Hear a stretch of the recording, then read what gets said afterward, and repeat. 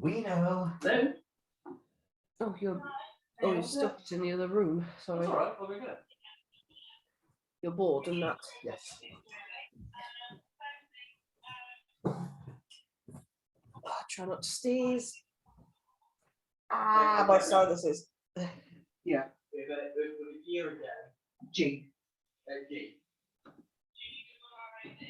Yeah. G-E-R-A-R-D. Oh.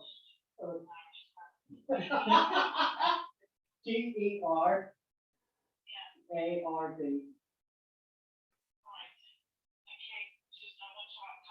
All right. I've got more. I've got more pictures of her now. Hang on. She is Was it a sister? tiny.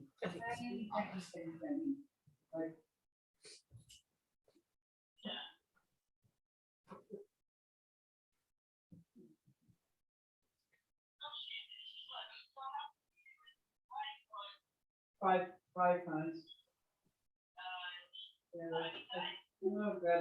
Granddad. Always said the same thing. Whenever Julianne was born and was kid, my daddy was always a bit rough with the birthing, so he always said he was like a target. If he does it again with this, he's got no one with himself.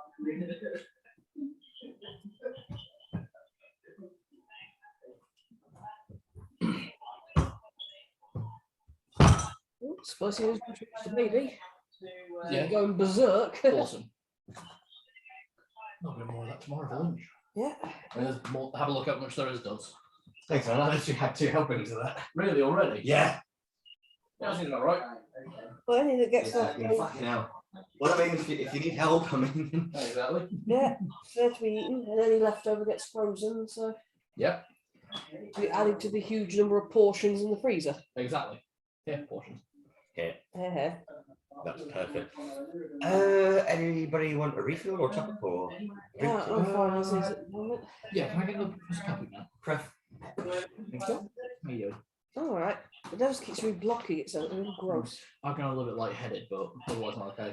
Are you taking some paracetamol and stuff? I took some paracetamol not that long ago. I've got 5 o'clock. I might take some. We'll bring it through, and then maybe I could take some as well, and then Yeah, because you can have the paracetamol. I'll have the ibuprofen. because I can't have anything except paracetamol because of you.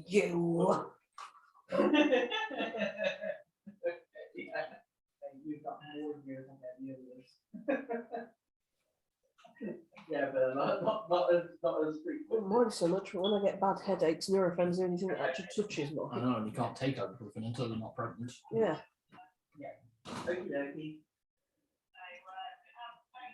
Oh, can you take ibuprofen while you're breastfeeding? Oh, he's Oh, Seriously? No. he's absolutely fine. because it can still go into the milk, so Basically, he seems absolutely fine. He's just that's why I have to be careful even if I have a drink. So something. time it in between. It was weaker the other day, but today it's a little bit more vibrant on the test. Otherwise, drunk baby, and that's how you get baby taken off you. It's day 5 today, on Wednesday, so. Even though it's very funny. Monday, yeah.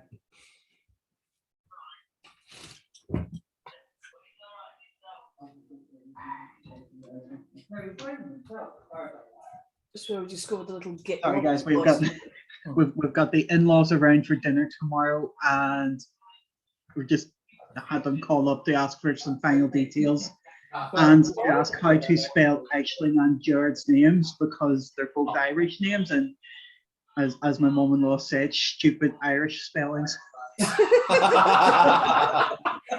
That's absolutely fine. Wow. And I was worried I was going to sound rude asking how you spell how you pronounce Eva.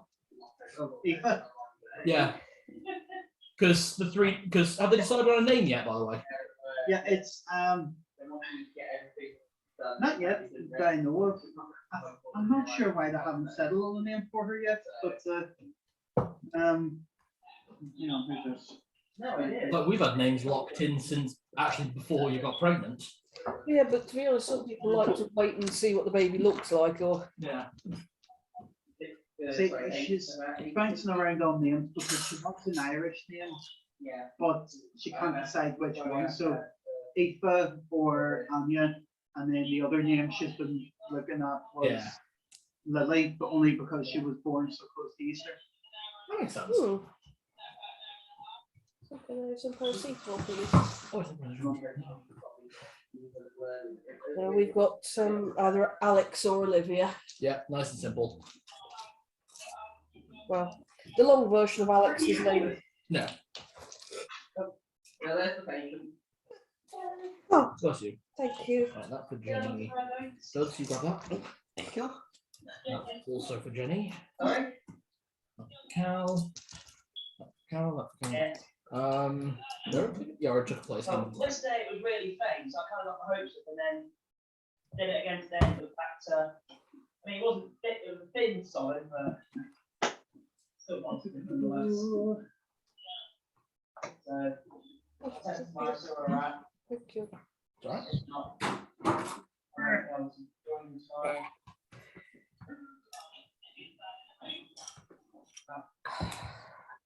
There he goes. I'm more cautious about getting used to it just before we have alignment, especially if they're going to be around the newborn. I'll grab some tissue. I'm going to use it again because every time I sneeze, my face gets re-blocked. Stepping back, yeah. Where's your hat?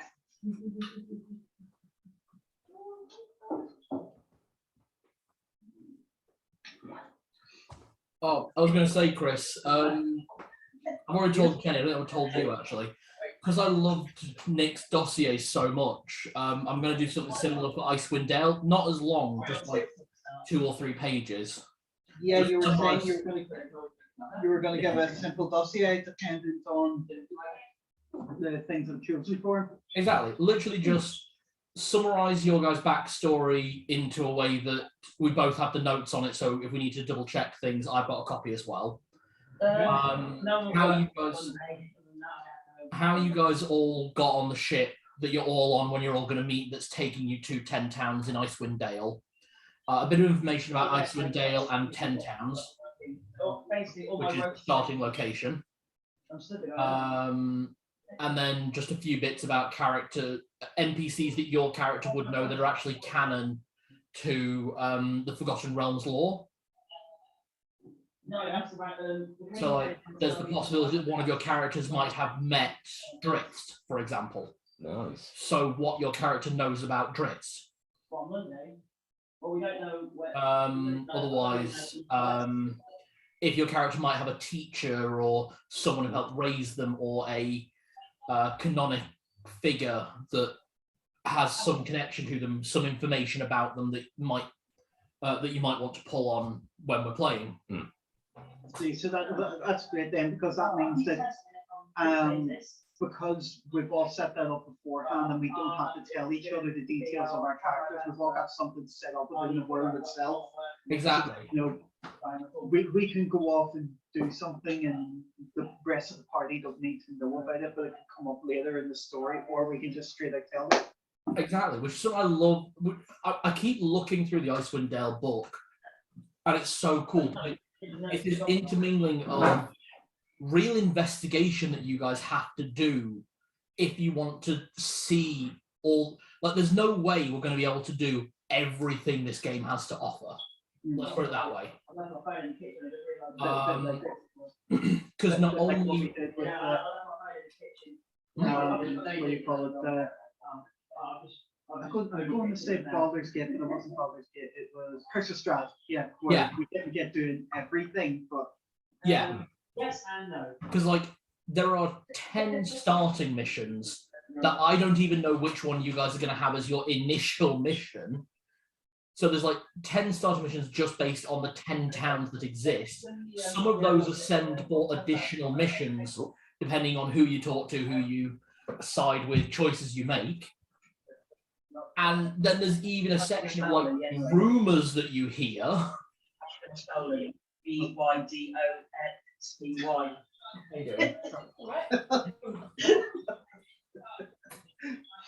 You're sorry, I'm caught between 2 conversations here. Yeah. No. Sorry, you were saying, Carl? No, sorry. Just because I love that there's like 14 missions just in the first chapter, but then there's like 25 rumors that you can pick up on, and you guys have to actually go looking for those. You have to go, I want to spend some time trying to listen to some rumors or hear about some stories from different towns. And there's a completely random table based on which town you're in dictates which rumor you hear. And that could happen in the same chapter, or it could happen like at the end of the campaign after you've dealt with umpteen thousand other things. Hello. Right, so our starter mission could be based entirely on us all just listening into something and going, that sounds like fun. But then we could end up missing something entirely fake as well. But that's just the way the story goes. Exactly. And if you miss something, you will find out the tail end of that later, but you may not have known the first part of it. You know what it reminds me of? Fighting Malar, and every time we killed one of those ghosts. Yeah. Oh, Yeah. not realising, just hang on a minute. That was getting really confusing for me, being caught between three conversations. I'm really sorry about that, guys. That's all right. That's fine. Mother called, you have to answer. Yes. Pay the consequences. Yeah, all the consequences. Are we even going to do anything for dinner, or are we just going to fend for ourselves? We'll fend for ourselves. We're on holiday now. Screw it, do what you want. What did you say? Good answer. Good Very answer. good answer indeed. Very, very good answer. You know what? I feel like pizza. I'm just going to eat pizza beer. So apologies for that. I am now just about ready. I just need a bottle of something. That'll do. Yeah. Bottle of gin. Good man. I would be joining you guys on the drink, but obviously because we're literally like, Jenny could literally pop any day now. Oh, I'm never going to pop. I'm fed up of this. You'll be able to see that one back, Cal. Hmm? I just had a seizure and dropped my phone, but thankfully onto the table. Oh, Jesus, are you I had the alright? thought I was. Yeah, He's fine. yeah, I'm fine. They happen. They're minor ones that happen, and everybody at work always asks me, "Oh my God, are you okay? Do you need to sit down?" And I'm like, "I'm fine. These happen 7 or 8 times a day. I'm used to it. Well, I can't drive." Yeah. Good grief. Yeah, so I've earned the role of lifetime chauffeur. Mm. I pay for petrol, and I have said if you want me to pay for the car bills, I will. Hmm. There is no car bills. And I would gladly do some work on the car, but the last time we opened up the engine, I saw this big box right next to the engine and went, "What the fuck is that?" I did it with the computer. It's a hybrid. So, probably not the best idea to let you work on it then. and the next car we're probably going to get is probably going to be full electric anyway. Good idea. I mean, that seems where a lot of things are moving towards. Would that be the Tesla by any chance? Or... Yeah. No, there's loads of electric cars. Yeah. Tesla's just like the most famous name. I've seen loads of them at the hospital. I'm like, I know that symbol. That car's got the same symbol. It's a Tesla. Mm. Fun thing with electric cars, because they don't make engine noise, you can sneak up on pedestrians and scare the shit out of them. Nice. Do they do backstab?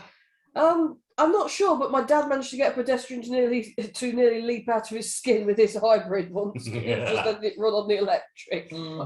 Just Oh, Yeah. or like, no, closer. Get the horn. Didn't even horn, he just then finally let the engine rev and watched this. I don't even know why, he was just being mean. We've got someone nearby here who's got a horn that sounds like the bloody entertainer. And you hear that go off at least twice a day. Well, to be fair, if you've paid for it, you might as well use it, I suppose. The one I hate is the, whenever there's certain old people going up and down the street because they're always in first gear, So they're going up the hill, going Yeah. really, really slowly. Mm. Not as bad as my grand. She went down the motorway in third. Yeah. Oh, Don't remind me. So it is confirmed that it is the clutch that's blown out on the new car. Just waiting to hear from the front how much it's going to be and get it replaced. but they're doing this at cost, rather Yeah, they're than- doing it at reduced rate because they shouldn't have sold me a car that was the clutch was so far worn down, but there was no way for them to know that the clutch was so far worn down. They're mechanics, aren't they? Yeah, but the No. only way to find that out is to actually take the engine apart and make sure it's fine. The Yeah. clutch bit lies between the gearbox and the engine. And by doing that, the second you open the clutch box, check the clutch, it just destroys the clutch anyway. I mean, the only way to change it out is you actually take the engine out of the car. It's why whenever my daddy's one went on that time on the car he has now actually had to stay with Uncle Anto for 2 weeks because doing it on his driveway still took a very long time for one man to do. You press the button on the clutch, the whole engine goes boom.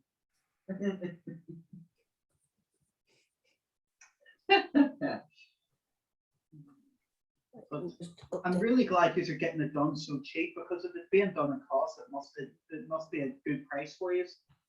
It should be, yeah. I'm not expecting it to be more than about £300 to get it done, because a new clutch can usually cost you up to about £500, £600, because it's more about the labour.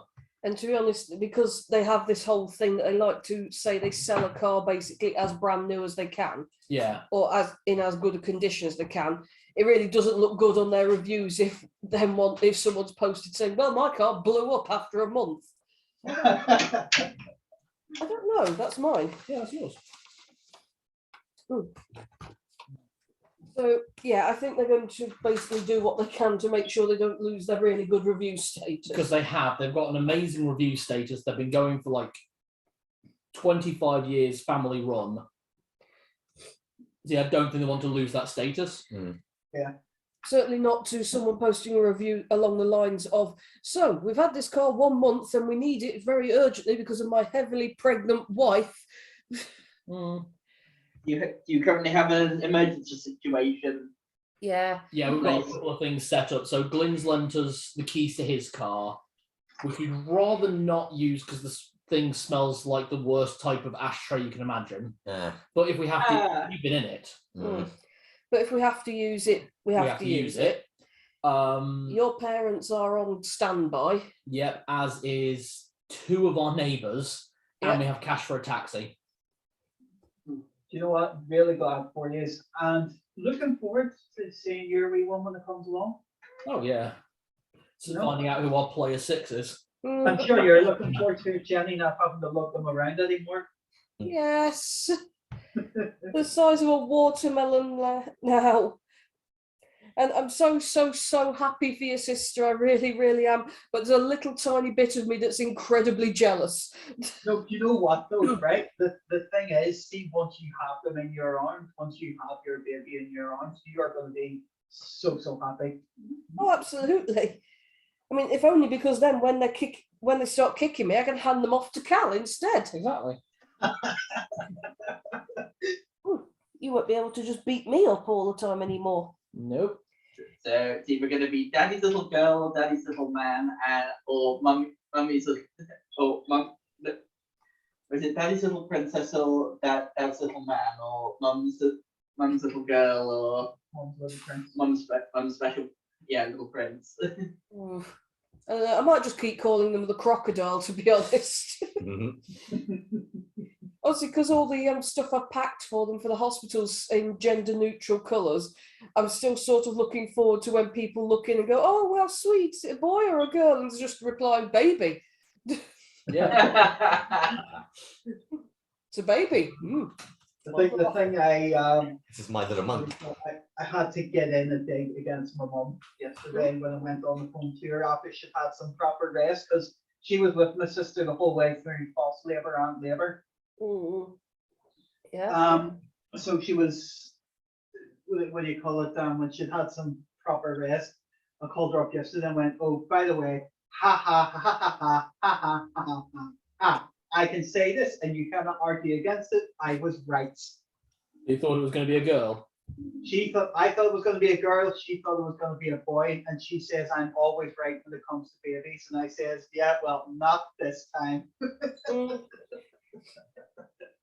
Well, I think I've lost my mum a bet because she decided that the baby was coming today.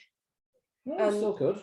Well, yeah, I know they still could. If they come before midnight, then my mum has technically won her bet. Yeah. What's the stakes? I have no idea. I didn't know there was a bet until she let it slip in a chat with me. So Yeah, my mum had Tuesday. You've all got a sweepstake. Who's got the pool? I don't know if there is a bet going on with my side of the family. I want to I mean, know because I should have been involved. I mean, I'd like to know which pools are going on because I don't think anyone had Kia having a pulmonary embolism. Mm. Because she was in, well, it turned out that it wasn't a pulmonary embolism, it was a chest infection. Oh. But Kia had to be in overnight because they thought she had a pulmonary embolism. Blood clot in her lungs. As it turned out, bad chest infection, but still. But she's always had bad chest infections. She was more annoyed that she was in overnight. You alright? Yeah. There's no way on earth we could have picked it up from there, is there? Where? From, like, if Kira had been visiting your parents and then... No, because we've not seen your parents recently enough to have picked it up, have we? No, that can't be that. Okay. Just getting prepped. It's a horrible. Left off with a load of goblins, right? Yeah, you're literally in front of a horde of goblins separating you from the gates of Goblin City, which are open by about 150 feet. Or the goblins are the gate. I'm telling you right now. Stupidly gamble with. You had a trying to convince some of them. A few of them looked up for it, but the rest of the horde were not interested. And this is a horde. Follow your barrels. But the only way that would have worked was with a natural 20. Yeah. I'm telling you right now, I'm not wasting spell slots on them. I can use my staff on them. It's got plenty of charges left.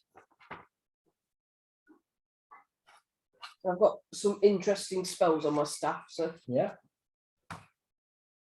If you're a sorcerer, you could have used lightning bolt, metamagic, extend spell, and Now, I can't remember. Did you say everything in the bag of holding was destroyed, or just magical items and potions? I said that some things were destroyed and you'd have to look to see if you received them. oh, it's Were that. my oil bombs okay? Have you gone looking for them? I will do once we start this, so I'll probably use that as my first action once we get into. There we go. But what I will say is, if you go looking and the item is there, as standard, it takes a bonus action to get it. So you sell your actions. But if you go looking for something and it's not there, you lose your action. That's fine. So it's a big gamble. It is, but I've got 3 of them left. If I do have them, if I dish them out to, like, should take out some of them, hopefully. Yeah. At least Okay. it should make them reconsider this stupid move that they're about to make. Yeah. Assuming that the intelligence of goblins isn't based on the amount of goblins there is in one place. And I've worked out there are an easy 500 goblins at present that you can see.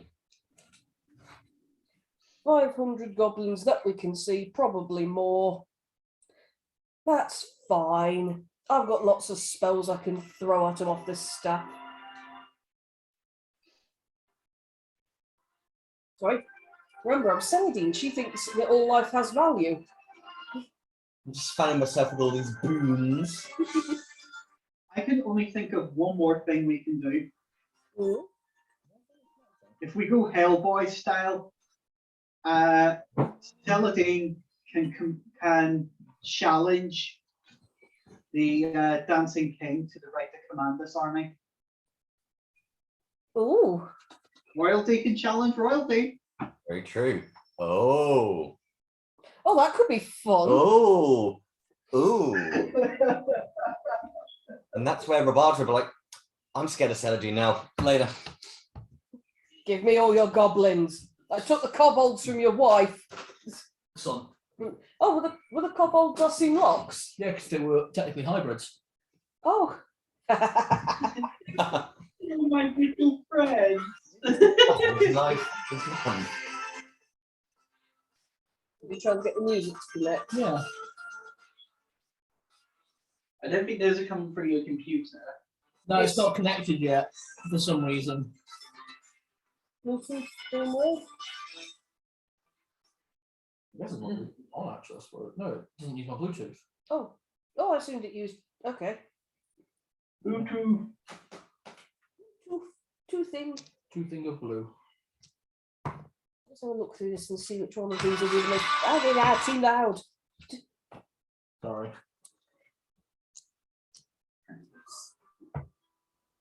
Oh, that would have been a useful thing to have. Oh well. There we go. Oh, there we go.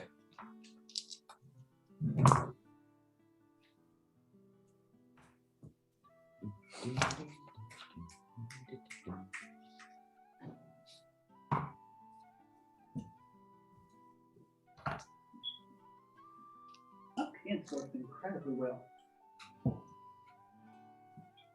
Okay, shall we start? Mm-hmm. So, when we finished last session, you had defeated the last of Scorer's friends that we have been colloquially referring to as the Generals. And after a short rest, processing your new boons, getting ready, feeling like you are capable of finally taking on the final fight, taking the fight to the Goblin King, the king of the Spring Court of all Archfey, and his wife and son. Knowing from last session, the last time you saw Scorer, that he is intending to betray his parents, but there needs to be, basically, you guys need to do most of the work for him to do the last part. Give him a reason. No, give him an opening. Okay. Because that's what he was saying. He needs to usurp the power from his father. All right. We can do that. Yeah. As you approach the Goblin City, you are met with the Goblin Army protecting the walls of the Spring King. Your recurrent jammy git thought this might be a chance to try and persuade an entire army of goblins protecting their Lord, Master, Lady, and Prince from what's about to happen, and failed beautifully, making him the primary target before we even roll initiative, as arrows spew forth, aimed mostly on Narlock. Where is everyone's positioning away from Narlock? I assume we're not using the miniatures for this. 'Cause No, this is too big. Okay. I'm using a map grid so I can tell you what happens. I'll be towards the back with 20 next to me. I guess I'll be near the front. How close to Narlock? Oh, gee. About 5 feet, 10 feet, 10 feet. 10 feet. Zed Zed? stepped forward to do this, didn't he? So He did. I'd say I'm 10 feet behind him. Right behind him. Just literally walked out and with the 2 dice in the left hand, gesturing with the right, just gone out. Who wants to play dice? And there's like a little bit of hesitation with the front row who were like, clearly like, yeah, that could be fun. And then the second they saw the volley of arrows go overhead, And the ones in the back rows just sort of go to the ones in the front who were thinking about it, just focus. yeah. Oh dear. If there's a goblin nearby, pick it up, use it as a shield. Well, you got fucking lucky, boy, didn't you? One arrow hits you for 4 damage. Oh my god. It's all right. They can't breathe. It's on. It's like a scene from The Mask where there's another going, wait, hey, way! Cascade of arrows. A lot of the arrows just got dissipated, and you guys were equally as lucky from like the overshot rounds just littering around you.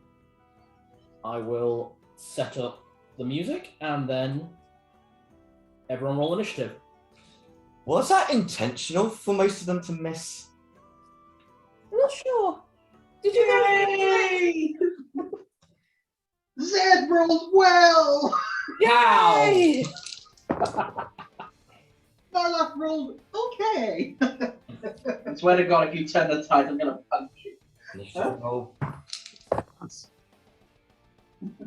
Of course, the dog rolled ridiculously well. Oh, there's advantage to that. Yeah, so do swear to I. God, if you turn the tide, I'm gonna punch you.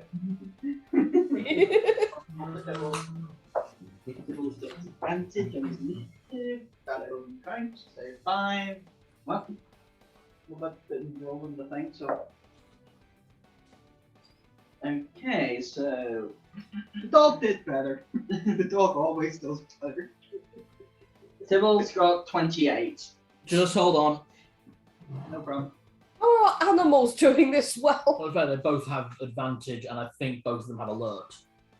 Yeah, so you get advantage on it Advantage on saving throws, and alert gives you a bonus 5 to your initiative.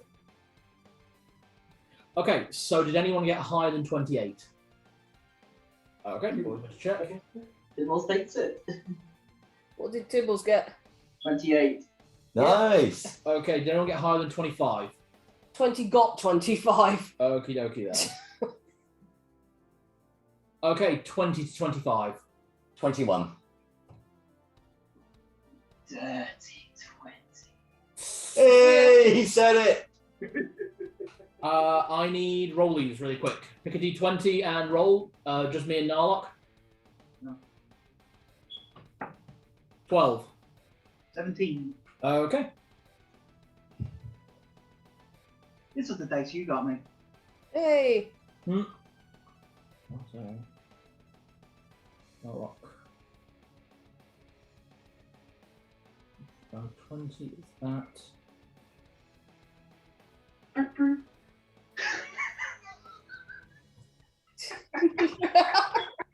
Right.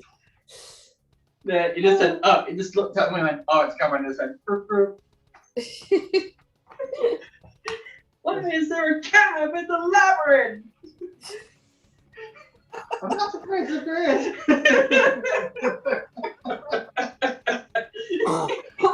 It's just like, right, we beat him. How are you going to get home? Dude, a cab! Right, where were we? Oh, yes, the spring court. Bang! Jesus! Sorry. My daughters. Oh, shit, yes. oh, God! Oh, yes, straight. Spring court! 15 to 20. I got 17. 19%. Wow. Hey, Zed did roll well. They're still going left for once. Woo! That's right, you got a plus, you only got +1 with Dex. Yeah, I know, right? Party. That's all the party. What did you get, Duds? 21. Oh, Yeah. bloody hell. Yeah, most of the party's going very quickly. So, Tibbles opens the initiative after the first volley of the goblins. But where Tibbles is, 5, 10, 15, he is 20 feet from the front line. Tibbles runs up, then he's going to cone ice blast the front. Nice. Okay, so the range on that is 15 feet. So 15 foot cone. 15-foot cone. Next save, please. Okay. And it is a 15-foot cone, yes? Yeah.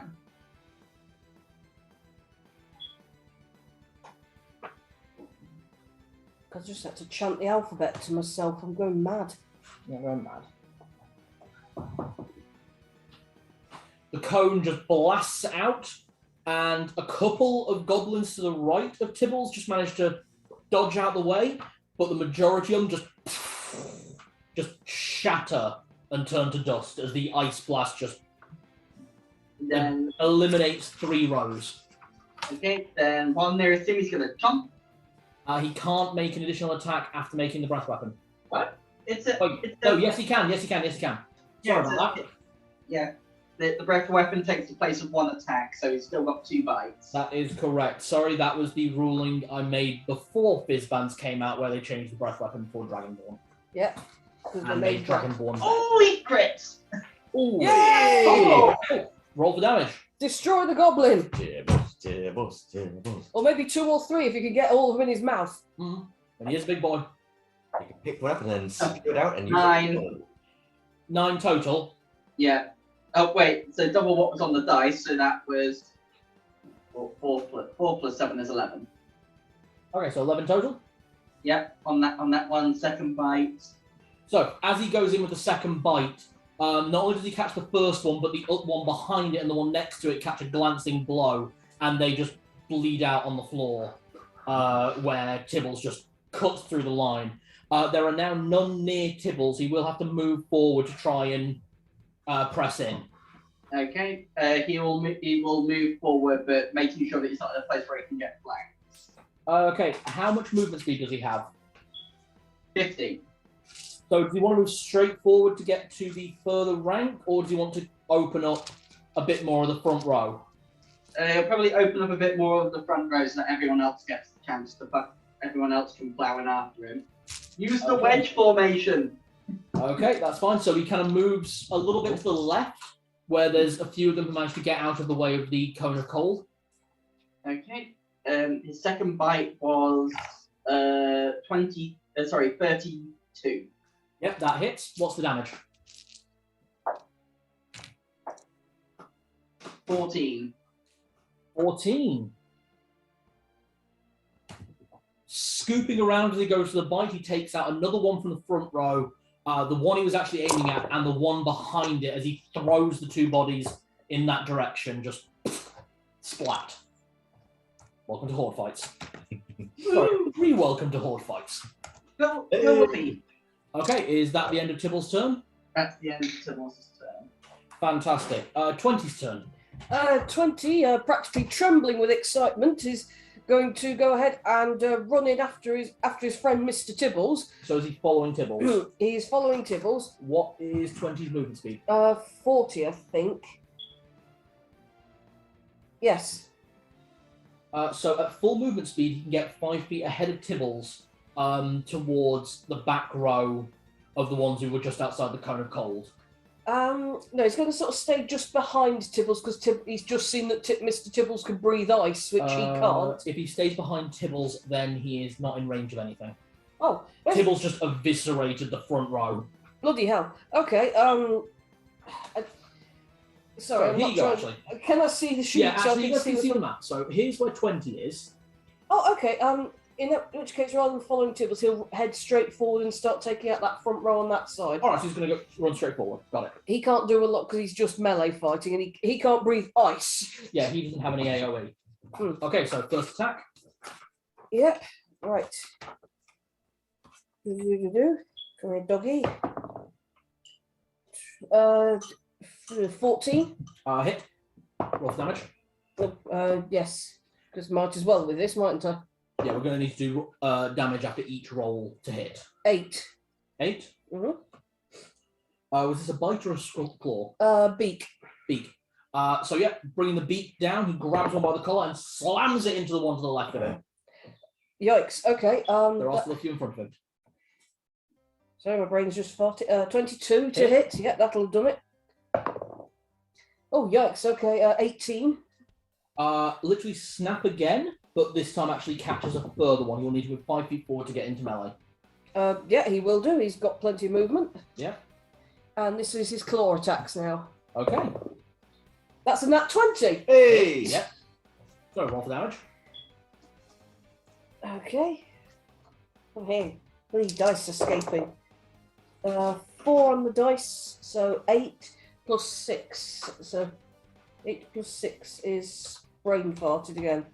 14. Thank you. Yeah. Sweep with the claw and just slams 3 of them and just sends like mangled goblin bodies flying high over the army. He'll need to move forward 5 more feet. If he's got movement, 5, 10, 15, 20, 25, 30. Yeah, he's got the movement to move forward. Yeah, move forward and just keep... He's having fun. He is. He's got some tennis balls to play with. He does. That's a nat 1, though. Yeah, that misses. He's Got got a a bit bit too overexcited. Yeah. Okay, Roberto. How many feet is Roberto from the from like the front line, essentially. Well, from the front line or the actual first line that you could get? The first line I can get to. Okay. 5, 10, 15, 20, 25, 30 feet. Roberto is going to basically sort of very stylishly get on one knee like he's getting into sort of like a running pose. He's going to sprint about 20 feet. 20 feet. And then 15, 20. And then I'm going to use Remarkable Athlete to make a running jump to give me another 19 feet and literally get straight into the fray. So even if I go beyond the front row, I'm just getting in there and then start taking them out. I will show you where you got. That's where you landed. Okay. Or would you like to get a bit further forward and then do the jump so you're about here? Actually, that'll work. Yeah. Okay. Yeah. So we'll say you basically get to that front goblin and then just fucking leap. That front one is going to make attack opportunity against you. Okay. Use it as a foothold. Which does not hit. It's a case I actually jump and I jump on his head. I'm like, boing! Can you give me a dex check? Let's check. And I just have to check if jumping uses an action.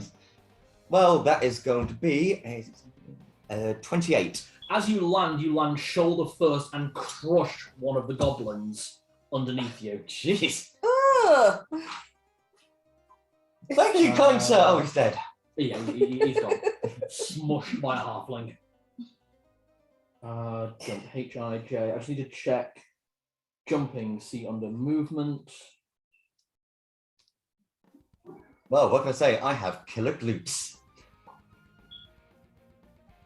Movement 181. Jumping 182, 190. Really like this battle music. It's good, isn't it?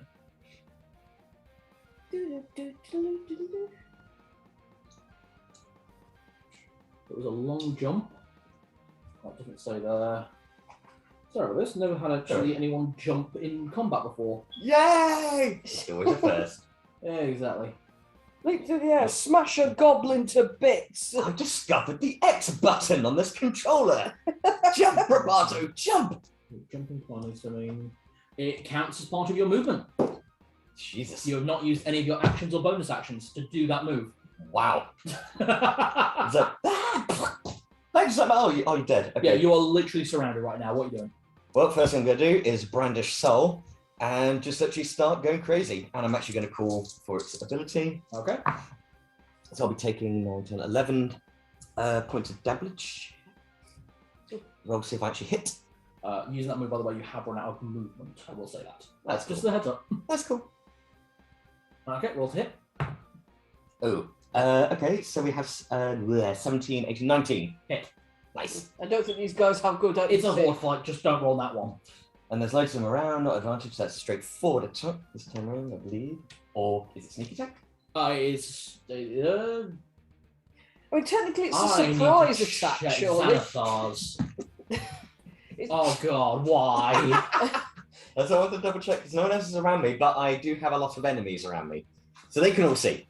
That's the question here. But you did just leap through the air off of the top of one of them's heads like a springboard, so surely that's a surprise. I think so. I'd say so. Surprise, motherfucker. Surprise, motherfucker. You don't need advantage on the attack roll. Surprise, You can attack against a creature if you're within 5 feet of it. Surprise, motherfucker. No other creatures within 5 feet of you. No other creatures. You do not have sneak attack. Got it. So straightforward. So that. The Rakish Audacity is literally 1v1 or situational return sneak attack. I don't think it's going to matter. D6, 3d8. You are a fighter after all. Plus 11. Let's calculate. Ooh, nice. Hand is Solon, by the way? Left hand? Left hand. Left hand. You always start with the left, yeah. So we have 18, 19, 20. There you go. 20 out of 11, please. 20 plus 11? Yeah. So 33. Bloody hell. Thank you. I should kill a fair few of them. 2, 3, 4, 5, 6. Yep. Just with left hand kind of rising up as you bring yourself up from landing on that other goblin, you wind up going in an arc, and the energy of the raising just you just get rid of all the ones around you. So there are now none within 5 feet of you. Okay. You just killed all of them. Nice. That was just my movement speed, right? You've used all your movement speed and your first attack action. You still have 2 more attacks to make, but you have no movement speed left. You will have to bonus action dash to get into range. Exactly what I was going to do. Okay, which way do you want to go? Do you want to go forward to keep opening things up, or do you want to open up a way back to your allies? Keep moving forwards. Keep moving forward. Like a brick wall moving through a shithouse. Exactly. Okay, next attack. That does use your bonus action, so you only have 2 attacks. Okie dokie. Unless, of course, action surge. So that's going to be with life, because Roberto needs one.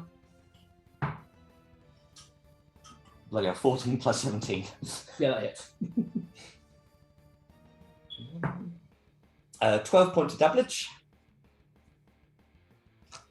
The 2 in front of you, as you bring life up, just you only regain 4 points of temporary hit points, though. Okay. Okay, you'll need to move forward a further 5 feet if you want to continue forward. Looks like I've run out of my speed. Or No, you've used your bonus action to dash, which gives you your speed back. okay, So you have 40 more feet of movement. I shall keep moving forwards. Okay, this is your last attack. So bring in soul. 18, 19. Yeah, 17 and 13. Hit. The only thing I'm listening for is nat 20s or nat 1s. Oh, Okay, we have a 6, 11, 17 points of damage. Okay, you drop 3 more goblins directly in front of you. Is that your turn? That is my go. That is your go. So you know, or do you want to move forward 5 more feet so that you're pressed in, or do you want to stay here in your little clearing? I'll probably stay in my little clearing just to be like, hey, you guys! Yeah, you guys just see Roberto just jump and dive like fucking Scrooge McDuck into money. It's green, to be fair. And then there's just this limbs and blood and half goblins just flying in one turn. So current record, Tibbles has managed to kill 15 goblins. 20 has managed to drop 9. Roberto has dropped 6, 9, 12. So the current leader is Tibbles. For Nice. most goblins killed in one action. oh, is that how we're doing this? Hey, if you want to do it that way. I'll have no white-haired dwarf! Narlock, your turn. Just looks at them and goes, I'm not wasting bullets on this. Draws his 2 short swords. Okay. And I was 10 feet closer than everyone else, so I'm sure I'm within range to get into some of them. You were until Tibbles. Tibbles happened. Tibbles and 20 have just devastated the entire front line. But 5, 10, 15, 20. 25 feet will get you into melee. Well, that's still within range, yeah. Oh, yeah. So, yeah, I just go in and just go, you know what, this is the fun part. Okay, let's go. Yes! Oh, shit. Okay, uses your bonus action for Hockey to take full form. Please remember to mark that Hockey has 60 hit points. It's going to trample them with a pig. You have advantage on your attacks, and that move, I will say, drops 2 goblins that were just next to you, basically just... Hockey occupied their space. Hockey occupied their space, and it was Goblin versus Hockey, and Hockey wins. Just 2 goblins just explode to the right, and you're there on a chariot with a giant pig. Let's go. And just as we're running down, he's just going to be slashing. Okay, so your movement speed is now 60 feet, and you've not used any of your movement speed this turn technically, because so you have 60 feet of movement now. 55 because you had to move forward with Hockey to cover that. Make your attack with advantage with your right hand and then your left hand. Advantage, so sneak attack damage. Okay, so 18, 23, that's 33 for the Holy Avenger in the right hand. Okay, yeah, that hits. Like I said, I'm just looking And for the- nat 1s and nat 2s. Yeah, the Dragon Slayer sword, what does that roll off strength? No, it's still the same. It's a short sword. Oh, so it's still plus 15? It should say just below what the Dragon Slayer is.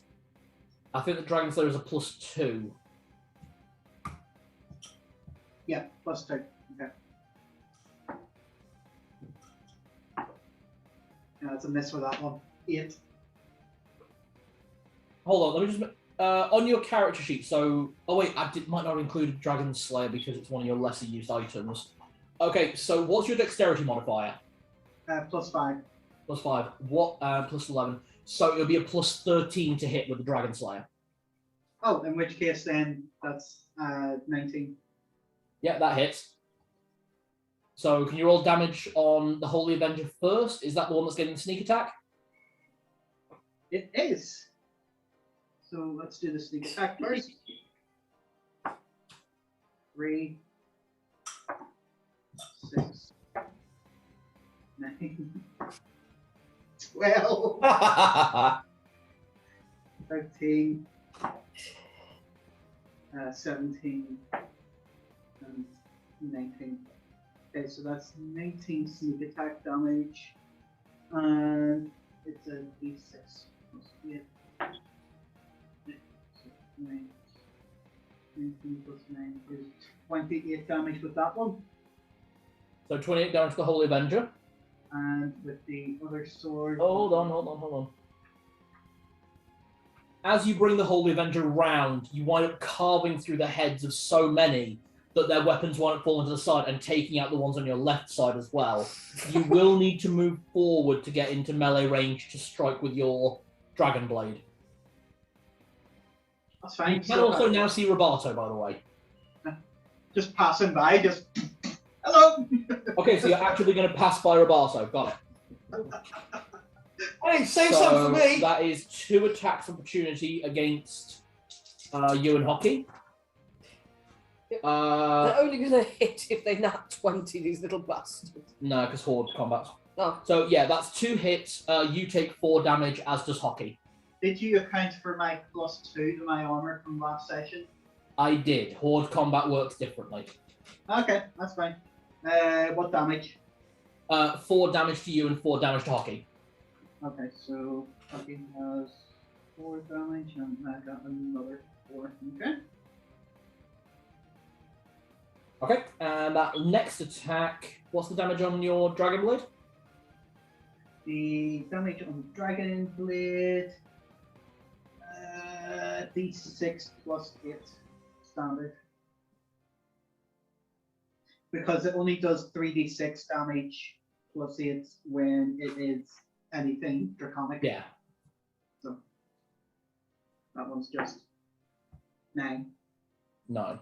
Not so impressive, but if I use the dagger, I'm going to set off that fireball because it specifically states on here using the dagger to throw will use the spell.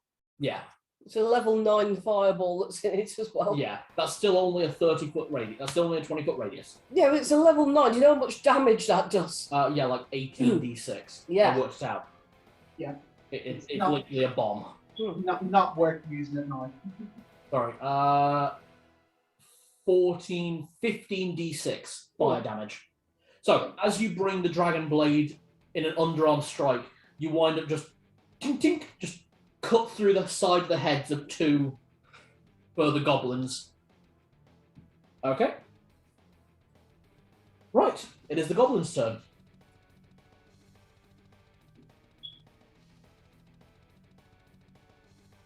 As the goblins begin to swell, and you see more goblins coming in from the walls Oh, they're in the walls. as the gaps that you had previously opened begin to close. There is still a huge space straight down the middle to where you see Roboto, but Roboto, Narlock, and 20 are now surrounded. Ooh. Okay, so Roboto, 1, 2, 3, 4, 5. To be 6. As they press in on the melee, you take 20 points of damage as they just It's not so much finesse striking as it is just there's so many of them pressing down on you. The blades are almost pushed into place. Hockey. 1, 2, 3. Hockey takes 8 points of damage for much the same reason. Okay. And Narlock, you also take 20 points of damage, again, with the press.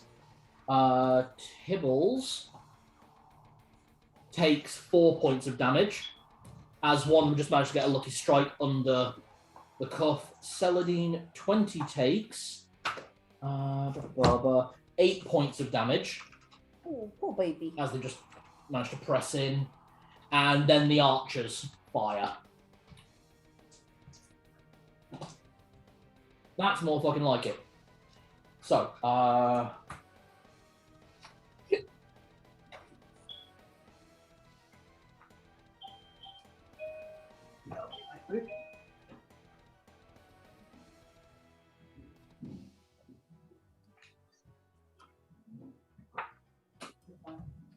okay, so when Chris gets back, everyone takes 30 points of damage as arrows just Okay. pepper across. Ouch. And Tibbles and 20 and Hockey take 15 points of damage, not the 30 points of damage. Wait, is that I'm resistant? You're resistant, so you take It's not 15 points magical. of damage. Yeah. They'll take 30 points of damage. Ah, damn it. So Celadine and 20 both take 15 points of damage. Roberto takes 30. Narlock and Hockey both take... Narlock takes 30, but Hockey takes 15. And Zed takes 30, and Tibbles takes 15. Do that boon of the Conqueror, I think it is. Yes, that Bane boon. Hmm. Okay, it is now Zed's turn. Okay, what's the current layout? How far does the column go back in one line? Like all the way to the back. 15, 20, 25, 30, 35, 40. It would take 45 feet of movement to actually get to the back end of the column. Where you'd be able to get to your 30 feet of movement, 5, 10, 20, 25, Oh, that's not the question. That's not the question. How far does it go back from front to back? So where the column that your party has started to open up. Yeah. So what's the total length to the end? So from where you're stood, 50 feet is where the column closes. And how far into it are Narlock and Roberto? Roberto is 60 feet, Narlock is 65 feet from where you are stood. Of this 130-foot long army. So no, it's 130 foot long. Oh, the whole thing from where you're stood right now is like 130 feet deep of goblins back to the walls of Goblin Town. Good. And how far wide? About 60 feet. Okay, I can work with that. I've got no time for this. I crunch some things in my hand and release it into the air to a point that's about where the archers are positioned, that I've seen where the arrows come from. Well, they're all archers. They're basically all shooting at you until you're within range, and then they know. Okay, I'm aiming far enough away that this isn't going to hit Narlock and Roberto, but I'm casting an insect plague. Oh. Okay, you're casting Insect Plague. That's a or... It's a 40-foot diameter sphere Yeah. from where I can see. And what's the range on it? 300 feet. Okay. Yeah, anywhere within this area is yours to choose. Basically, choose the distance and then choose right or left. Basically, give me a number between 10 and 120. 60. Let's go with 60. 60. So that's just ahead of Narlock. Oh wait, so I'm looking for a point where the sphere won't hit the allies. Okay, so you think just ahead of Narlock, but yeah. Yeah, so maybe aim for it to I'll aim for it at the back of I'll aim for the back of the column. Because that way it looks like I'm cutting off their escape, so it might panic them. Okay. And not to mention they won't be able to pass through it without taking damage. That's 10d. That's 4d10 piercing damage. And you said it's a 40-foot diameter. So it's a 20-foot radius sphere. Oh, it's a 20-foot radius sphere. I was going to say, because 40-foot radius, that's... 20-foot radius, 40-foot diameter. What page is it on? Sorry, I think I'm just misunderstanding a little bit. Sorry, a diameter is 2 radius. It's the full circle length. So it's a 20-foot radius sphere. It's on page 254, right at the top. Thank you. Insect plague. Yes, 20-foot radius. Yeah, I understand what that means on my grid. So, sorry, that's just me being an engineer. That's all right.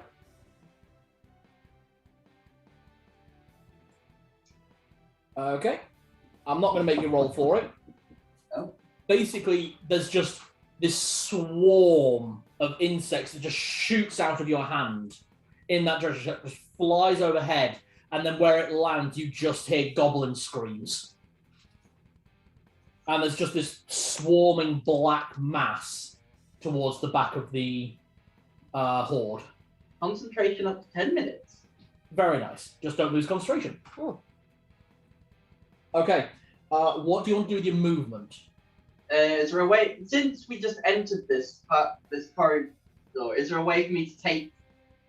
Is there a way for me to take cover? There is no cover. And you guys are already like spread out. All right. I was thinking so Zed can't attack anymore, can he? No. I'm half wondering about should we start basically cutting ourselves a pathway through them. Yep. Okay. Zed will move up to Tibbles and basically just assist him. Okay, you get just behind Tibbles. Saladin. Am I allowed to see the grid? Just Yes. so I've got a rough idea of what I'm So looking you're at here, Yeah. and then that's the army. Okay. I've got enough movement to get in with, basically be stood with Zed and Tibbles actually. 5, 10, 15, 20, just. Yeah, I've got 35 feet, so. Oh, 35 feet. Yeah, absolutely. Then you can get behind Zed, you can get just off the side of Zed and Tibbles. Just off to the side will do, just so I've got a little bit of space for this. Okay. And then I will lift up my staff and say, look, morally speaking, I'm sure that this is really wrong, but, you know, this is actually kind of fun. And then I'm going to cast Wall of Fire directly ahead of us, cutting a column straight through. Nice. So you're going to go between, because this is basically where you went up. Do you want to be one step ahead there? Can I? Yeah, sure.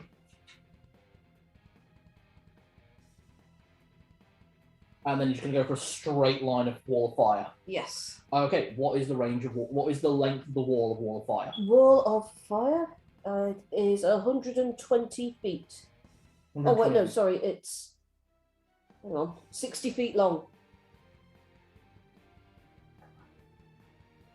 So it's in the description rather than at the top. It ranges 120. 60. It just reaches Zed's insect plague. Excellent. So it cuts a line straight through to where the insect plague is. Which side do you want the heat to be coming from? Is there which side doesn't have friends on it, or do they both have?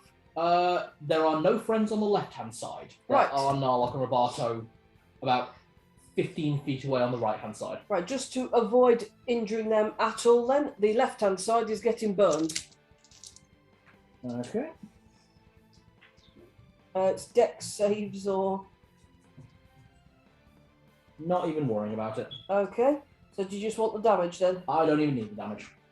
All right. Just this flaming wall rises, and Narlock and Roberto, you see this just off to your left, and just this wall of flame just cuts through the goblins at just high speed. It's just, what the fuck happened there? That must be Saladin. I think she wins. Weirdly, the winner of that round of combat was actually Zed. There were more in that densely packed 20-foot radius because Zed was able to take out about 25. Nice. Because these things are densely packed. They're small, so they can cover 2 per 5-foot radius. That's what you guys are able to go damage through. That said, for showmanship, it's either going to go to Saladin or Roberto. So I'm going to roll a dice here. Odds Saladin, even Roberto. Okay. Zed wins on actual number. Yeah, he missed his dice tray. Alright, That's what I wanted. It's all right. We'll call it a tie. We'll call it all a massive tie. it's even. All right, we'll call it a draw. Hey! Just what I was thinking. Okay. Can everyone give me a perception check? Perception? No, I can't because nope. No. That'll be a 12. 21. Well, 20 rolled a dirty 20, but I rolled a nat one. Okay. I rolled on that one as well. Okay. We're too busy being impressed with You are ourselves. too far away from 20 for 20 to actually alert you to anything. Zed, you're the only one that sees, kind of looking up, you hear a noise from somewhere up on the ramparts, and you see a very familiar figure in a long black robe stood on the ramparts. To one side there is a small goblin in a red hat, and to the other is a familiar woman wearing a long black coat. And to either side of them, parts of the ramparts you now realise to be cannons are pointed down into this corridor. So, as the right one fires, Roberto, Narlock, and Hockey all need to make strength saves. Strength saves. Uh-oh. Timbles would have seen it as well for 23, wouldn't he? So actually, yeah, so you might have noticed looking up at these two cannons as they fire off with Scora the Lead Witch and Arsehole looking down at you. What? We roll. You get a nat 20? There we go. Yeah. Yes. Okay, Narlock got a nat 20. He's taking half damage. I originally got a 1, but because of my halfling thingy, I re-rolled it. 14, 15, 16. What is Hockey's plus to strength? 22, that is just a pass. What- Hockey's strength save is +7. Oh, okay, she rolled 25 then. Okay, so all three of you only taking half damage. Plus, the strength For the save. round. No, that doesn't work actually, does it? It's a strength save, not a dexterity. Yeah. Exactly, bitch. This is how you get through rogues. All right, then. It's a challenge. It's not be a challenge, it's more just to make this fair. You wanton demigods. You made us this way. How dare you? Yeah, so Just don't look at it and go, that's my trick! Oh dear. Oh, muzzle. Okay. So as the first cannon just explodes, and you just see flurry of black smoke, and within the black smoke, tiny, we think it's ball bearings, and then as they get closer and they start hitting you realise are cutlery and pottery. Oh, no. You get smashed, but are not knocked prone as you all three of you take 10 points of damage. Oh, God, it's like one of the weapons in Fallout where you can just load it with anything. Yep. Oh, the That is exactly what I wanted. Zed, yeah. you get hit with a natural 20. Oh fuck. I will explain what happens. Sorry, were there any questions about the 10 points of damage? Nope. Narlock? Was a kitchen sink in there? There was indeed a kitchen sink. There was also a goblin. The goblin is dead, I would like to point that out. But The goblin was in the kitchen sink having a bath at the same time. probably. I'd like to think the kitchen sink landed in front of Narlock, and as he lifted it up to examine it, the goblin just went in. There's just a goblin face imprinted in the Banged into the bottom of the sink. Just screaming. Just Wow. That is brutal.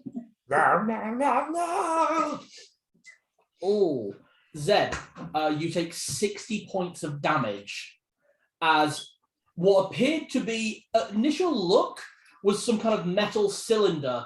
And then as you realize it was 8 goblins riding a cannonball aimed directly at you. All the goblins are dead now on impact, and you are knocked prone. That really is ride or die. Literally, ride the cannonball and die. Yeah. Everything touches the Celadine and Tibbles do take some splash damage from that, so I need them to make dex saves. Okay. Dex. But the direct hit was on Zed.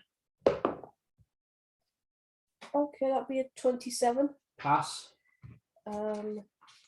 So you take 30 points of damage. Okay. 21. Pass. Tibbles also takes 30 points of damage. Oh, this is non-magical, so that's actually 15. Oh, Sorry about that. I keep forgetting about that resistance. that's all I've right. got a fucking barbarian in the party again. Okay. And there are just scattered goblin corpses that are just massive grins on their faces as they died in a hilarious manner. As all goblins wish to. These things are more screwed up than kobolds. They are goblins. Okay. We are back at the top of the round, and it's Tibble's turn.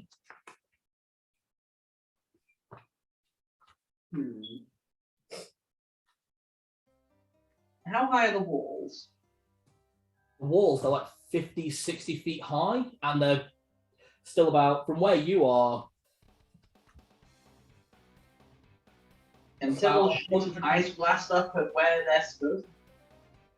it wouldn't hit. It could. It wouldn't hit. Alright, no. The range of that is 15 feet. You're about 130 feet from the walls.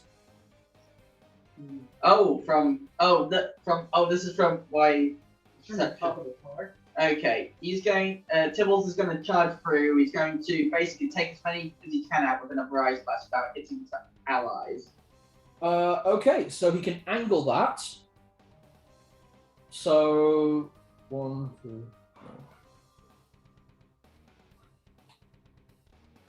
Yeah, that's fine. Okay, so do you need me to make the roll? It's all based on dex. Yeah, it's on their deck save, so I don't need a roll. A few of them are able to get out of the way, but the majority of them are just frozen and crumble to shards. And he'll snap up the stragglers. Okay, so moving sort of forward a little bit. 33 and 28. Both hit. Roll for damage. 14 on the first. Okay. And 13 on the second. Okay, so that 14 takes out any of the ones really close to him, and then staying away from the wall of fire a bit, because Tibbles is now going down the side. I'll send you a map, really. I'll send you a picture of how the map looks at the moment, by the way. Mm-hmm. After those... How much damage was that second attack, sorry? 13? Yeah. Okay, so that takes out 3 more goblins. So on Tibble's round, he's taken out 17 goblins. And still the horde presses.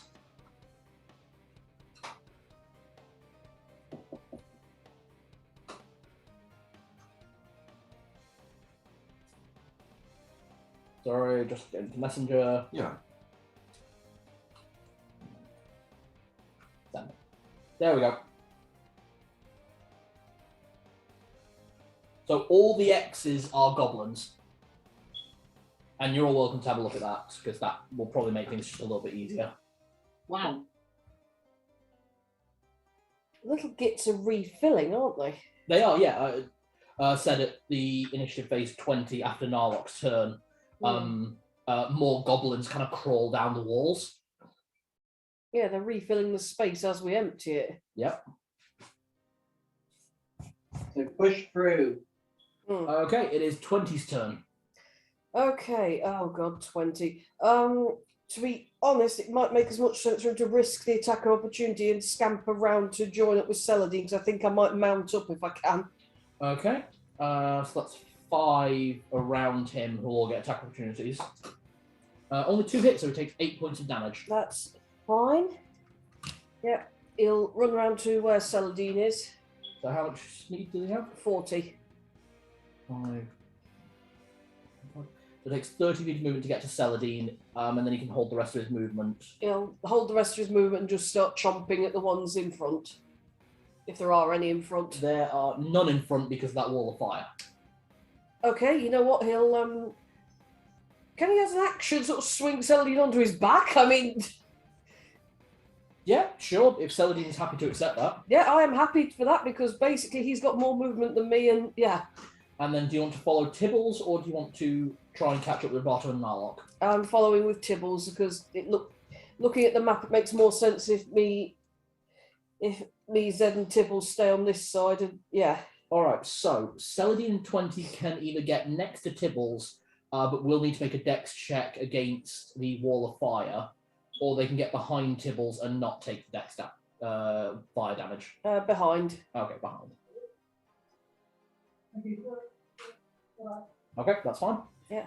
Roboto, your turn. Okay, Roberto's going to get Life and Soul. He's going to cross them across his chest. He's going to close his eyes, and he's going to say quite loudly, "Damathian, we could use some help here, please. Blessing of the Silent Keeper is now being cast." Oh, so you're going to use that now? Okay. Yep, 2d4 plus 2. Is that the one where you get to summon up some dwarves? Oh, yes. Oh, Yeah, yes. some dwarf berserkers. So we're going to have 3, 4, 5, 6, 7 dwarven berserkers appear. And Hey, they will 7 appear dwarves! in- Yay! Oh god, I love it when rolls work like that. Oh, that's brilliant.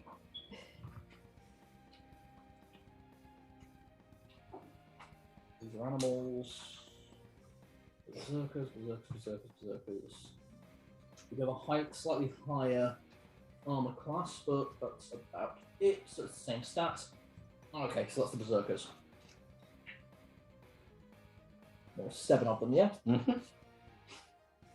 And yeah, so that's your one use of that. Yep. Can't use it for another 7 days. 7 days.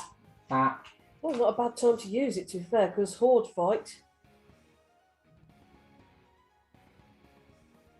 Okay, so one appears directly in front of you between you and Narlock. One appears directly behind you. There. Basically just fill the space that you can see.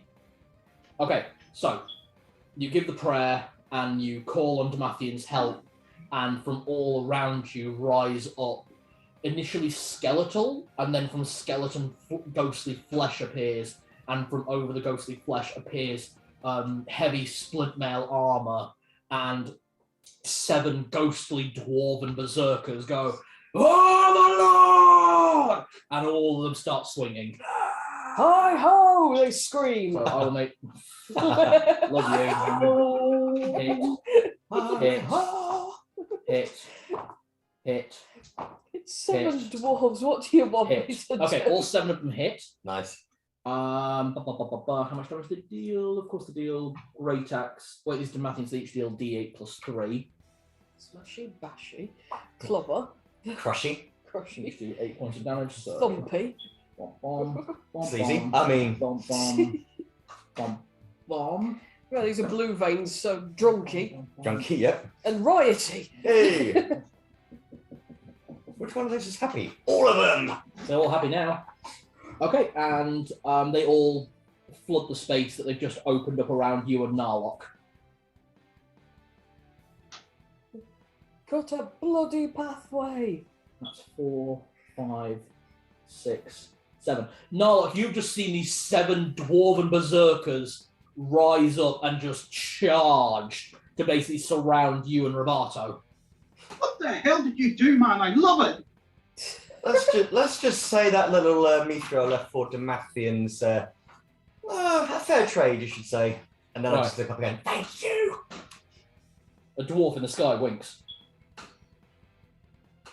Thumbs up to the... Thumbs up to the space dwarf. Yay! I'm going to send a picture of how this now looks. Oh, you've got. Has he still got his movement? You have got your movement, but there's nowhere to move. Oh, of course, because the berserkers build. have built it. Yes, sorry. Oh, I take it I can't use a bonus action to. Actually, I'm going to use a bonus action to hide. You can hide behind the dwarves, or you can hide behind Narlock. I'll hide behind Narlock. Okay. If Narlock's happy with it, you could also use your movement speed to actually get onto Hockey's wagon. I will literally. I'd literally like tug him. Thank you, friend. You take the left, I'll take the right. Sounds a good plan. Yeah, there is nothing in range. Well, actually, you could still no, because you had to use your action to summon that, so that loses your bonus action. Okay, it is Narlock's turn. We are going to charge further. If the dwarves will part. So there is a space for you to move through where the dwarves aren't. Mm-hmm. Yep. We're going to charge there and start heading left towards the path that Celadine has made. Okay, so you're heading towards the wall of fire. Just be careful. Wait, is it the left side that's burning? No. Yes, No, it's the other side, isn't it? that's what the Because when that spell ends, move we'll have left. a pathway we can Yeah. walk down. Isn't it? When that spell ends, won't that be a clear pathway for us? It should be, and to be honest, on my turn, I'm planning on decasting it anyway, because I need to make some more space for us to get it through. So I mean, you can end it as a free action whenever. holding it up for now because the goblins take their turn before I do. Okay. Okay, Narlock, make your first action. You do need to clear a path to move forward. Okay. This is with advantage, so yes, gets sneak attack. Nice. Natural 20, I'll take that. Oh! I'm not making you roll damage. I'm just going to kill all the ones that you can hit with that. Okay. Thank you. You saved me a lot of rolling. Just because that would be 66 double. So basically, I'm going to call the average on that, if you're happy with that, as 40. Okay. That's what after number I had in my head. So Roberto's just like, what? So you've just opened up a full blockway in front of you with one swing. The kind of holy damage of the blade reacting just spread that damage as far as it can while Hockey moves as well. This is fuck you now. You can literally reach the wall of fire now. But obviously if you go through it, you will take damage. We're going to move alongside it. And my second roll, which is my dragon sword. Yeah.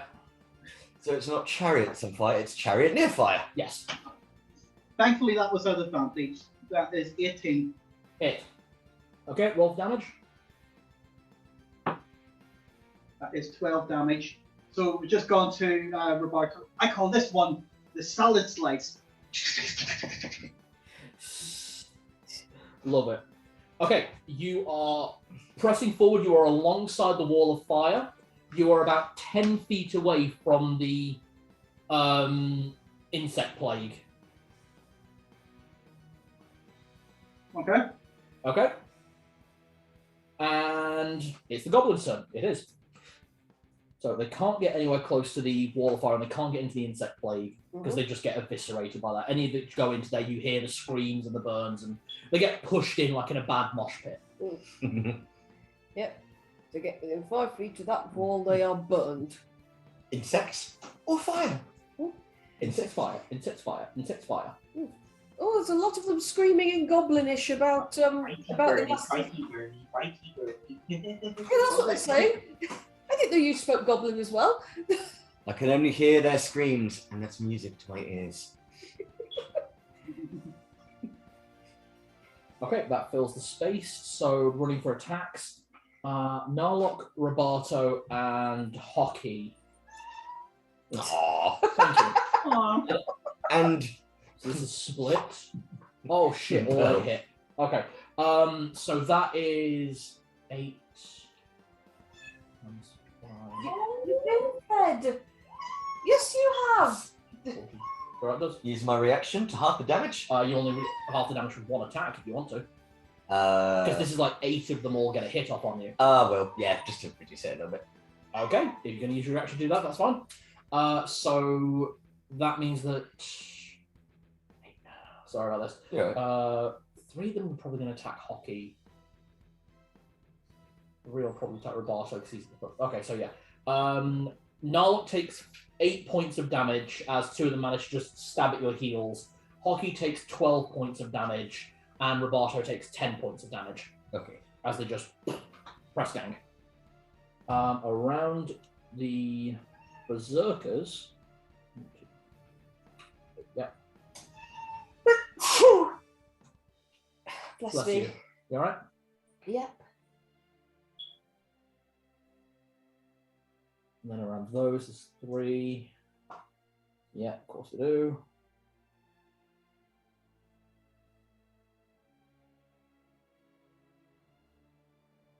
Around those, there's that many.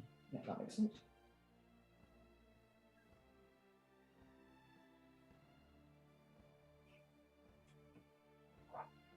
So the goblins press in on the berserkers, just scratching, clawing, stabbing, biting, everything they can. Tibbles takes 12 points of damage.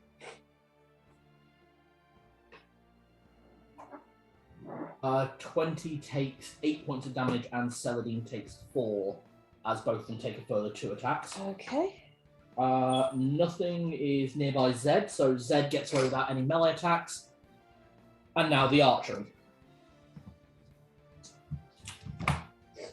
Yep, that works.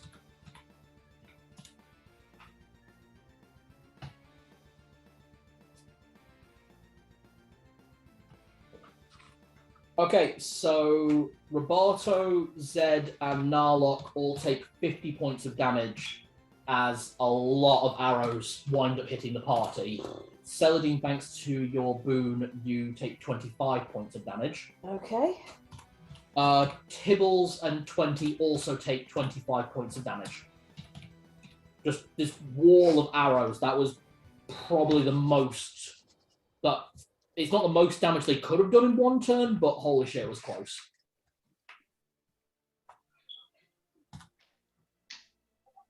Oh, let's see.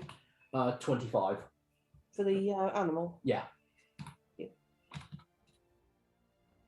I use Uncanny Dodge to do half that damage? It would reduce your damage to 48 if you did that. Oh. Alright. Don't worry then. This isn't one individual hit. These are lots of little tiny hits. This is the problem.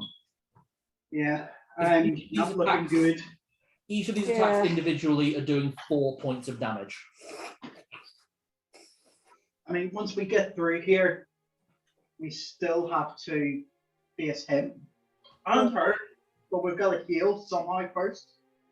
Yeah. Hmm. I was going to say, I was thinking this wasn't going to be that. Okay, right. Okay, it is Zed's turn. Okay. I'm not sure what to do. You guys have made a really good pathway through here. I was going to there's- say, can you send the map and then we can work out, yeah, do an assessment? absolutely, I can.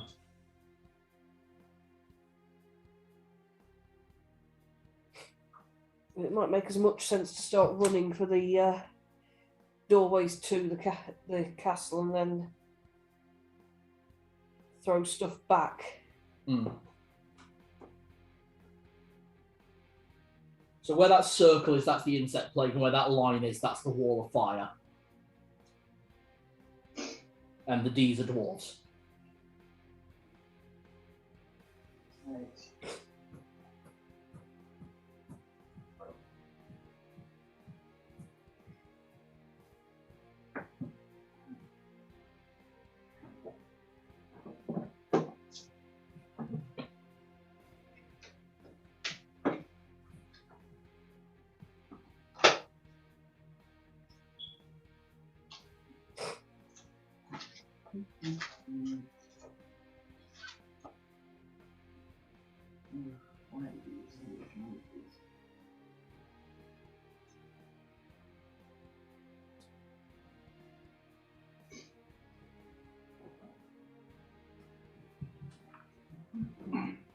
Ed? Yeah, so just quickly. Okay. It's not worth it. Zed's going to run around and mount Tibbles.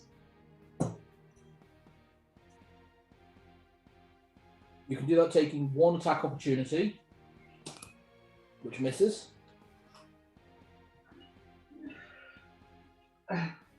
Zed said, we got to charge and break through, and then he will swing his sword down in the air and send his beam blade down forwards. Okay. How many hit points have you got at the moment? Because remember you have that Reaver feature. 180, so I think that's enough to reach the second level. There you go. No, it's not. Oh, it's not. Nope, so it's just a d6 rate, an additional d6 radiant damage. Okay, The wording on it, what? Because there are certain enemies it deals additional damage to, isn't it? what, the howl? The sword. Oh, it only does it to,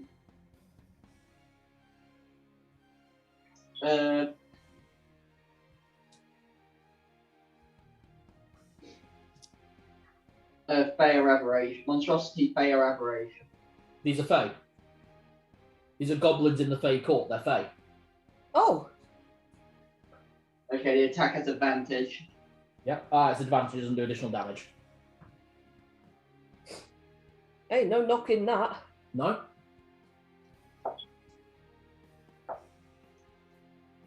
That's 33. Yeah, that hits. And could you roll your physical damage as well on this? Because the enemies are so close to you, just by swinging the sword to send the arc, it's just going to throw through. It's going to hit them at the front line anyway. You can't, honestly, you can't swing this cat around here for not hitting a goblin.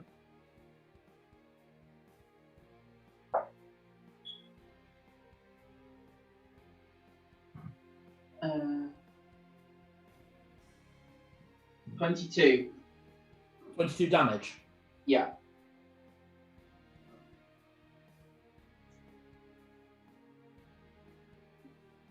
So he then whispers to Tibbles, blast and charge. You wind up taking out 15 feet, so 3 rows of goblins with that. So, yeah, on Tibble's turn, he can move forward. So that was Tibble's turn. So that was Zed's turn. Celadine, your turn. Okie dokie. Right. Sorry. All right. So I'm knocking everything all over the place now. All right. So, Tibbles and Zed have gone ahead of us now, yes? Yeah. Well, Tibbles is still just ahead. He's not moved forward yet because by riding your creatures, they'll move on their turn in a direction you order. Oh, actually, first thing is a free action, decast the wall of fire now. You just stop concentrating on it. Yeah. Then I would like to. Okay, would I be able to do something and then hold a bonus action if it's part of a spell? If it's part of the same spell, I'll say yes. Right, I would like to cast Flaming Sphere in front of me from my staff then. Not in front of me, sorry. Basically at the goblin group in front of Tibbles. Right, after the ones that Zed's just obliterated. Yeah, basically take out some of the ones in front to clear a bit more of the path. Yeah, but if I can reach there, I would like to. What's the range on it? Flaming Sphere, 60 feet. Yeah, easily. Yeah. Then it says here, as a bonus action, I can move the sphere up to 30 feet. So basically, I'd like to hold my bonus action to move the sphere. So basically, Tibbles can do his blasted. What was it? I can't understand why you'd hold off on it, because basically dropping it on that front goblin and then just steamroller it through, they're all going to take damage. Okay, yeah, I'll do that then. And, yeah, there's no reason to hold the action. And move it to one side a little bit as well, just so Tibbles can still do his breath weapon, because that is ridiculous. So basically 30 feet from that foot, so 5, 10, 20, 25, 30. What's the damage? What's the dex? Is it a dex check? Sorry. It's a dex check, yes. It is only 2d6 fire damage. Roll that for me.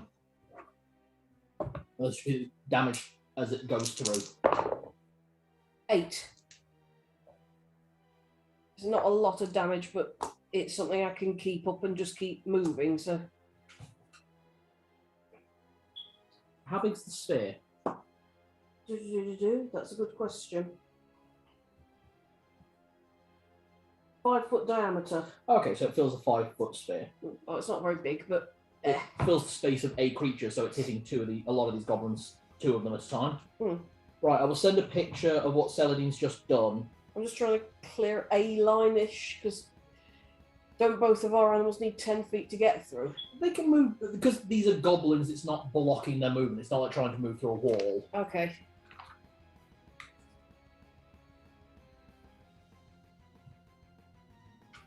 Okay, so between Celadine and Zed, this is what the field now looks like. Yeah, if I've got movement, I'm going to start moving up towards where the insect plague is. So I've got a bit of You can't move until 20's turn. Oh yes, of course, I'm on 20. Yeah. Okay, Durham. cannon. Oh shit. Okay, not as bad as before.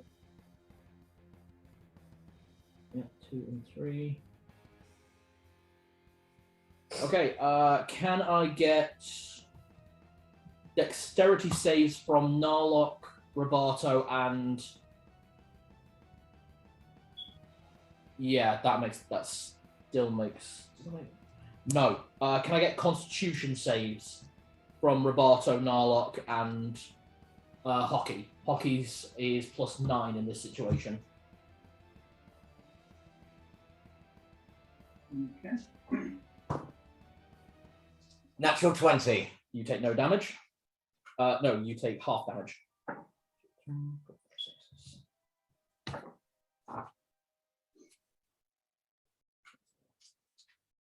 What's 18 plus 9? Hmm? 27. 18 plus 9, 27. 15 plus 9 is 24. He said 18. Oh, there's a 15. No, Oh, then also remember your paladin things that give +3 to all saving throws. Narlock is fine. At 17, I don't think Hockey's going to be fine.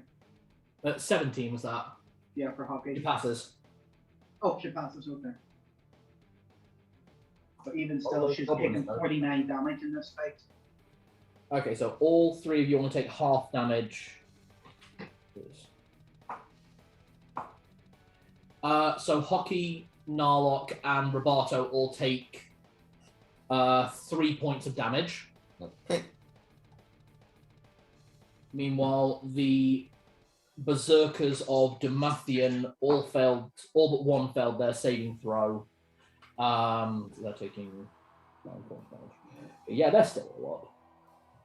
Good lads. I should all buy a round of drinks in the next life. If I get to go there. Hopefully not too soon. So, what happened to you guys was just a firebomb ripped through your group. Just basically a miniature fireball. Not as much damage, but as big. Just bam. Whereas the Damathian, they got hit with like a scatter shot of ball bearings. Just gone. Eee. They're still there, but there are a fuck ton of goblins who are also dead. Got a little layer action that affects the enemy too, right? Cool. Okay, and we come around to Tibble's turn. Tibbles. Come on, Tibbles. Tibbles is going to charge forward to basically, so he's going to follow the path as far as he can. 15, 20, 25, 30, 35. What's his speed? 40, 50? 50. Okay, he can get right behind the flame sphere. And then he's going to basically open up a pathway forwards into the out of the There are a selection of attack opportunity being made against Tibbles.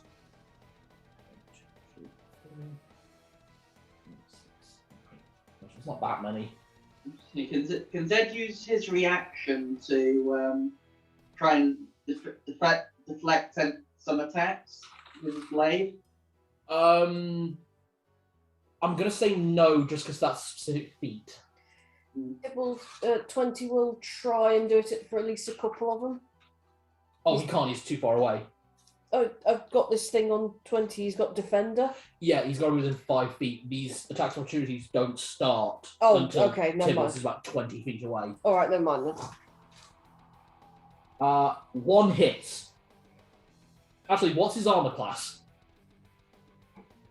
23. Okay, so 2 hit, but only just because 2 of them rolled a natural 19. The rest all miss. Oh, and one's a crit 1, so it stabs its friend in the eye. Thank you. So Tibbles takes 8 points of damage. Is that diamond? Yeah. Yeah. Oh my. Okay, and then he's opening up he's going to try and open up to the back. Yeah, with an ice blast. Okay, Dex He's only check. got, you may as well. He's only got so many of these per day. You may as well use them. Oh wow, they all failed. For a race of creatures that are inherently very dodgy, they didn't dodge shit. Yeah, there is now a path fully opened up to the back, Yeah, and he still has 2 attacks. yeah. Tibbles will try and maintain the opening by just chomping nearby. Okay, give me 2 attack rolls. By the way, some of the ones that he hit were ones that had survived the insect plague and the fire blast. They were going, 18 and a non-natural 20. Hmm? Sorry, 18 and a non-natural 20. both hit. Basically, they were just going, today's my lucky day! Oh shit. Fuck! They survived that, but they couldn't survive the wolf. Nope, couldn't survive the ice wolf. Oh, I'm going to die in the jaws of a wolf. That's not a funny way to go. Hmm. No, afraid not. 17 and 12. Wow. So not only does he open up that larger area, he opens up a secondary path, and you can see the gates of Goblin Town directly ahead of you. He's still got 10 feet of movement. That will push him onwards. Okay. You're now right next to your insect plague. So push him on. Can he head out? No, he's not got the speed to get out of the horde. He's about 10 feet away from like this clearing between the open doors and you. Okay. Right, it is 20's turn. Right. He's following Tibbles. Okay, all those creatures, there'll be 1 attack of opportunity. How what's the speed? 40. 40. 20 can get fully into the clearing. Do you want to dash to get further ahead, or? No, he's going to stand alongside Mr. Tibbles. And... He's about 15 feet behind Tibbles. Oh. And he's like in just this open clearing with goblins all around. He could get completely outside. Go on then, sod it. He'll use, 20 feet to 20 feet, to get next to Tibbles, or just to get outside the horde. Sticking with Tibbles, we're not running off and leaving. Okay. No attacks on Tibbles, because Tibbles basically tanked them. And is there anything he can reach or? No, and he has to use his action to dash. Oh yeah, of course. Sorry. Right, going to send an not good at running updated fighter. picture ahead of Roberto. Roberto, you are on the back of Hockey, so to hit anything, you would either have to jump off or hold an action. Okay. Ooh. If that's the case, is there ability I could take a defensive stance? That would use your action. Uh, Basically, you use your action to take the dodge action, which means that everything has disadvantage to hit you. Okay. Could he hold action to when Hockey starts charging, starts smashing anything on one side? Yeah, you can do that. I'll do that. Okay, so you're holding your action until Hockey starts moving. All right, Narlock. Yep. Hockey has a speed of at this point 60 feet. You could get up to alongside the rest of your party, or you could actually get out of the horde. I want to get out. You want to get out of the horde? The reason I want to get out is because as soon as he gets out, Narlock is going to dispel Hockey because she's looking really beat up. Okay. Roberto, make one attack action. Okay. Is that advantage because I'm mounted? Yes. Basically, if you manage to take out this group of goblins, Hockey won't take an attack opportunity. Is that going to count as sneak attack as well? No. Okay. Well, yes, actually. I say he's got advantage. Yeah, so yes. I'm just saying no on that because Oh. I'm not even going to make you roll for that. I just need to see if you hit. Oh, If okay. you hit, they're gone. Okay. Because of your baseline and because of sneak attack, the bare minimum damage you could do would just eviscerate this entire row. I guess I won't call anything for soul then. Wouldn't recommend it. They're definitely going to hit 'cause it's 14 plus 17. Okay. And Narlock, you get Hockey outside of the horde. And as soon as you're outside the horde, dispel Hockey. And the goblins hear the sound of a whistle somewhere above and disperse. As the goblins disperse, the gates slam shut. And you've all seen this scene in the labyrinth. On the wall of the gates is a construct, oh, a yeah. giant goblin robot made up of those cannons that were firing at you. So, take a few minute rest. I will build up the next battle grid. And we go into the next round of initiative with you guys keeping your initiative order. Giant fucking robot.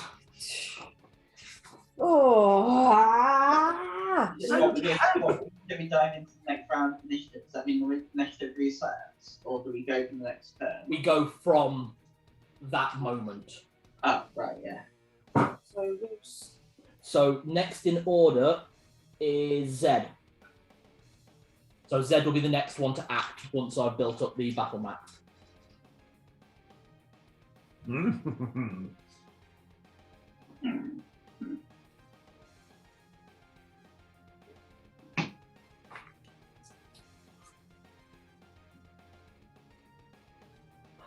bloody giant robots.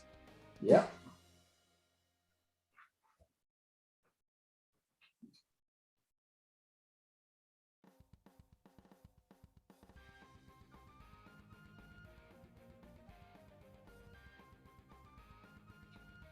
Right.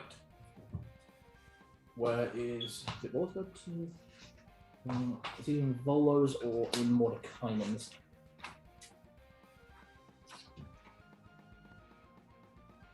So, how was the horde fight? That did a lot more damage than I was expecting. Hmm.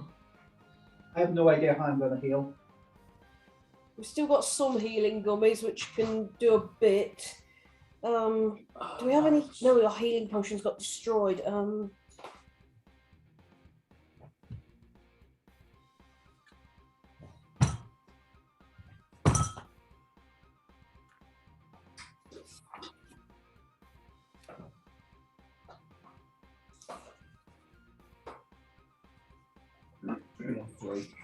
What about your flask of helm?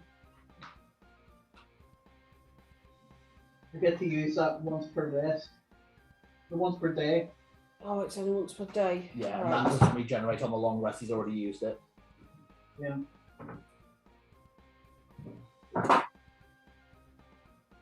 So what I have is, oh no, I don't even have lesser restoration because I'm saving that for a, what do you call it, a smite.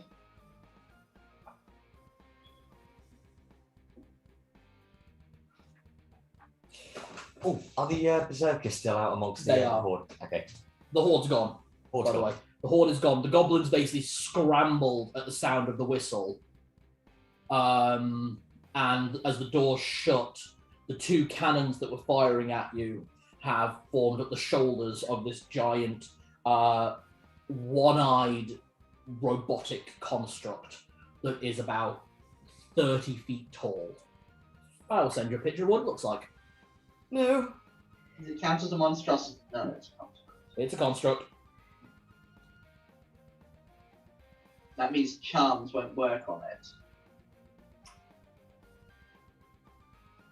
Unlocks. I'm going to have to say it. I've got an adamantine weapon. You have. Oh, Which means brilliant. all attacks using it, they count as critical. So when you hit with soul, it basically counts as a critical. Holy balls. Mm-hmm. Except for the damage that's necrotic. Yeah. Just the normal damage. Mm-hmm. Okay. So keeping the initiative order. Tib. Point.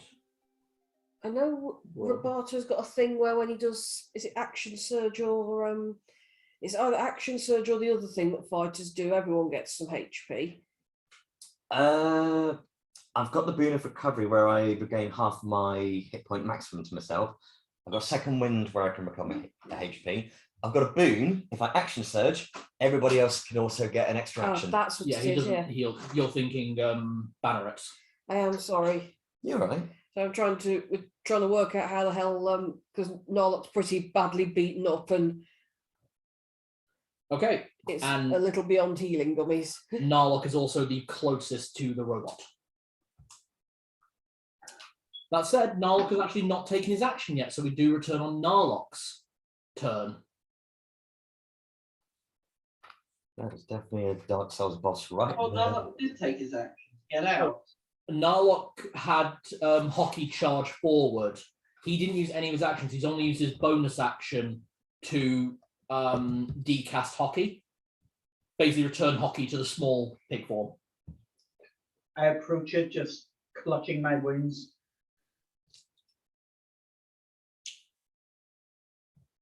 Is that it? That's it. Okay, that's your action. Zed. It then rips his holy symbol and start praying. Hang on, I've got an idea. This is I was waiting on you to do something, you didn't do it, so I'm wondering if I can add this to it. Go on.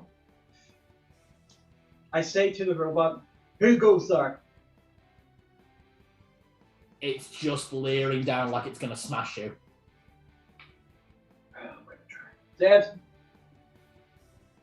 I'm going to try and call on divine intervention. Oh, shit. Okay, you get one use of Divine Intervention A week. per week. But it's a guaranteed use at level 20. Yes. Do you want? So, please allow me to cast a mass heal to my party, and without losing it, but we'll need it to fight on the Dancing King. Please let me heal them so we can go. Okay, so you want a mass heal for the entire party. Yeah. Done. Thank you. So without expending my own spell slot. Without expending the spell slot, you use your Divine Intervention. Does that mean we're all back up to? Zed? It's 700 HP split between everyone. So it depends. Everyone tell me how much you've got, and I'll dictate where it goes. between me and Hockey. Hmm? But I did decast her. So she doesn't count. So Yeah, she for won't me, count. 1 second. Need book. Good move. Good move, Zed. Very. Divine Intervention. Your fanboy power. Bless you. Okay, Jenny, how many have you got? I'm at 95 and actually I'll tell you 20s in a minute. I need to know how much you've lost. That's the trick. Oh, Yeah. sorry. Hang on. That's all right. Is that how much you've lost? Yeah. I've lost, I think 65. Yeah, Okay, Yeah. that sounds about right. Yeah, I've lost 65. Zed's lost. So you took a nat 20. Yeah. You took a nat 20 from the thing that did the most damage from the cannon. 240. Oh, okay, really bad. So you need nearly half the hit points just for you and Tibbles. That Tibbles lost, didn't lose as much. Uh,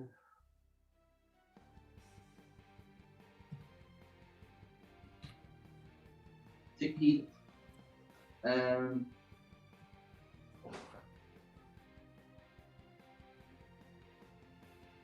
49. Right. You just tell people what hit points everyone gets. I don't need to worry about it. That's it. Because sorry, Jen. Did you say how much you lost? I'd lost I'd lost 65, and 20 has lost some as well. He's lost 56. 6. How much has Roberto lost? I had lost 134 hit points.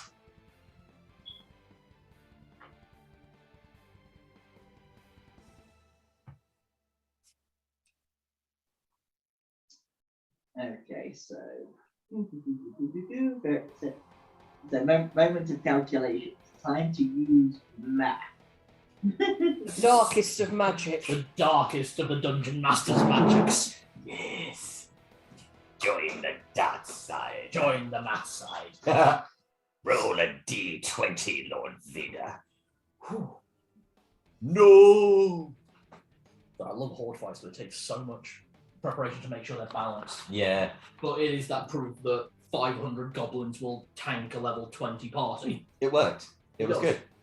And then also the surprise lair action. Everyone back to full. Yay! Grand total 694. Thank Oh you. my god, so just. Thank you so much. It's a hell of a use of divine intervention, but I like Thank it. you, Fenris. Thank you. I'll try so hard not to make you jealous. There's just this howl somewhere in the distance, and as you look up, there's just this raggedy white-haired god in the clouds going, "You got this, Zed. What about us? You're okay." Thank you. Damathian's just like, hey, I know they've got this. I know that guy. I can't do that again for an entire week. Yeah, 7 days. Wow. Please. Okay, with that being the end of Zed's turn, it is Saladin's turn. Ah, You are confronted with this giant. Let me just make sure I've got the height right. Oh, there it is. Sorry. So facility. 40-foot tall, single-eyed robot of goblin construction. I'm trying to work out what the hell would be a good thing to do at it. Kill it. Well, yes, I know, obviously, kill it, but It's so big. I'm so tiny. I mean, bizarrely, there is actually something I could do about that. Hang on, I'm just checking something. That point already. Yes, please. Oh, no, that'd be a little bit, yeah. Don't press so hard. At that height, we're illegal on Robot Wars. You're just popping to the bathroom, Oh, it's okay? not fighting other Yeah, robots. no problem. I need to work out Also, what it's the hell clearly the to house do. robot. Oh God, it's It is the door to the house. it's Matilda. This is Sergeant Bash. Oh I'm gonna no! fucking bash. Dear Lord. Help! So if that's the case, I'd be hypnodisc because of like blades. I love hypnotist. Best robot ever. I always remember the one built by the RAF who came in the last series, Tornado. Oh, Tornado was amazing. They actually banned it twice Really? because it was basically a code that spun on the spot with all the robot underneath, Ah. and twice it smashed the protective wall to the audience. Jesus. That's I terrifying. will say my absolute favourite was always Chaos 2. Razor.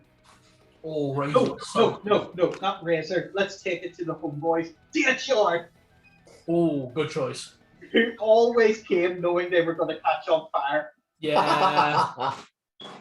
They were the ones who had the one that was covered in fur, wasn't it? A wild beast. Yeah. The red and black fur on it, and it always caught fire. Or every time. I think they particularly made Sergeant Bash target that one just for shits and giggles. Well, When you look at the robot itself, they have encased all of the wiring and stuff so well, so that even if it does catch fire, it doesn't do any damage to it. Yeah. All right, Celine. yeah, You got a plan? I've not got a plan. I've got an idea. You've definitely got an adamantine weapon, haven't you? Yes. Okay. Roberto, really make this count, and I'm going to cast Enlarge on Roberto. You are 6 foot tall. Rage of the tiny. How big is that, by the way? Like 8 foot. I was like, okay, this is slightly better. Zed, stop looking down at me. His weapons now do an extra D4 damage. Very nice. No, thank That's you. a concentration. Yes, is a concentration it is a spell. concentration. Yes. Yeah. Anything is a bonus action, or is that it? Oh, fuckity fuck. Please stop doing that. Sorry, I'm excited. I'm excited. We're in the final fight. I love this. If I aim a damaging spell, am I going to hit any of my friends? If you're talking lightning bolt, I don't think any of your friends can fly. Excellent. Right, fuck it then. I'm going to use that bonus action lightning bolt that's for free. Yeah, once per short rest. Yeah, screw it. Yep. Okay. Dexterity save. On its head. What's the DC? Dexterity save 27. Fail. I So- cannot remember what the damage of lightning bolt is. 'cause I'm too 86. frightened. I'm slightly concerned that you know that off It's the the top of your same as Fireball. All 3rd level AoE spells do 8d6 damage. 6. Hang on. 6, 7, 8. That's what you said, yeah. Yeah. Oh, come on, that could have been better. Okay, 5, 10, 15, 20, 23.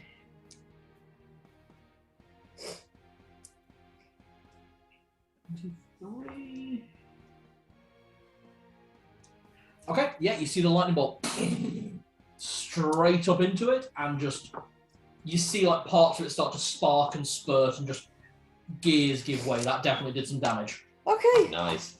Oh, Nice. free action, jump off 20.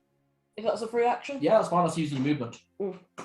Okay, it is the construct's turn. It's got one thing in range. Which one is that?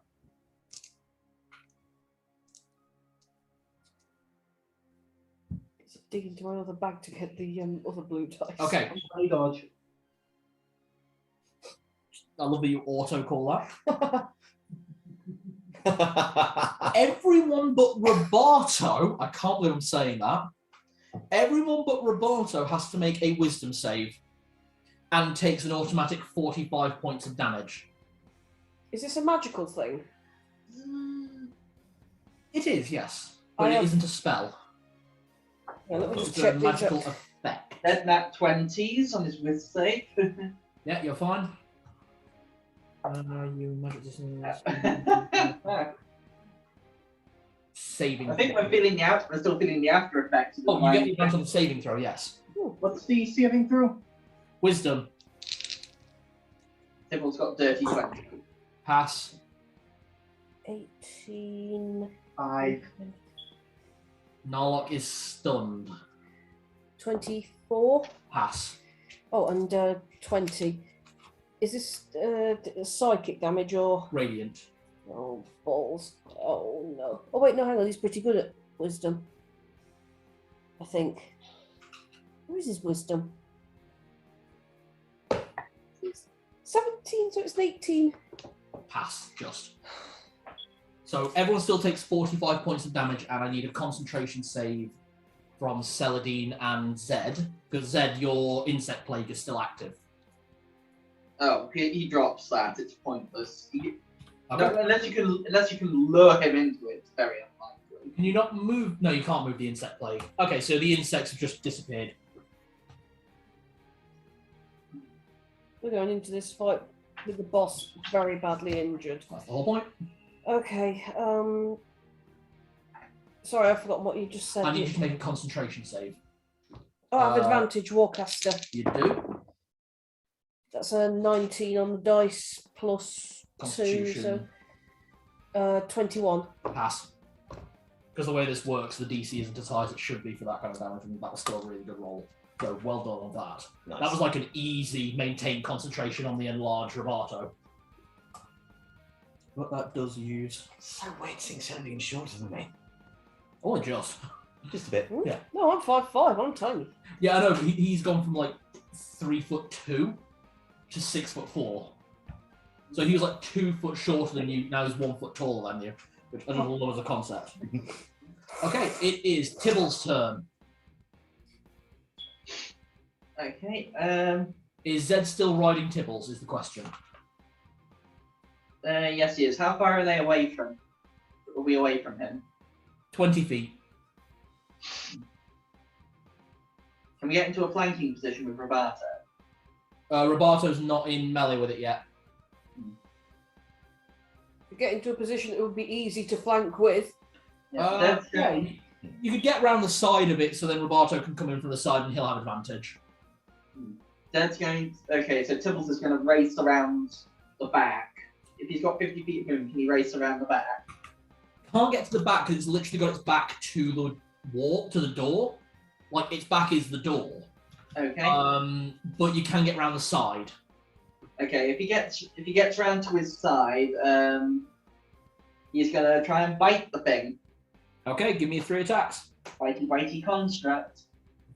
Fight the construct. Fight the construct. 30. Natural Yeah. 20. Oh, very yes. nice. And 24. Hit.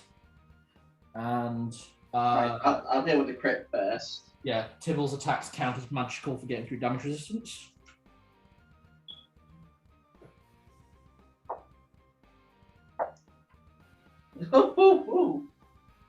Finally, a decent roll for this. 18 points of damage for the. Oh, sorry, double that. 22 plus 7 is 29. On the crit. 19 on the second. 16 on the third.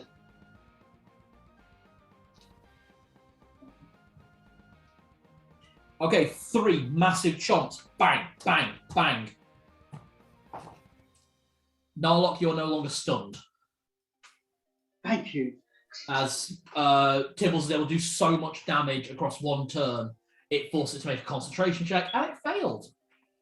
So it does not maintain its stun on Narlock. Everyone keep an eye out for a maker's mark. Give me a perception check. But there is a maker's mark on it. Oh, is this Zeb making the perception? Everyone can. You mentioned maker's mark, so I said if anyone mentioned a maker's mark. Roll. That's not going to work. Make a perception check. Yeah. Is that not gonna work? Celadine notices. 26. Narlock notices. Zed? 12 for Zed. No. 1 second for Tibbles. The animals won't be able to communicate this, so don't worry about it. Ah, that's a shame because he got 27. Well, he notices, but he can't communicate it. Narlock and Celadine, you see a maker's mark just under the eye that you recognize all too well at this point. It is the image of a lion's head beneath a wave with a blade going down and being trapped by the wave. Oh, that. It's the maker's mark of Scorer. You built this thing. She's built in the weak. They didn't say that was a weak spot. You just looked for a maker's mark. You know what? He's going to make it very easy to target his pets in the fight. Doesn't mean I'm not going to try. Technically, it doesn't check if it's a construct. 20's turn. 20's turn. His pet? No, his pet's a monstrosity. No, I mean that I'm now so annoyed at him. It's going to be. I really do not feel bad anymore about attacking his pet. Okay, I see. That's what I meant. Sorry. Right. 20 is going to run up and still leaving space so Roberto can get into a flank as well. Yep. Just going to run up and start wailing on this thing. And can he attempt to grapple? I mean, No. it's too much bigger, isn't it? So 20 is flanking on the left foot with Tibbles. Excellent. That's a nat 20. That's 20 from 20. Hooray for 20. Of course it is. I literally wrote a glory story about this recently.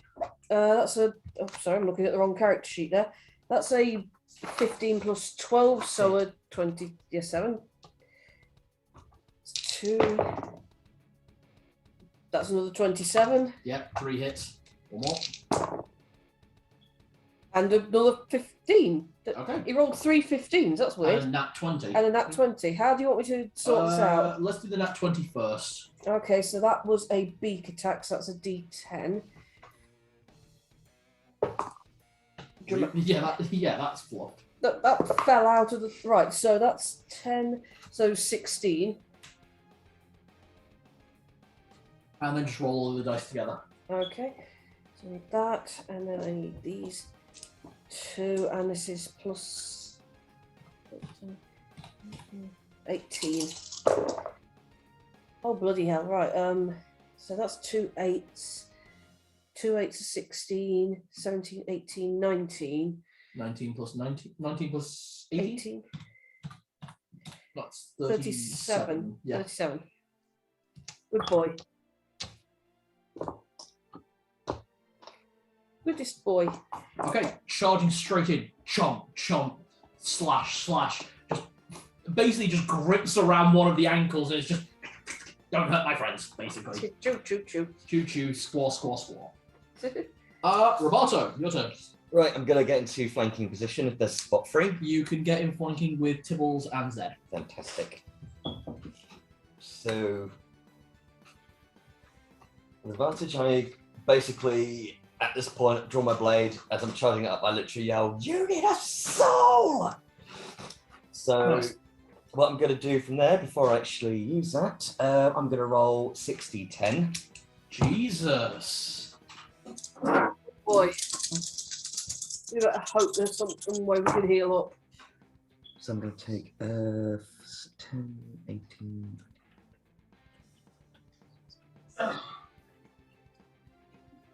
Right, 36 points damage I take. Okay, and this is going to add 7d8 to your damage if you hit. Let's see if this happens. And because this is from an adamantine weapon, this counts as a critical. And his advantage is flanking. Yep. Well, thank God for the, well, they're not brilliant, however, 17, 18, 25 to hit. Fucking just. Imagine if that had missed. Oh, Oh, fuck. That was tempting for me. Okay, so we're looking at 7d8, And 6. d6. Can I please have sneak attack. Can I please have 2 more d6? You can? So the d6 is going to be rolled at critical, so that'll be double. Oh, this is all rolled at critical. Oh shit. Yeah, you're using an adamantine weapon, so any attack from an adamantine weapon against a construct is classified as a critical hit. Right. Is that only the d6 that gets doubled, or is No, it? all of it. Oh, fucking hell. This literally counts as a critical hit. Take it for. Can I have 3 more d8? Adamantine weapons are amazing against constructs. Thank you. Oh, but they very rarely appear. Mm. Also, yeah, so unless you're literally building into a campaign for it. Thanks for the calculation. That's all right. Hey, Jenny, thanks for your help. Jesus Do the hand. Christ. I think it should be right. Okay. If You I- take 10 minutes. Yeah, everyone grab a break, grab it. That's not a standard damage dice that Break. has to roll. damage calculation. Brew break. Yeah. Everyone take 5 minutes, grab a snack. Grab something to eat. Take over a small Dominican Republic. That's how long it's going to take. I thought that had just been taken over. I feel like Probably. that's nice this time of year. We know deep in the middle of the jungle, if we could make up that flamenco. Love this. Oh, don't forget you had a D4 as well. Oh yes, thank Oh, you. Hang on. Thank you. Yep. Because you're enlarged. Yep. This is just getting insane. I love it.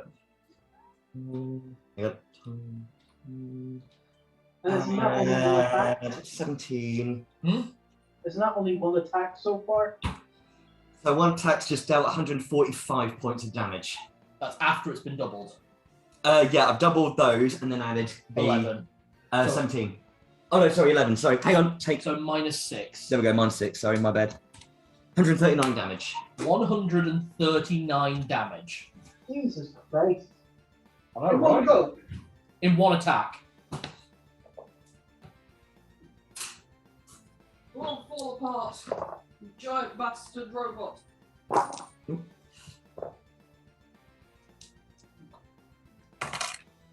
So you need a soul. Boom. Okay, you do massive amounts of damage with your adamantine scimitar, just coming in from the side, just shearing through the outer plates of metal, shoring off sections of material, revealing an additional maker's mark that is not scorer's mark, but the internal workings of this thing were made by someone who uses a symbol of a teacup with a feather coming out of it, which you have seen once before. This is the symbol of Alina. Oh. That's your first attack. Give me your second one. Follow So it's a D4 because Oh, both yeah. his weapons get enlarged with him. So Yeah. And this is life, so it's not adamantine. No. That's a natural 20. Oh, I love this. Okay, so you're going to regain some hit points. Nice. Fucking hell. So Do it. 6 plus a D6, double the D6. Oh, D6 and a D4. Double that and then Double that, and then the add 11. your plus 11. And you regain that as actual hit points. So 3, 4, 5, 10. So that will be 21 points of damage. Oh, that's amazing. I love this. Jesus Christ. So that's from the budget covered. I'm bringing in soul again. Of course, you also, what if this hits, it counts as a crit. Jesus Christ. Oh, I love this. Oh, I'm probably not going to make this something. Oh, probably not going to get it 21. Miss. Miss. Never mind. Okay, bonus action. Going again with life. Yep. 17 and 13. Hit. 30. Mhm. Thank you. Yep. This plus 11. 16 points of damage. The thing is looking fucking wrecked. Should bloody well hope so after that much bloody damage. Is that the end of your turn? Yeah. Okay. The Berserkers of Dumathian charge forward. They can't get into combat, but they do form a line and start throwing axes. Nice. I'd genuinely forgotten that they were there as well. I actually thought the gate actually shut and they were separated from us at that point. No, you guys are still outside Goblin City. The gate shut in front of you, and it formed up this robot. Oh, I see. So you have to get through. Sorry, because we're moving very quickly. Because yeah, you guys are going to be in the final boss fight this session. Actually, I'll be completely honest. You guys are in the final boss fight right now. What? Literally the start of that. We are keeping the same initiative. That is how fast this is going to go. There is not going to be a chance for you guys to heal. Oh, fuck. Oh, we are so fucked. Oh, fuck. Oh, fuck. Oh, fuck. And you'll get to find out what all this is about that's drawn on the map. Oh, God. Okay. That's 7 of them all attacking with advantage.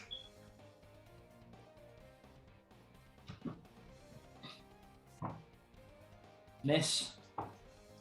Miss. Miss. Hit. Oh, nice. Hit. Yay. Miss. Hit. One more. Hit. So 4 of them hit. Nice. That's fighty, stabby, riotty, and drinky. Those are the ones. Well, this is plus 3. Uncanny dodge. No, this isn't on you.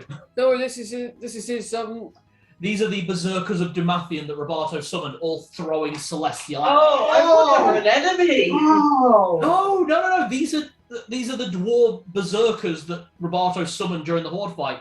They Oh, remain God. active. I'm so busy. When you bought them, I was thinking, hold on, they don't Leyspark. What's this? What is this sorcery? Potris, I was really on their side. Ha! No, I never betrayed you. You do. I can cast reduce as well. Yeah, and not just on my body. Yeah, she can make sure it's targeted. Okay, yeah, just 7 celestial hand axes just spin through the air, and about 4 of them just all kind of break a few cables. There are sparks flying at this one. This thing's looking really hurt. It's only had 1 action. I love this. Okay, Narlock, you are not stunned. I see the maker's mark under the eye, and I just go, "Do you know what? Steady aim. I'm gonna try it." Okay, you get your sneak attack for that. Nice. Roll to hit. I get advantage on the roll. You do. Insult to injury. Deface his maker's mark at the same Yeah, see if time. anything happens with that. 29. Hit. Nice. Right. That's gonna do. I love that steady aim feature they added for rogues. That's cool. 7. I love the fact that the map does like a giant R and a little R. Slightly bigger than a little though. I would like to think the giant R's Roboto. Oh, it's a robot. Yeah, robot. That's 6. And then.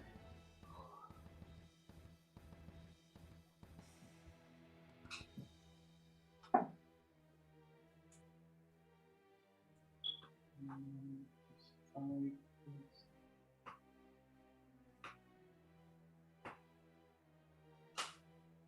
34 for that first attack.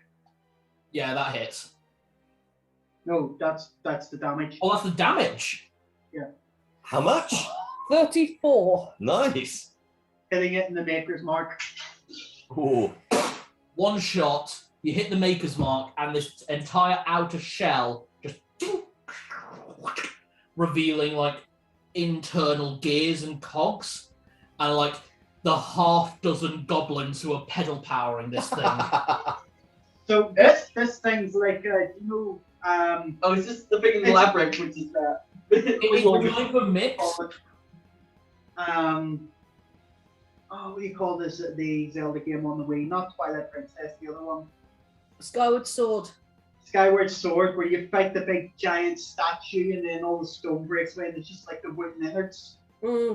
Yeah, it's kind of that. Like, it is all metal in workings, but there's like a team of goblins who are basically running like bicycles and treadmills and that kind of thing just to power this thing. Oh, so this is like the big drill in the labyrinth that comes at her and then it goes past them and then it's just like one week guy with a bicycle.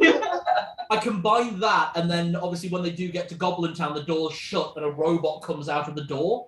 So it's both of those. Before using my second attack, I look at him and say, I'm going to give you 5 seconds to get out of my sight, or we're just going to slaughter you all.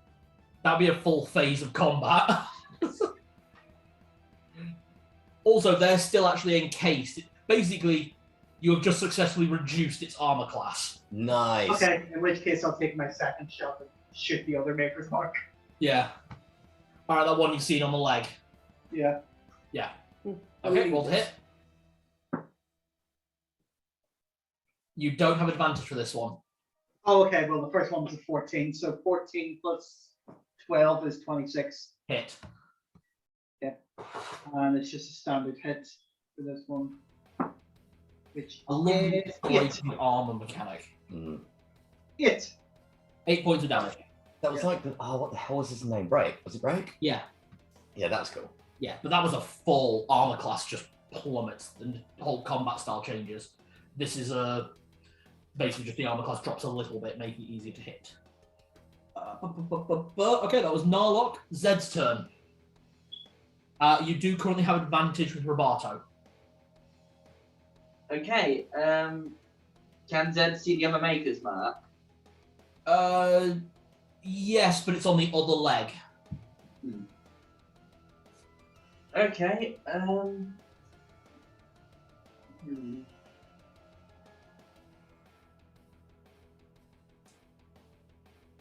Trying to think anything that you can do besides a slash here.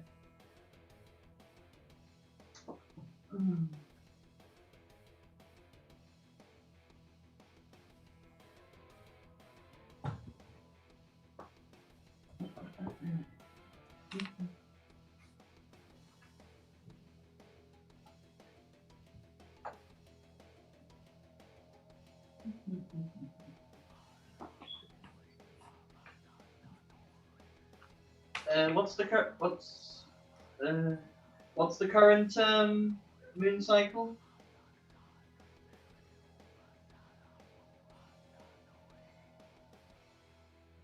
It is waning.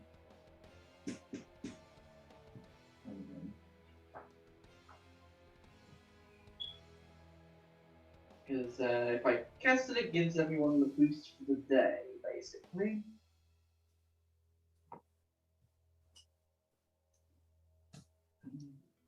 There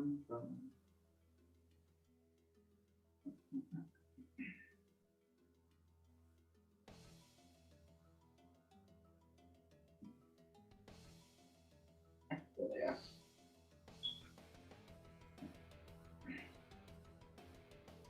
Hey, waning moon. I'll sell it in your own deck. I know, I'm just looking at what I can do.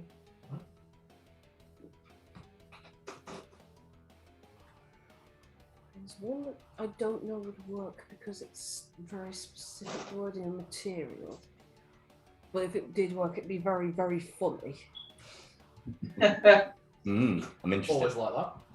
There's one I could do that would be absolutely horrific if it worked, and I can't see it not working because he has just said there are goblins in it. Yep. Okay, you know what you're doing? Yep. Cast. Is everyone within? How far away is everyone from me? So 20 Narlock and Roboto are about 15 feet away. Celadine is about 40 feet. And the... Hey? How am I 40 feet? Didn't I ride up next to him? No, you got off 20. You Oh, said yes. you got off 20 at the start of combat, so you've not moved. Yes, sorry. Yes. And the Berserkers of Damathian are about 40, 50 feet away. Okay. Dead grips his holy symbol and mutters out a prayer. I don't think it'll affect Saladin because it's a 20-foot radius from me. That's okay. I should have got closer. Okay. Waning moon. Those bathed in the spell's light falls under the watch of the Moonbird, gaining advantage on all ranged attacks and dexterity skill checks and saving throws. Duration of the spell 8 hours. They also do not take any full damage from heights of up to 20 feet unless incapacitated. Nice.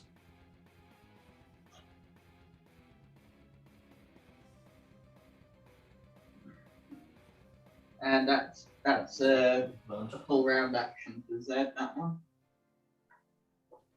Okay. So, you cast that. Celadine, it is your turn. Right, how far away is the rest of the group from me? That you said 40. About 40 feet, yeah. Right, well, I'm going to use all my movement to get up to with them then. Okay. So that's 35. So I'll take about 25 feet to get to where Narlock and 20 are. It's because they're all kind of spread out a little bit. It's such a big creature. okay, I don't want to be that close, but can I be like 30 feet back from the beast, basically? You were 30 feet. Actually, Right, sorry, can I see the map then? no, sorry, I was being awkward. No, it's because of where Zed is. Zed was about 40 feet from you, but Zed is on the other side of the robot. Right, okay. Where I've now put you, you are 20 feet away from the robot itself, but you're still about 30 feet away from Zed. Okay, right. Yeah, this is difficult with this. I should have actually done this up as a map for this part of the combat. That's fine. Okay. Right. Is it worth using spell slots now, do you think? The thing looks hurt, but it still looks massive. Like, chunks gone from it. Oh. You can get all, you can get advantage of all your shots.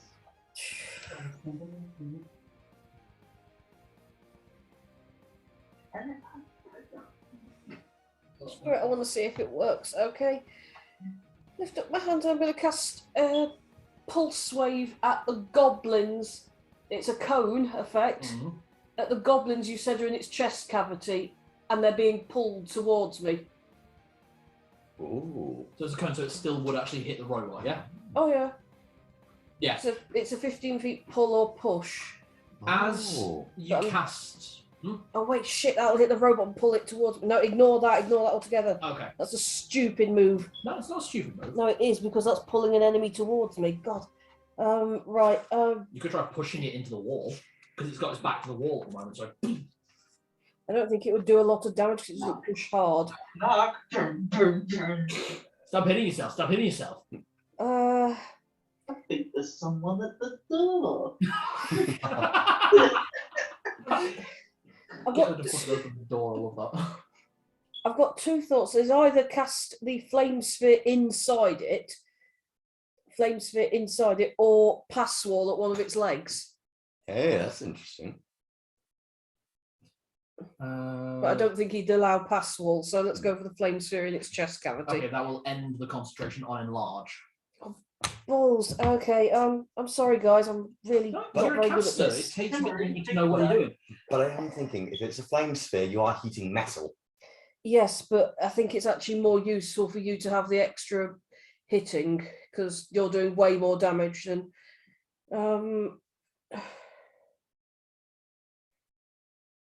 Fireball will end up hitting friends as well. Not where it is. It's too big. You could aim it at the head plate and it still wouldn't hit your friends. The thing's like nearly 35, 40 feet tall. All right, then let's go for a fireball. Okay, it's got to make a dex save. Mhm. So you're aiming at where the goblins are. Yes, as long as that just isn't going to hit friends as well. No, it's not going to hit your friends. Okay, I'm using the one from the staff, so it's an 8th level, I think. Jesus. Nice. No, 7th level. Sorry. Still. Say goodbye to robot. Burn, baby, Okay, burn. yeah, it fails its dex save. Ooh. And as the fireball connects, you realise that the goblins are actually protected by an anti-magic field, but you still hit the fucking robot. Okay, that was 8d6, I think. 7th level. Hmm. 8d6, 9, 10, 11, 12d6 of fire damage.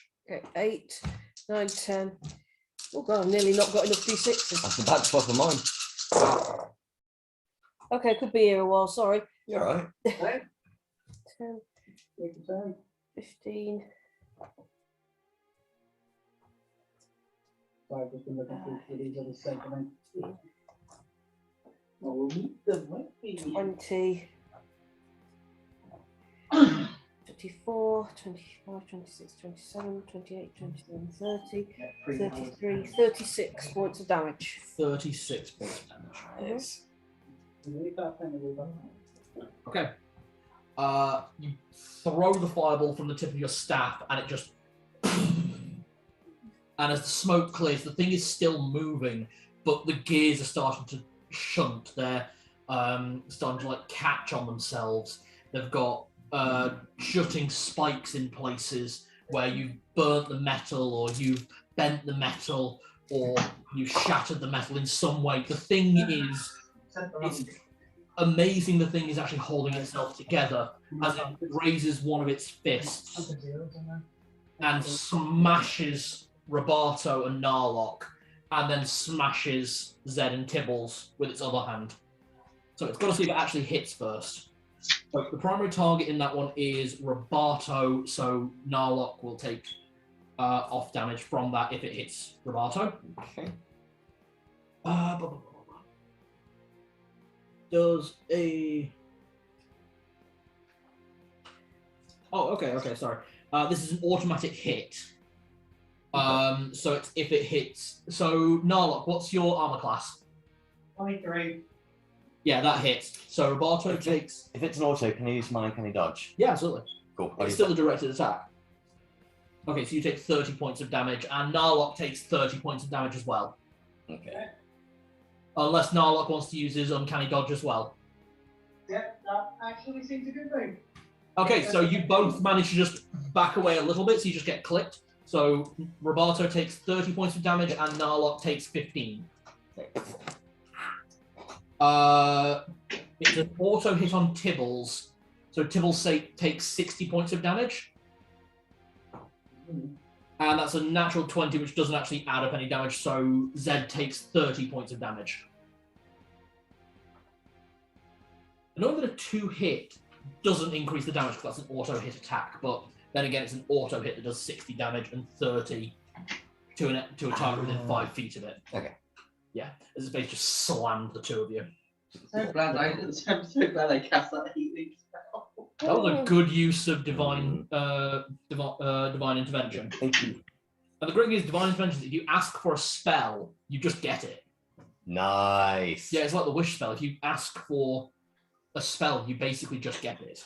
Oh, What? I've still got the wish ring. You have still got the wish ring. I know what I want. Okay, Tibble's turn, by the way.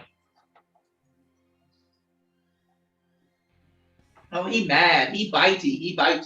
Okay, give me 3 attacks with advantage. He bitey, devils.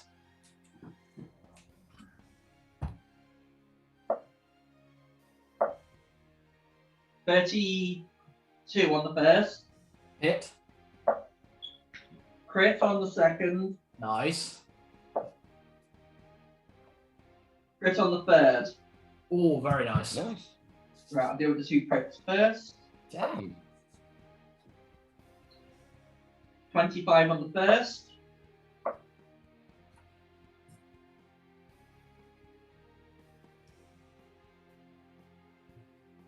And then 19 on the second. 14 on the third. So, from the fireball, from the attacks, from the spells, from everything you guys have been dishing out to it, Tibbles finally gets his fangs around the back and breaks a cable somewhere on the back of the left leg, and the thing just shatters. And as that happens, the whole thing, as all of you move out of the way, bringing the door as well, smashes on the floor as you have defeated the construct. Tibbles getting the finishing blow. Happy boy. I kind of get the impression it was one of those comedic spring sounds. Boing, boing. And the whole thing explodes. Okay, just let everyone know, we are not leaving initiative order yet. Okay. Well, I won't just say, Tibbles, go for the balls. Out of character, Huh? out of character, I want to use the wish spell to wish for the full restoration of our party, so we get our spell slots, health, and any effects that we have. Basically, bring us back to base so that we can face this on our best. That is a Oh. feature of it. So when it comes back to your initiative phase, you can absolutely do that. Oh my god. It does, of course, use your action. That's fine. Okay. As the doors shatter on the floor and you all finally careen round to look finally into Goblin City, you see something. And this is not a pleasant something. The city is in chaos. Buildings have been physically shoved out of the way. Houses, homes, places that people live and work within this labyrinthine construct.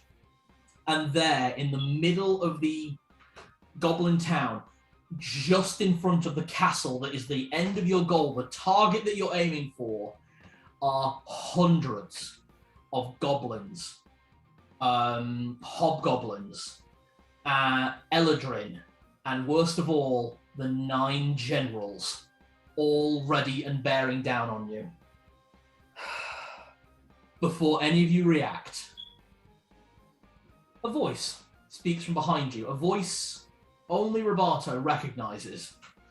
This is really not fair, is it? And as you look around, you see the slightly overweight travelling man that called himself the Storyteller, who you met back in Clive's bar after the battle with Malar, wearing the wide-brimmed traveller's hat, cloak and rucksack with books and parchment. This just isn't fair, is it? Yeah. I was wondering where you've been. Last time you'll see me. Let's even the odds. And he snaps his fingers, and around all of you, portals start to open. Some above, some below, some to the side. Narlock.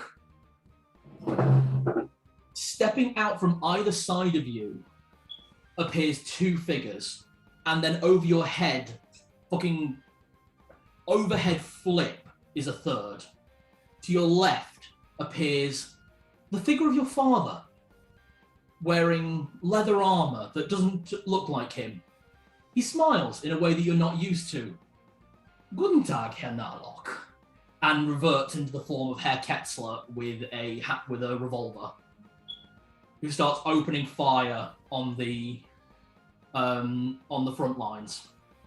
In front of you, the female half-orc that appears slightly black and white in appearance, just slightly monochromed, just kind of looks at you, draws 2 short swords, and just dashes straight forward without a word.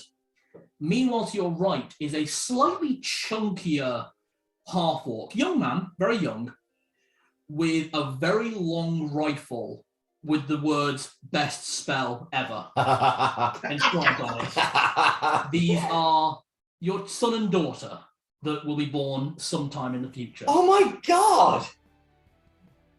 Celadine. Me? Yes. Either side of you encroaches the 4 Knights of Bane who swore fealty at the defeat of Richter. Whoa. The one with the great hammer steps forward first.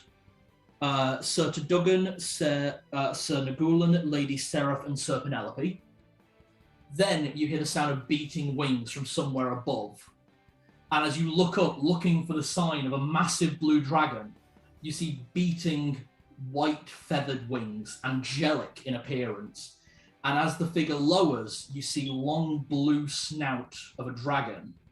Scars mishmash somewhere around his neck, but there is no band on his left arm. And he just kind of nods at you.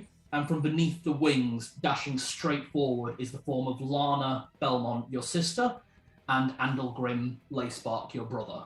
Both of which shooting or stabbing.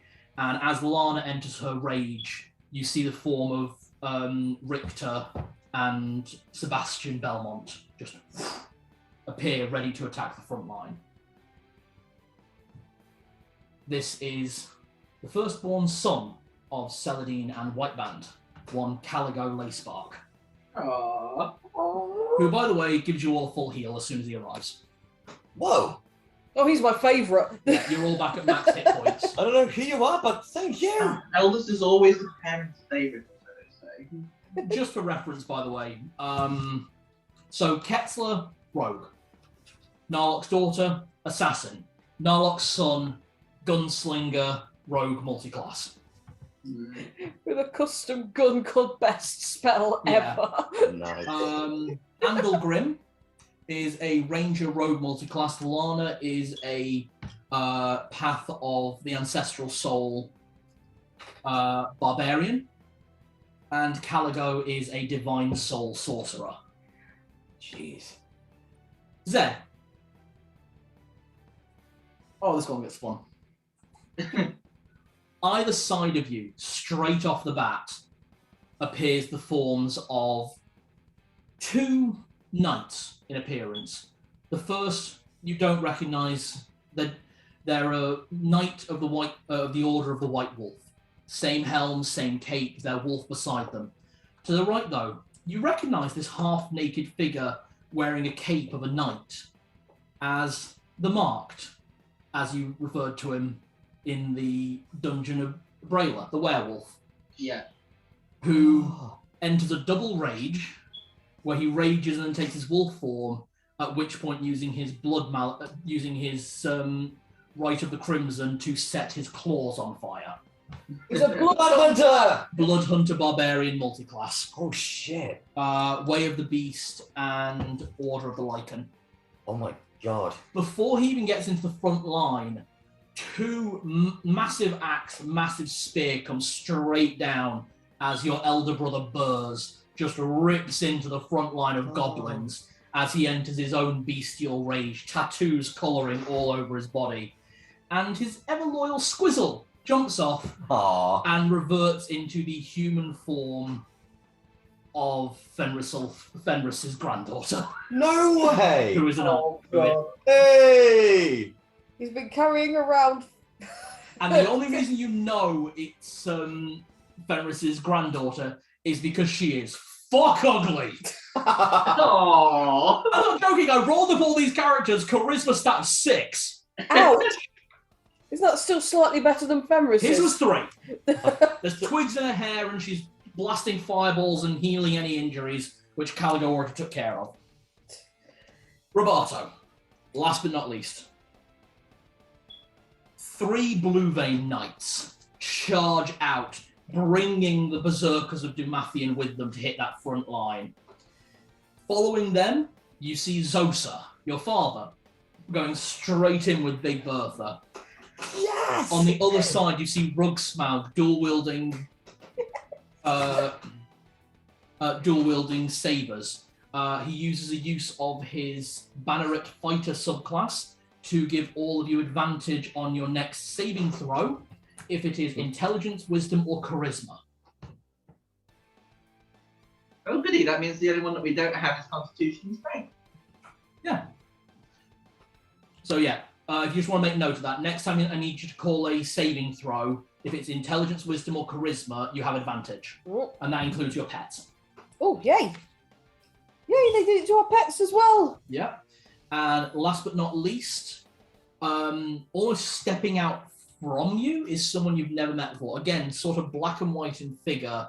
You've seen this race before, but not this individual. A blue-skinned, slightly scaled tiefling with ram horns and a monocle tucked into his breast pocket as he draws your own swords and charges the front line, giving you a bardic inspiration, a D8. I don't know who you are, but thank you. Where'd you get my... Never mind. He Press the tries to say something but can't reply. The ones from the future will not be able to speak to you. Okay. Please tell me Tilly didn't go trans. Did Tilly go trans? Oh, Tilly's a drow. Tiefling. Trans species? Transpecies. Transpecies and transgender. That's a double whammy. No, these two know this character as Rancid. Or Sid Rance. Oh, wow. It's a character from the one-on-one RP that me and Jenny play. Basically, it's the big bad evil guy of the entire campaign who has the same swords as Roberto. And I was telling these two I worked out that after the campaign, Roberto goes travelling and winds up apprenticing Rancid when he was still good. Oh my god. But the fact is there's now 2 life and souls in this. Wow. Oh my god. As all of this is just happening, these hordes of associates that you've made allies with through your connections in the future will give birth to or build up in some way. Zed, you get a little glimpse of the future in Mark, knowing now that you have actually introduced blood hunters to Vestalt. Oh, wow. Because of the use of that Nice. spell that turned a load of people into werewolves by accident. Oh, wow. It was a success. I cast it successfully. It just went on. as we both know, if someone is under that spell for so long, they will eventually crave to become a werewolf again. There Yeah. is now an entire order of blood hunter lichen bloods under the command of the Church of Fenrisulfur. That's amazing. Oh dear, I did that. Hey! And yeah, he's just railing into them with flaming claws. And they open up a channel for you to dash through and reach Goblin Town. You are still down your spell slots that you used, if you used any, and any features you had, but you are all back to full health. Well, That mounts tickles. Shout, hurry! We won't have another chance. charge! Right, yes, hop up on 20 and Roberta, come on. Okay. Guys, Oh, have you got hockey? You can resummon Hockey now, and she's back at full health. Yep, I resummon Hockey. Guys, before we go in there, I take out the ring. I wish for the total restoration of our party. Spells, attributes, health, everything. Your ring shatters, but it is done. I take it this doesn't. do I get my divine intervention back? It's not, no, because that takes 7 days, as does that. Right, that is now going in. No, those two super broken abilities are only not broken because you only get a use of them once. That's fine. So That means I now have all of my spell slots back, which means I've now got 3 Divine Smite at second level and 4 at first level. So, all of our spell slots, right? Yeah. All of our abilities that are once per day, yeah? Yeah. What about my hit dice? Can I have I know that's probably of no use whatsoever, but Yeah, you have them back. excellent. Literally, it's as if you just had a long rest. Whoa. That's what that regen does. It gives you one long rest, which is why you two don't get those features back. That's fine. It was awesome. It was handy. I've already got a lot of good boons. That was a That's really use. good use of that. I am genuinely surprised and impressed. I Fuck thought. it, inspiration point. Thank you. I literally thought, oh shit, we're gonna need help. Yeah. Is everybody able to travel quickly now? On your mounts, you will make it there within 2 rounds, seeing the combat just opening up. Narlock, your son, is basically playing Overwatch. So the second that anyone gets within range of you, he attacks with his rifle, and then he action surges and attacks and attacks and attacks again. Whoa. By the way, most of those shots have sneak attack damage applied to them. The only thing I'm doing is smiling at him because I know he can't hear me. But Yeah. And you're just seeing your daughter flitting around like bink, bink, bink, bink, bink. Almost like she's using Misty Step to just sneak attack things with short swords. Meanwhile, Ketzler is randomly turning into whoever he just shoots in the face. So he's shooting you see him shoot a hobgoblin, turn into the hobgoblin, and disappear in the horde. And then you hear another bang! Commander, what do you? Celadine, you're watching Andalgrim's arrows just litter the range, just drop goblin after goblin after goblin over and over and over again. By the way, one thing you do notice is most of the hobgoblins are armed with guns. Nice. You see Lana just having a great time with Rugsmell, just throwing enemies in the air, and the blue veins are getting involved there as well. They're having a riot. Meanwhile, Caligo and the Holy Knights of Bane are just healing everything in sight over and over and over again. He is regularly using Quicken Spell and Twin Spell to just burn everything inside. He is not worried about wasting his spell slots. I have no idea what he's doing, but I'm really proud of him.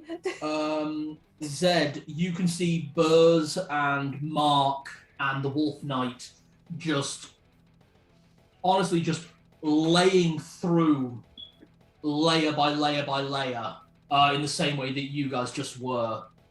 Meanwhile, Squizzle is healing everyone she can or randomly turning into a giant monster of a creature to just decimate the lines.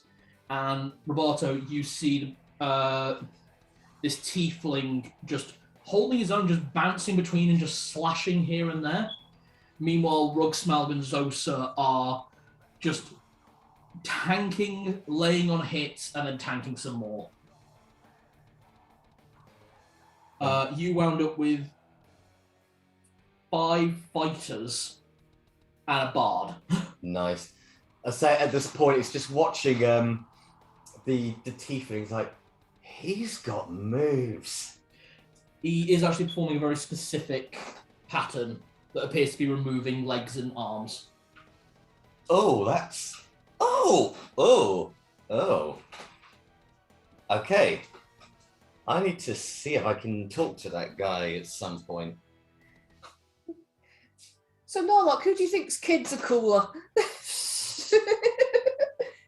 Just ask for charge. Yeah. I'm packing some dice away just for a moment. Hey, mine can fly.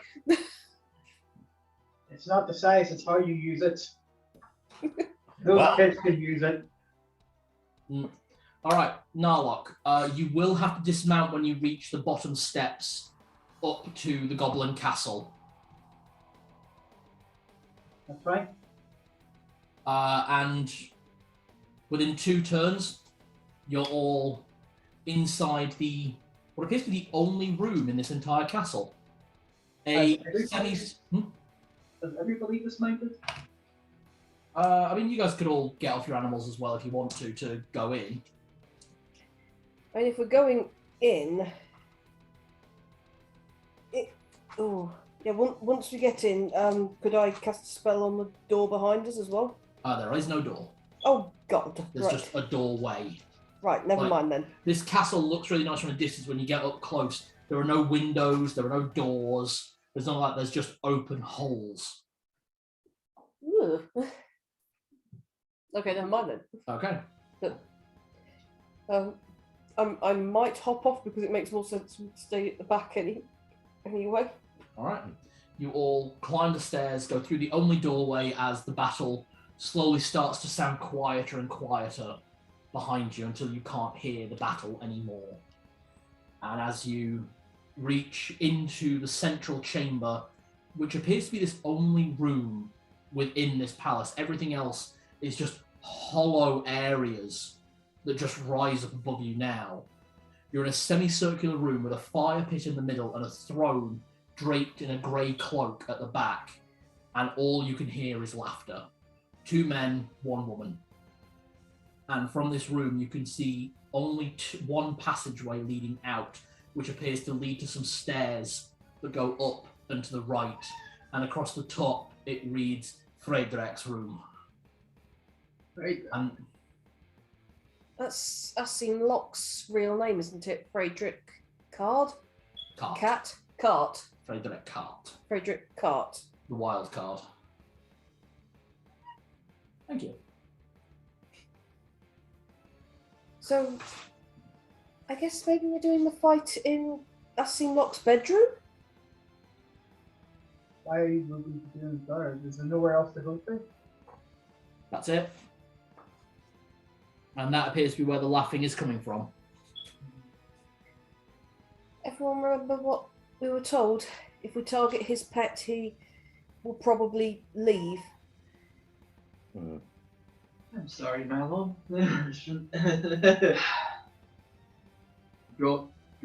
Everyone draw your weapons.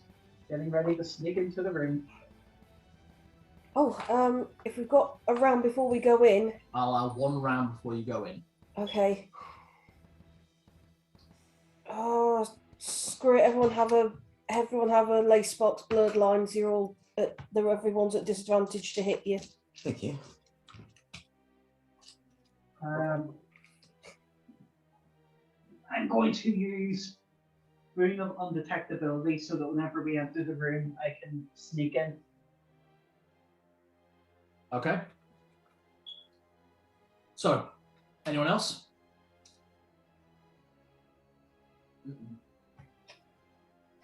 There isn't anything I can do. I've already cast my blessing. All right. That's it then. Whatever happens, it's been lots of fun. So, out of RP for a second, we're literally going into the final fight now, guys. This is the final boss fight. I can also tell you this is the last planned fight of the entire campaign. How many years? 2 years. It's been good. We started July 2020, just after we moved into this house. We really started about 2 months before that because I started running the 0 sessions. So yeah, we're pretty much bang on 2 years. Just after lockdown, wasn't it? Started. After the big lockdown was called, yeah. You guys have got married in that time. We're going to have a baby at that time. And you were about to have a kid. And Dudley got a job he actually I've likes. got a job that I like, and I've got to be. And you went from the evil being Q to the NHS. Yeah. A lot of stuff's happened. I started my course in that time. Yeah.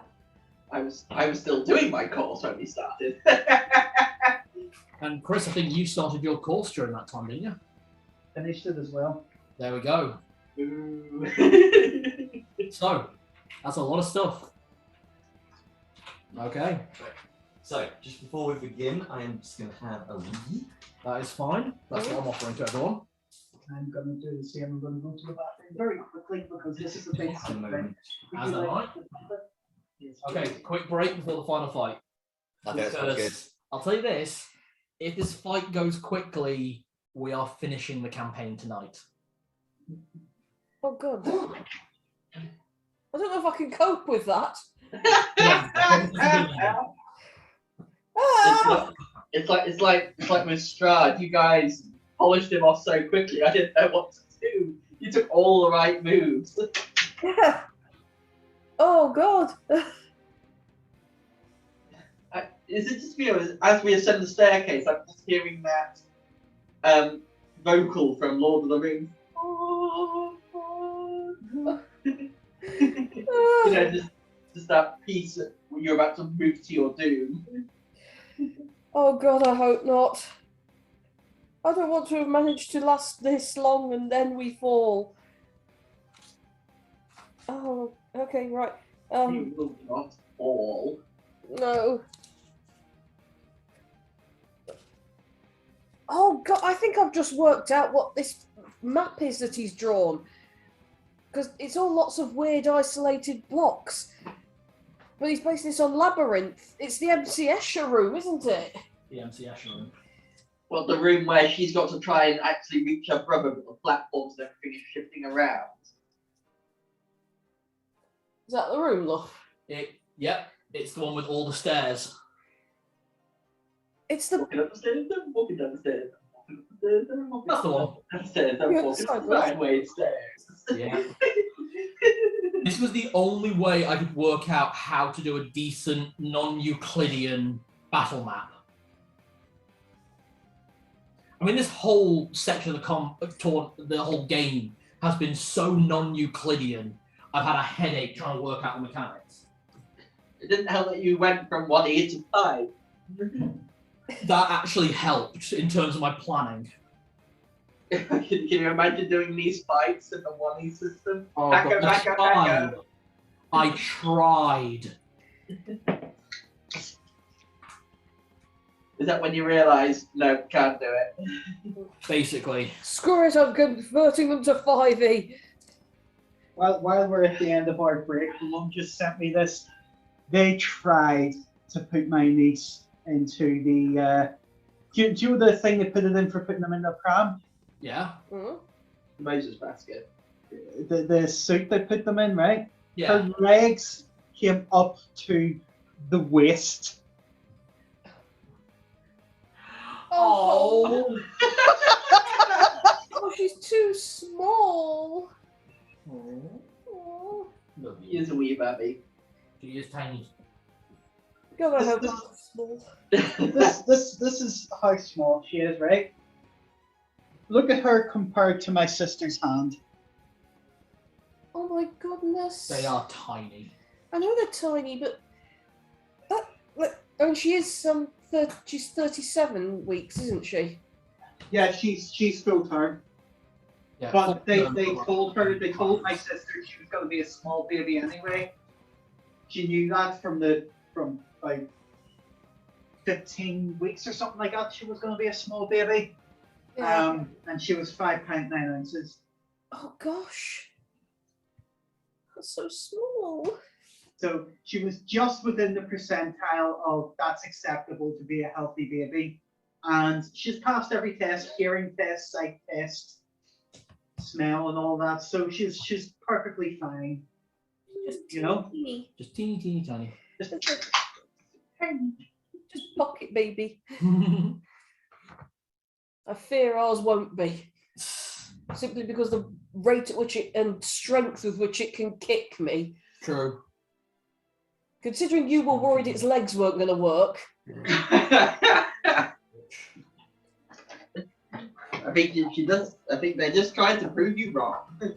Yeah, I'm pretty sure of that myself. Right. I will go get my minis. And then we're going to start this. Whereabouts is the entrance on this? This is an MC Escher room. You don't know. Oh no. What? It's an MC Escher room. We don't know where the entrance is. Well, I guess I raise my glass to this final fight. This is the end. The last fight of Travellers of Leyspark. It's been one hell of a ride. I've But- never wished I could have a drink more. Oh, sorry. I'll clink, and once baby is born, you can have all the drinks you want, and they'll be the best quality drinks you can ever have. Mm. And then there's those bath bombs, Yeah, my D&D bath bombs with dice inside. Yay. and a shit ton of coffee. Oh, man. Coffee Come again. in.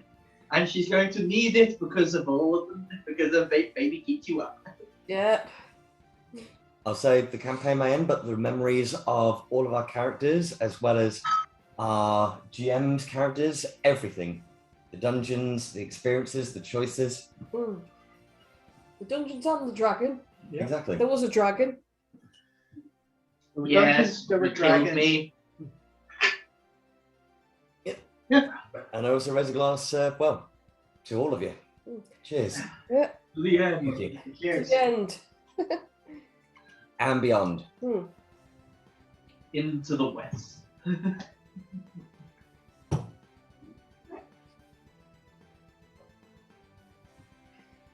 Okay. Griff, I forgot how big her knockers were. Sorry. Sorry. Is that another one? Is that another one for the book? Is it? I've got how they're all close there. Sorry, I remembered painting her, but I'd forgotten. Hang on, I'll take a picture of her. Oh, fucking hell. Bubbies. Can her boobies be used as flotation devices? Yes. Almost certainly looking at them. I've seen those, and I feel for the poor cat. You've seen them, those kitty cat backpacks. A backpack. Oh, yeah. The cat carry cases that you wear on your back that look like spaceships. Oh, sorry, just had a real bad coughing bit there. Oh, wait, the lair actions are actually on the Spring King, 'cause this is his lair. Sorry. Sorry. Big knockers. Knock knock, who's there? Damn. Can I pop them? Oh, God, this is going to be awkward.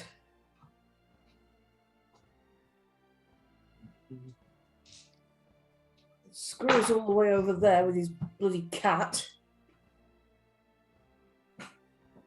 And Captain Grundulus Maximus is here. This is going to require battle cams. Oh, yeah. I didn't realise the Red Witch had such huge norks. And I'm going to keep your initiative order as it was in the last two fights. Okay. Is that alright with everyone, or would you rather re-roll for them? I'm happy with mine. It's fine, Yeah, okay. keep them running. I would have dropped the concentration on the enlarge now because Only lasts for a minute. Oh, actually, it's still be active still, because you guys running up there was only about 30 seconds. I mean it was a free spell anyway, but it is a concentration spell, and I might need my conks at the moment. Yeah.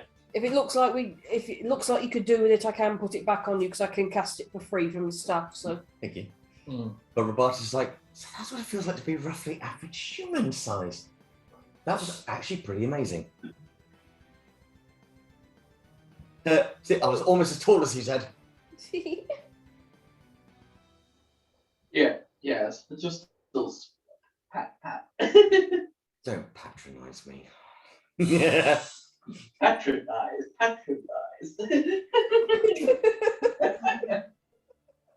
Next time, instead of kicking him in the ass, I'm going to punch you in the balls when he was expected, Zed. So you better be wearing a special adamantine cup of Fenris Alpha, maybe. I'm so glad that we're going into the last fight and we're arguing about kicking people up the arse or in the balls. And Clive is going to place bets if I actually hurt you or myself. Probably myself.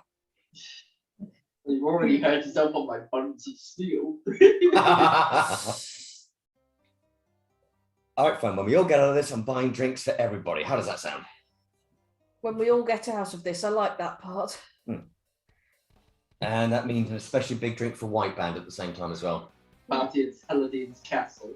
I don't have a castle. No, you have it. Citadel. Yep. You have an entire country. At the moment, we've got a cathedral. It's very depressing. This when the police of all the other countries showed up before that. Bestalt, you're being too loud. Turn it down. No. Just have that. Okay. Beats the grave music.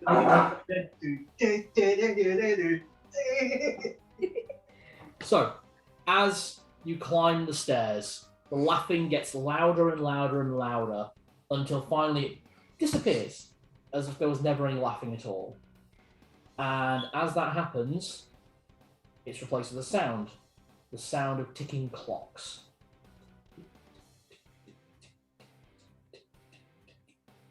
And when they all stop, you realise that you were never running upstairs in the first place and everything has turned black. I need everyone to roll a d12. Both for those that have pets as well, roll for your pet as well.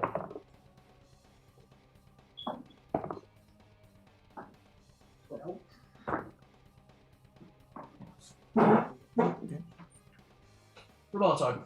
1.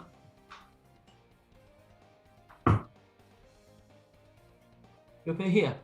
Oh, fuck. Narlock. Well,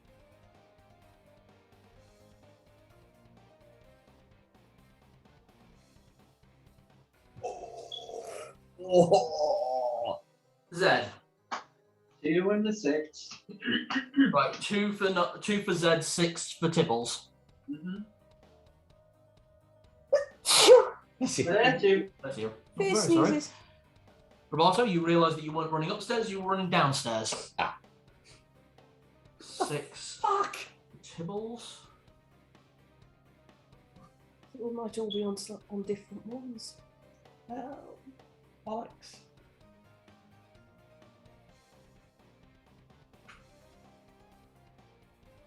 He's so sparkly.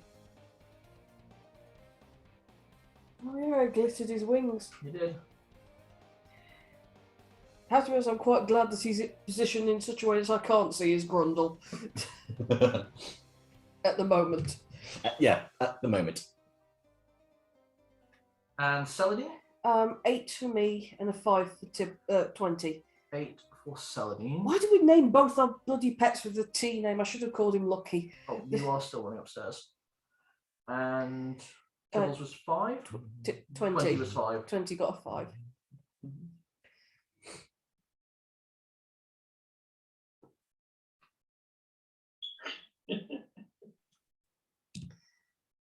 Oh, this is going to be fun.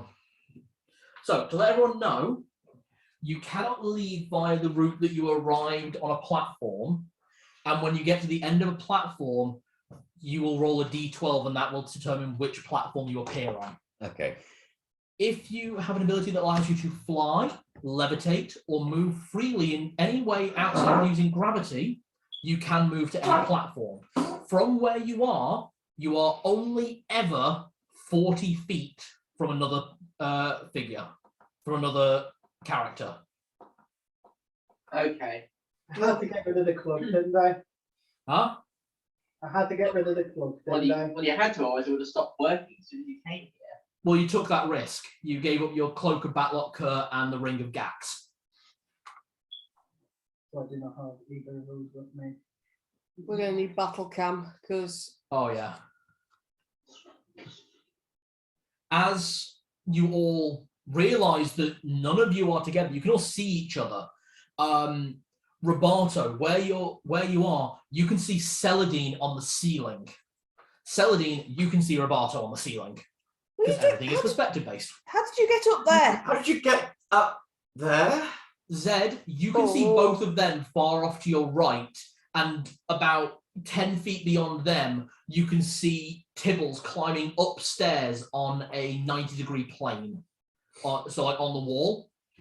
Celadine, you can just see Tibbles off to one side.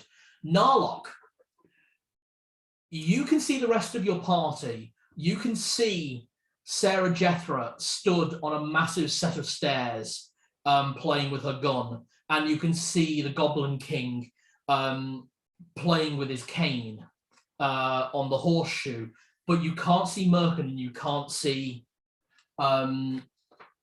Scora. The rest of the party, you can see that Scora and Merkin are literally next to Narlock, behind a wall. The only person who landed on the platform as another character was Narlock, who landed in the same area as Merkin and Scora. Fuck. Someone's feature. Anyone know Thieves' Can? Question. Answer. Because I said I was going to be sneaking into here, am I seen? You're behind a wall at present. You don't know if you have or have not been seen. But do I have a clear line of sight of the Goblin King? You do, yes. Before we start initiative, I do need to ask one question to everyone as well. I know that Narlock has an orb of scrying, and I know that there's another orb of scrying in the party. Who has it? Not me. It's not in my. Was It it? might Was it have- no, it wasn't Celadine. It was Roberto who took it. I must have. No, I you must gave have it. actually- You I gave must have it taken to it. everyone. You I gave must it have taken it. I to- forgot to wrap gave it it to today. Battle of Hell. That sounds right. That sounds right, that it's Narlock and Roberto.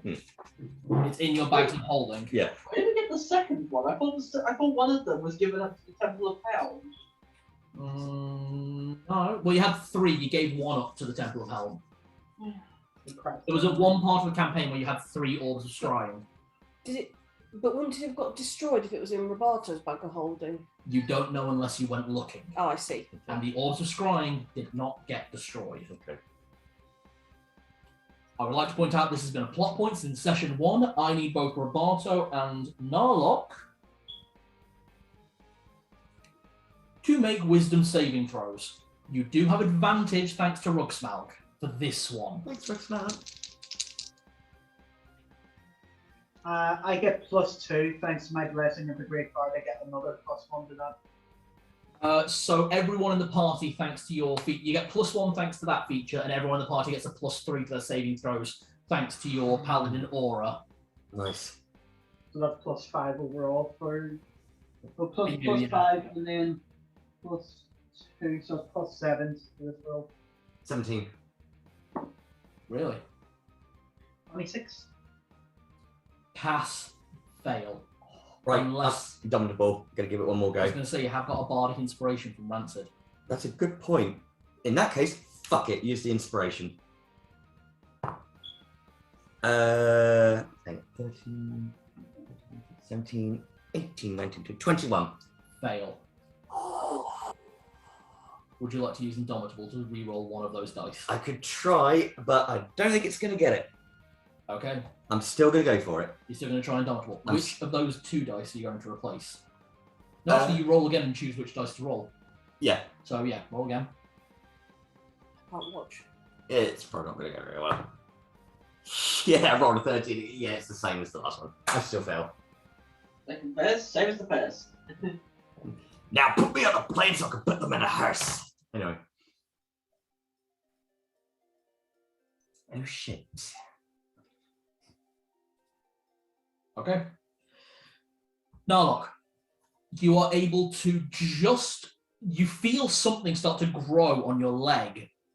And then as you look down, you see the orb of scrying coming, forcing its way out of your bag of holding to completely surround you. You manage to withstand whatever's going on and just break away from it. And as you do, the orb flies straight to the hands of the Spring King. Roberto, you failed your save. You are trapped within the orb. You are trapped within the crystal and are asleep until you try and wake up or someone breaks you out. Ooh. Does the orb go to the goblin? You are in the masquerade in your dream. You know you are dreaming. You know that you are in a fight. But until you are released, you are trapped. You are asleep. You need to wake up, and then you need to try and escape. Holy shit. And I've just covered Roberto's mini with... Yeah. Do I see this? Everyone sees it. So he is just held in place. Do we see the crystal moving Oh, you see the crystal fly to... with Roberto in it? No, the crystal with Roberto in doesn't fly to the Goblin King. Right, that's what I was asking. Yeah, no. So the orb, sorry, it's because there were two orbs. Oh. So the orb that Narlock had, because he managed to break away and not get out, has flown to the hand of the Goblin King. Mm. Meanwhile, the one that trapped Roberto has trapped Roberto. Okay. That area, by the way, is now completely blocked off from that side until it is dealt with. Ooh. It's just like thing in Final Fantasy 7 with what Reno does with the pyramid. Oh yeah, it kind of is. Okay. Oh, I hate that smell. But very good move. Give you that. Okay. Tibbles opens initiative. Goblin King stands there laughing, and Sarah Jethra cocking a gun, and Scora just kind of leans around and waves at Narlock. Tibbles is going to run up the stairs to find. Basically, he's trying to find his way back. So he climbs the stairs. It takes 10 feet of movement to get to the top of the stairs. He's now on a square platform. There is another set of stairs that go down on the opposite side. He heads down those. 10, 15, 20, 25, 30. What's his speed? 50. Okay, give me a d12 roll. 5. 5.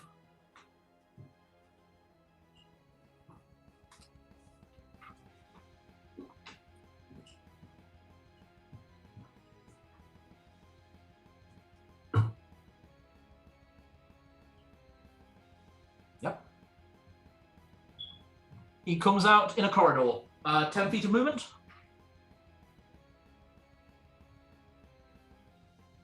He can now see everyone except for 20. All right. 10. He looks around the corner, and at the bottom of the stairs, he sees 20. Connection Yes, error. please. Connection error. That's fine because. Sorry, connection error. Oh, hello. You okay? Hello? Hello. Hi. Hello? Hello? Can you see us? Oh. I'm not sure they Have can we see us. reconnected? We're getting there. It's still a bit shaky, but yeah, we're getting there. Yeah, Okay. we're back. Okay, we're back. Great. No. It's like every now and then it'll glitch. Right. It's doing a Bethesda. Okay, Duz has just sent you a battle map picture. Yep.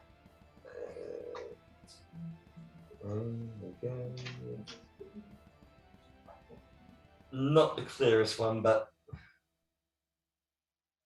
Might need to move the camera, love. The actual camera, or Well, actually, that might be a better idea. So yeah, I'm going to move it down so we've got a full look at what's going on. Yeah, because this is going to get complicated. And it is.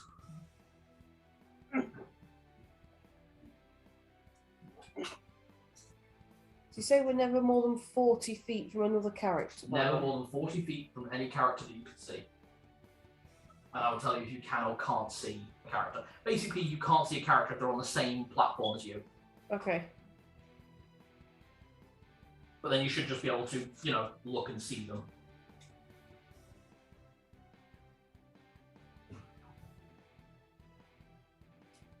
Alright, how's that look? Guys? Yeah, we can see it. Yep. Okay. Can't tell which miniature is the Goblin King. It's the one with the big blue wings. Yeah. In the Oh, I see. In the middle of the horseshoe. that's him.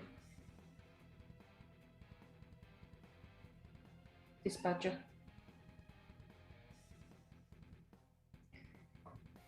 Okay, the Lead Witch is going to use a legendary action to shoot Narlock.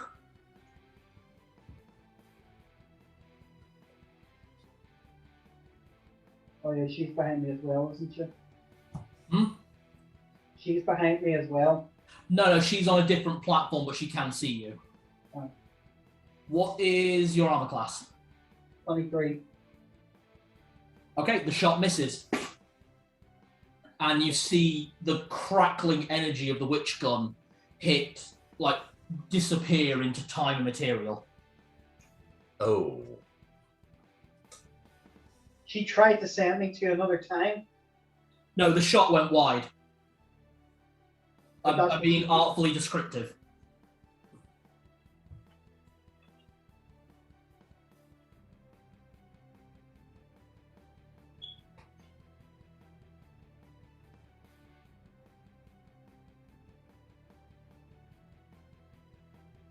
I just forgot to do one thing.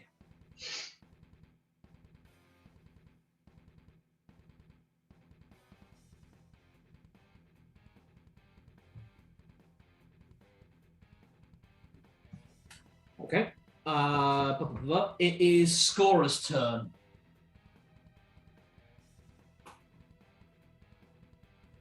And Scorer is going to use his freedom of movement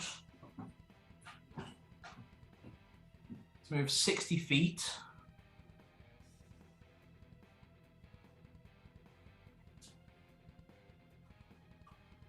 To the top of the stairs where his mother is, and then throw a dagger at Celadine.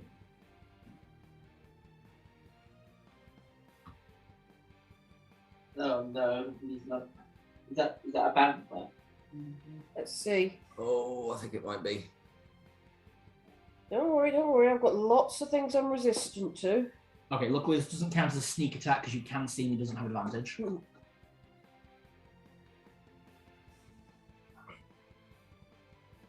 So that is a...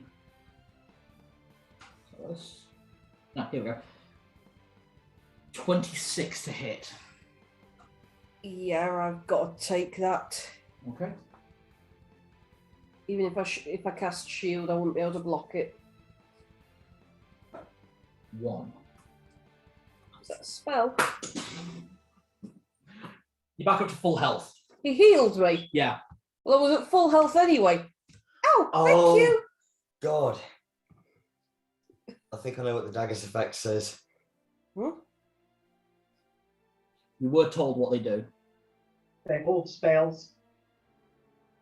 He just threw his healing dagger at me. Yeah, it actually nullifies the damage that he could have inflicted. Oh God, so anything could happen if you get hit by that.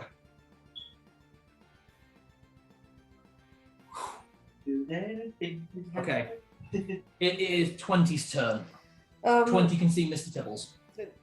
Go up to Mr. Tibble. Can he see? He can't see literally anyone else, and he can't get to anything else. You can see everyone else, but on different platforms. The only way for him to move is he's got to get over Tibbles. Yeah, this is actually kind of fucked because you also said that they can't leave via the same way they came in. They can't. 10, 25 to get to there. And can he take a running leap to get to another platform? I mean, He could.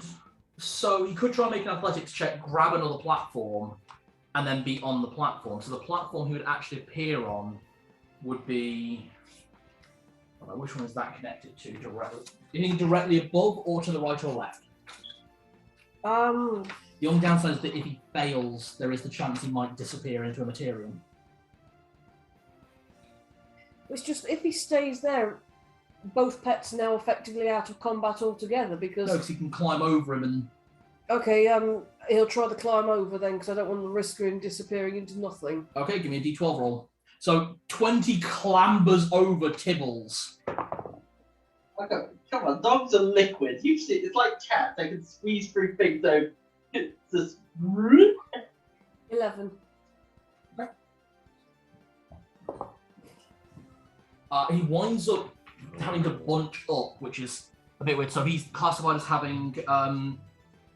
He's got 40 feet of movement. So. Yeah, so that used 30. So the last 10 movement would get into there. Basically, while he's in that corridor, because it's a narrow space, it's difficult terrain for him. That's fine. But that's where he is. Can he see anything from there? He can see everything from there. So directly above him at the moment is Sarah Jethra and Scora. To his right is you, to his left is Zed. Kind of off diagonal, you've got Narlock, who's now next to Merkin. Yeah. All right. Oh, by the way, I should say, the area that Narlock is in is actually at the lowest point that you can all see. Like, it's below other stairs. So Narlock, unlike everyone else, the only way for you to look is up, and you can see everyone else. Okay?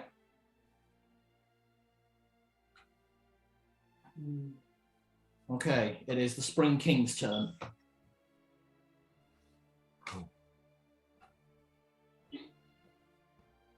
Get to finally see what you can do.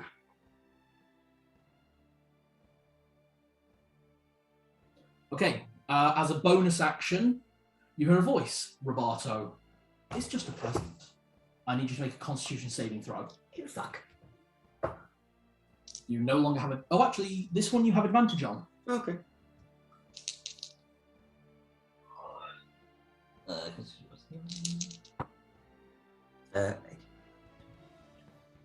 27. Pass.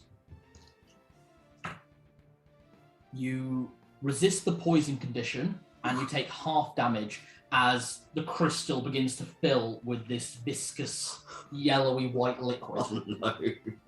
Ew, he's not in yet. He farted.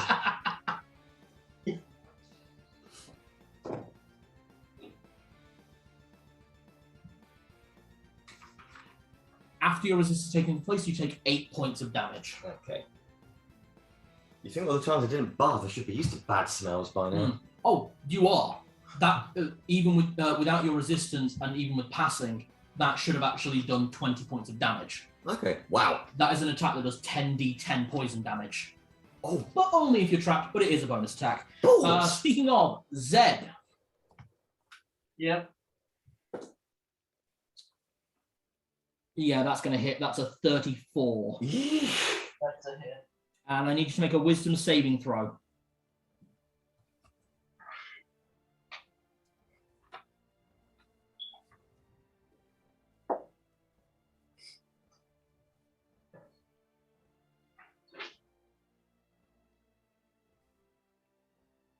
$22. That is a fail. You are trapped within a crystal sphere. Oh no. As he flings one of the crystals at you and goes ding, ding. And you appear to be now in a beautiful dreamscape. It isn't a charm spell, is it? It's not a spell. Everyone's still getting. He's getting disadvantage to hit, right? Because of. Oh, you're right. That was a disadvantage hit. Thank you. Everyone should have. That still hits. Oh, for your first saving throw with a wisdom one, you had advantage. Do you want to use that? Right. Yeah, sorry. For the Bruxmalg. Bless you. Thank you. Okay, we'll take that. Yes, crit. Okay, you are not trapped within the crystal. God. You start to hear the music of the Fey Courts, and you start to drift off, but then you pull yourself back awake. And as you do, you kind of kick the crystal off, and it glances back to him, back into his hand. I should really get one of my contact juggling rolls when I'm doing that, actually. Yeah. Well, where is one? There's usually one everywhere. The back room, maybe? Oh, and I think there's definitely some in the shed. He needs to have his balls out. Mm. Could I quickly borrow Xanathar's goods? Yes, Kristen. Just so everyone knows, it is Roberto's turn next. Hey? After Oh, yes, Spring it King, is. it's Roberto. Yes, sorry, I thought it was Zed's turn still. But sorry, brain fart.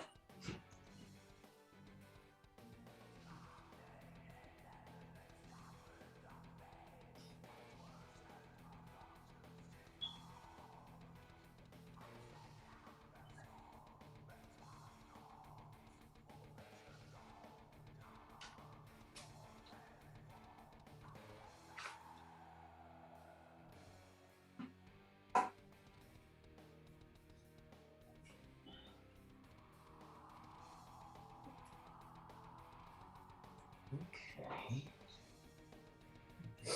That is not something that you can see, Dudley, but I can see it here. See, because of the color of the table, your notebook that you're reading right now on the camera looks like it's hovering. Which one? Yeah. Oh yeah, it does. Because That's kind of like a bit like an optional.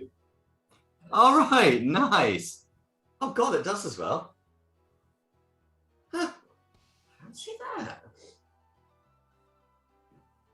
Ah, but it is floating. It's not. It's not a trick. Ah, what's up? optical illusion it's causing Dudley's notebook to look like it's hovering. Ah, weird. Okay, got one. Okay, Roberto, Oh. you need to make a wisdom save. See if I wake up. Yeah. If you can pull yourself out, then great. If not, see what happens. My wisdom is not very good, but we will see. Have it. 19. Read the saves. Oh. Plus 3 for the save, that brings it to 22. 19, 20. Yes. That's still a fail, I'm afraid. Unless you want to try using Indomitable. I've already used it, and I can't use You it only again. got one use per day. Yeah. Yeah, you have. Okay, yeah, you're still asleep within the music of the dream. It looks like it's a nice dream, so. It is a very nice dream.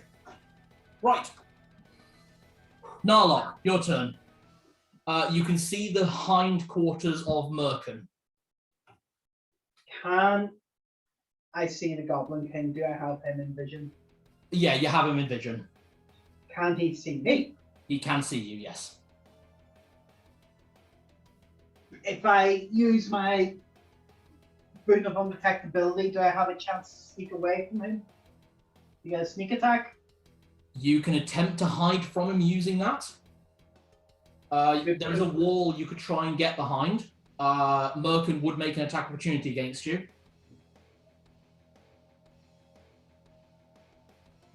Okay. What's going to be boon of undetectability, giving me a plus 37 over 19. That's 56. And then So you're going to try for that. what? So you're going to try for that. A 56, yes. Okay, if Merkin gets an attack opportunity. And to Merkin, give it -9 to its roll using boon of fate, That makes it a 16 to hit. which does not hit. As Merkin just goes, tries to scratch you as you get past behind a wall. Now, depending on my next roll at throwing the dagger at him, I'm either going to use boon of combat prowess or go off my roll, depending on what it is. Okay. Yeah, I use boon of combat prowess. It's an automatic hit.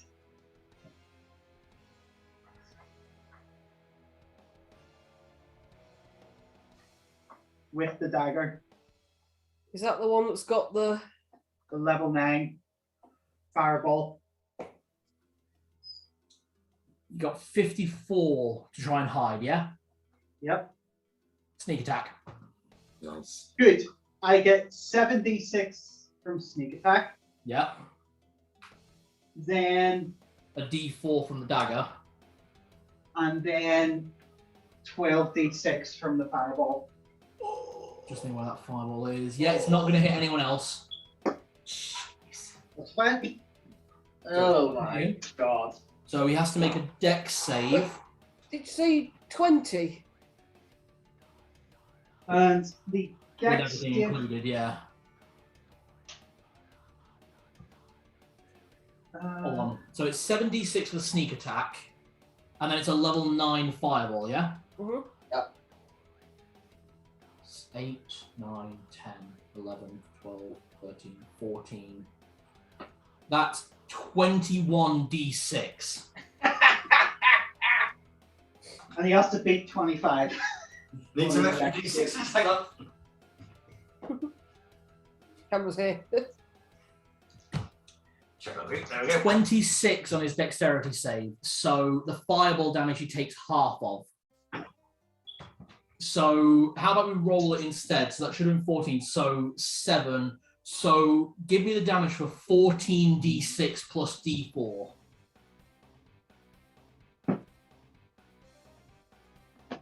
Three. And would you like to attack a divine smite on that, sir? Yep. 9, 10, 11, 12, 13, 14, d6. When the divine smites to him, what's that going to do? It'll hurt. Yeah. Are you doing it at second level? Yep. It's an extra 3d8 then. Okay. And then d4. Where's the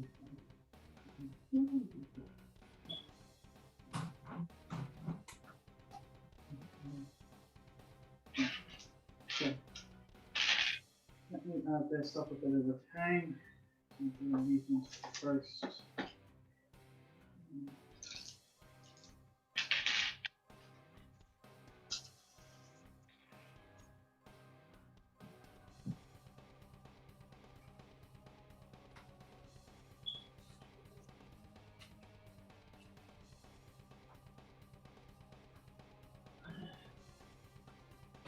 I do need the fire damage separate to the divine and to the radiant and the piercing, though. The fire damage was 31.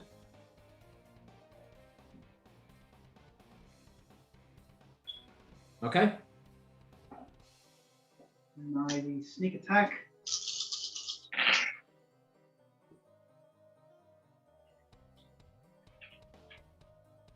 It's 15. 15. Yep. Wow, that was a crap roll. And a 4 for the thing itself. And then 14, 18 for Oh, the wait, that wasn't- divine smite. So 31, 15, and 18, and 4.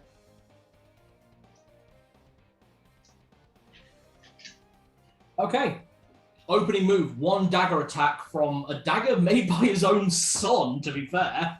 And he looks pretty hurt as the fireball just ripples out. Oh, you're one of those.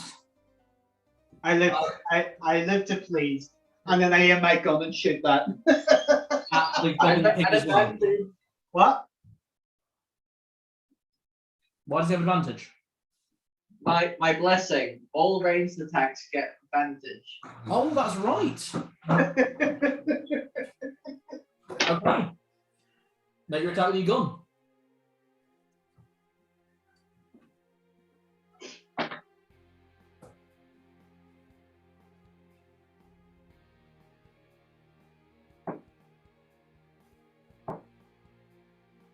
Well, I will take the 16 over the not 1. Plus 16 plus 12 is going to be 28. That hits. And that's going to be 10 plus 5. 12 damage from that. Wow. He's looking hurt. You can see Burns just like he seems more surprised than anything else. And he's going to use his legendary action. Just before he uses his legendary action, I get a third attack, don't I? No, because you used a bonus action to hide. Oh, yes, I did, yeah. My mistake. Go on. Okay.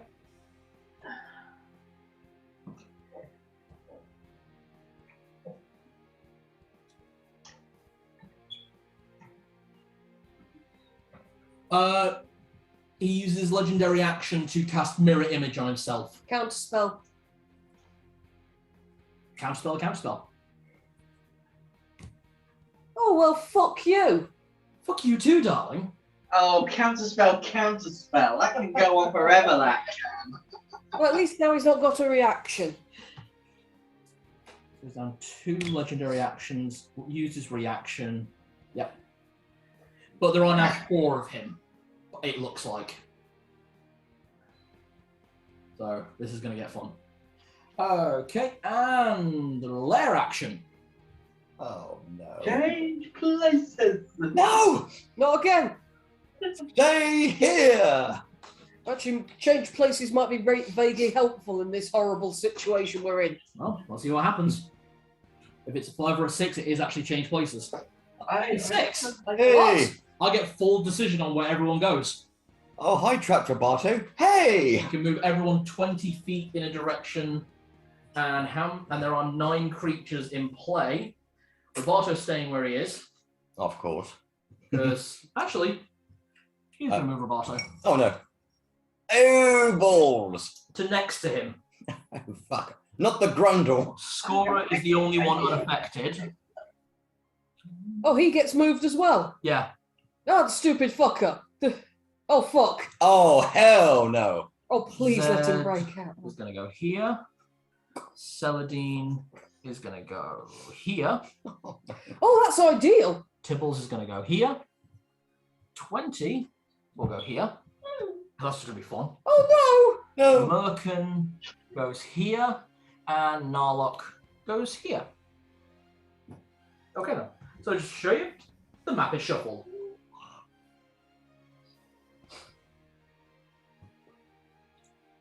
no. Okay, whose turn is it? God only knows. Scorer's second turn. Oh, because he needs 2. Well, freedom of movement.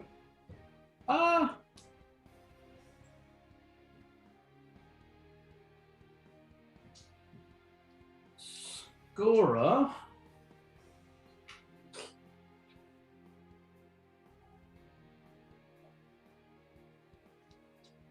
is going to throw a dagger at Celadine. Now again, you can see him, so this is the sneak attack. Yep. You okay? Mm-hmm. Yeah, that's gonna hit. That's a 36. Yeah, there's nothing I can do about it, so. So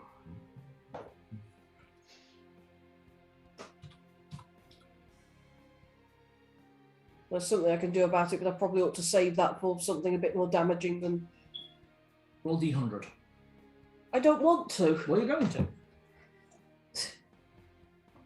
I'm carrying your child. Yes, I'm going to be mean to everyone. Don't worry. 98. 98. You take 98 points of damage. no I was going to say that'll be a little bit excessive. 16 points of damage from the dagger. Oh, okay. It is a magic dagger, so it does get 3 resistance. Okay, yeah. 98, you said. Yeah. You're surrounded by the sound of faint ethereal music. It's actually quite pleasant if a little bit eerie.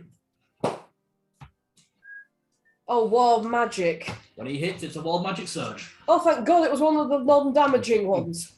Could have been 6 fireballs centered on you. Could have been That's what I thought when he healed you. I'm like, oh, it's one of those. And then he's going to freedom to movement to there. Oh, you slimy little git. Zed, your turn. You are currently at the bottom of a set of stairs. You can see. Can I see Roberto?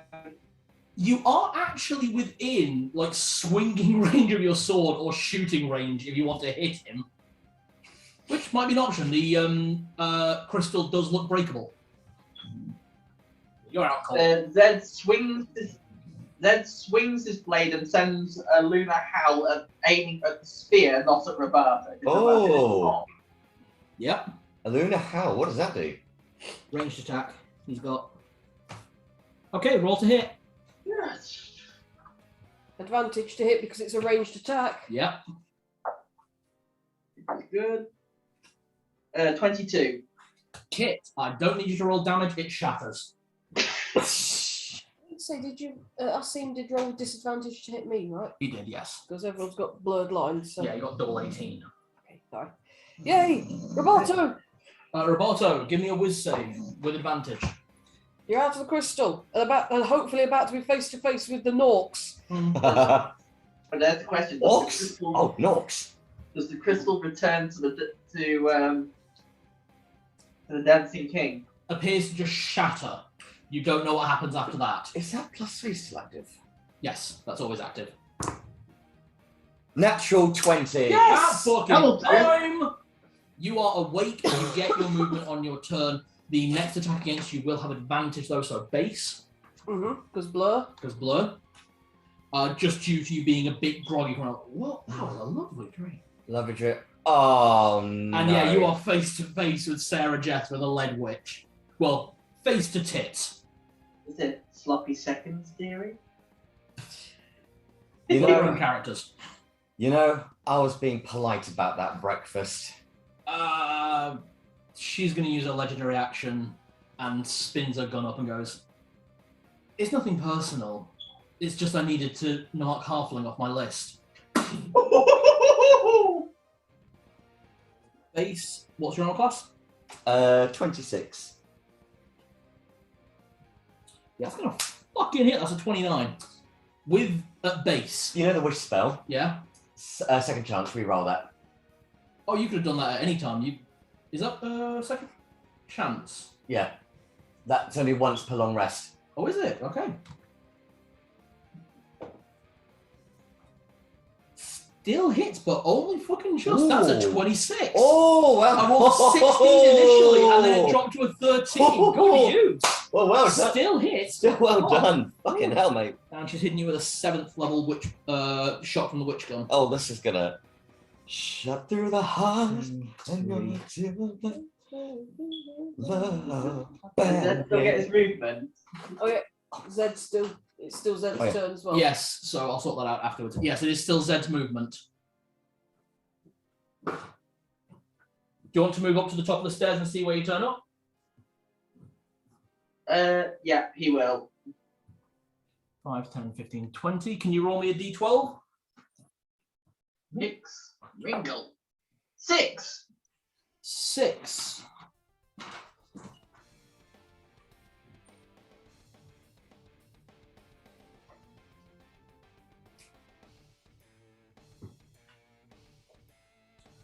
You are about moving the last thing, moving to the top of the stairs. You can see the Spring King.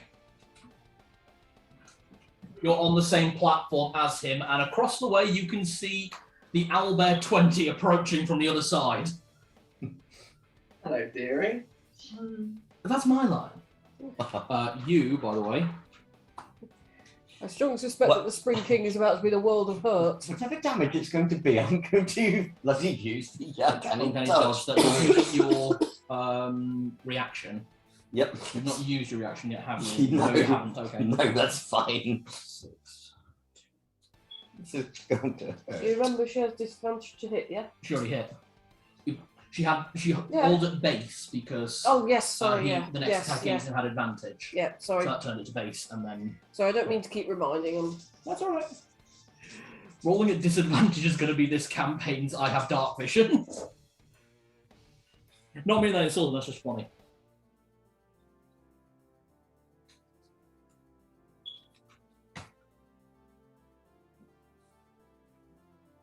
Sorry, that's me moving the map on.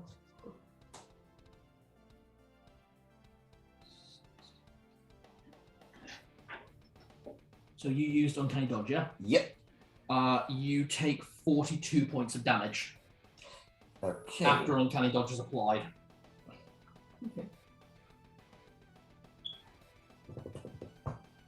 Okay.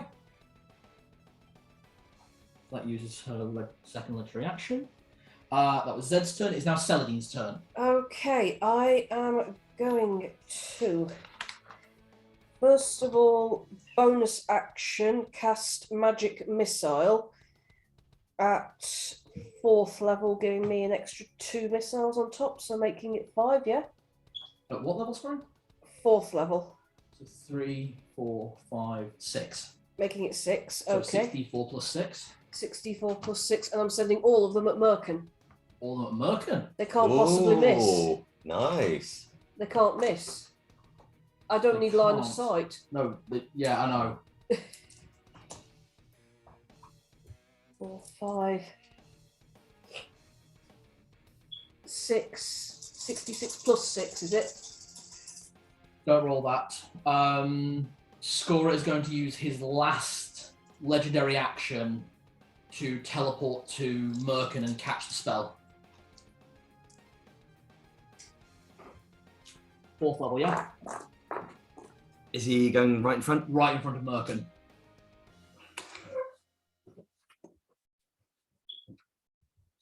Okay. That's probably a mistake, but Okay. I hate using this phrase, but that is what that character will do.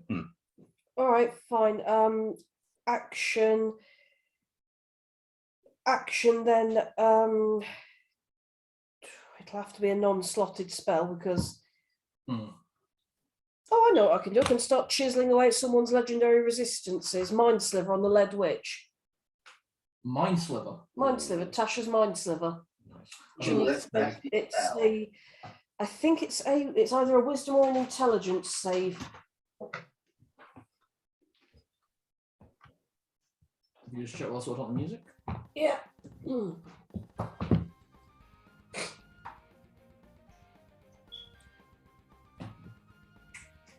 Probably she'll just use the legendary resistance to get past it anyway. It's an intelligence saving throw. So she'll, yeah. Intelligence. As long as you don't crack out the dance macabre. Don't have it. And the DC is 27. she fails on the dice roll and will use her only legendary resistance. Okay, so she's not got any more resistances. No.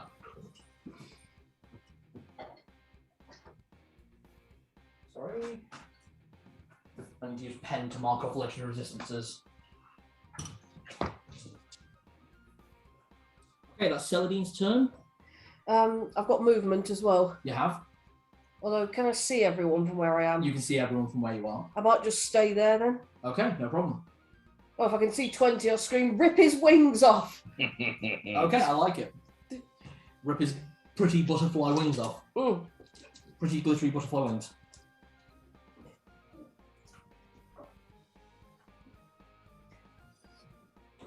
Oh, I just need to get some tissue because my nose is running again. Aww. That's all right. I'm cold.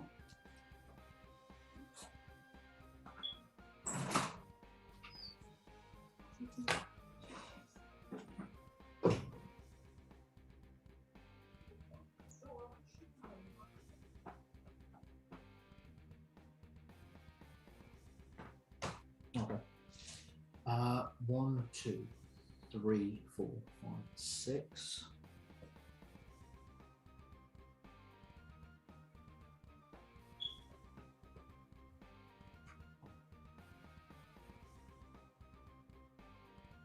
And then a 5th level. Okay.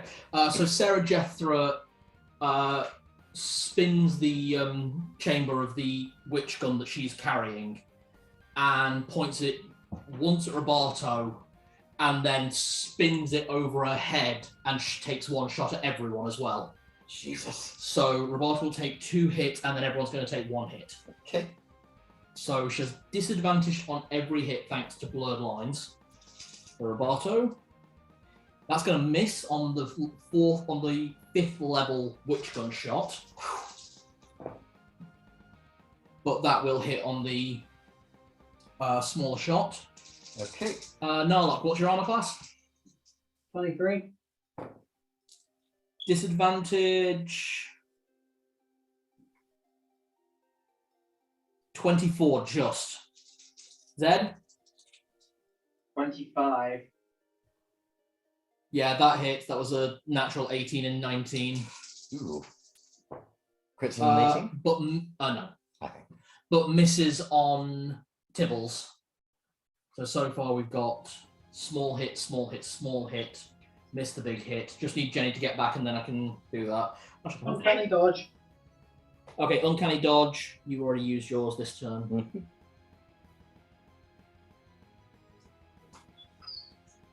So Sarah Jeffries used 2 actions with her witch gun. One to shoot Roberto point blank, but thanks to blurred lines missed. Okay, yay. And then has used a 6th level spell slot to hit everyone once. So far, she's missed Tibbles, but hit Roberto, Narlock, and Zed. Okay. I've just got to roll for 20 and Celadine. Okay. So what's Celadine's armor class? Depends. Okay, fair enough. Well, that's going to miss. With disadvantage, you came out with a 16. Yeah, that misses even without shield. And 20 Needs that's- 22 to hit. just misses. Okay, so it's just the guys. That's... Yeah, 20... Okay, so Roberto and Zed take 31 points of damage. Narlock takes 15.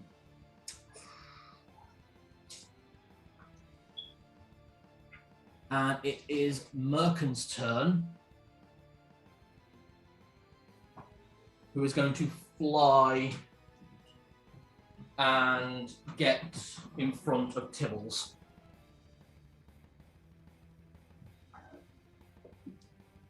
And is going to attack Tibbles.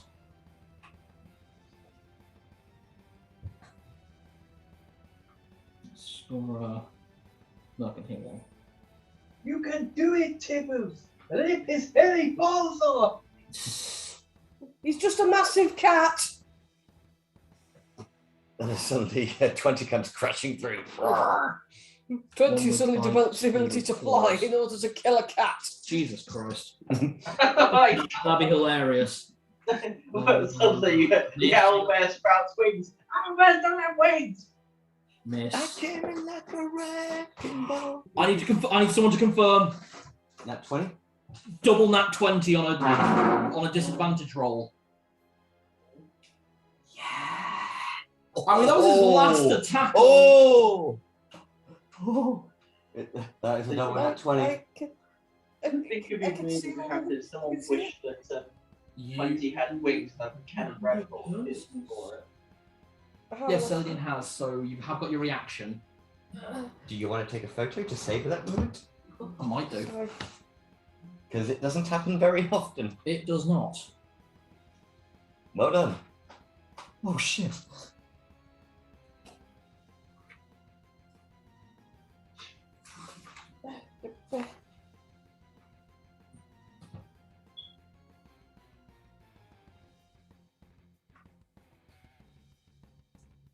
Well, don't worry, I think you'd still have to have the attack, it's just whether...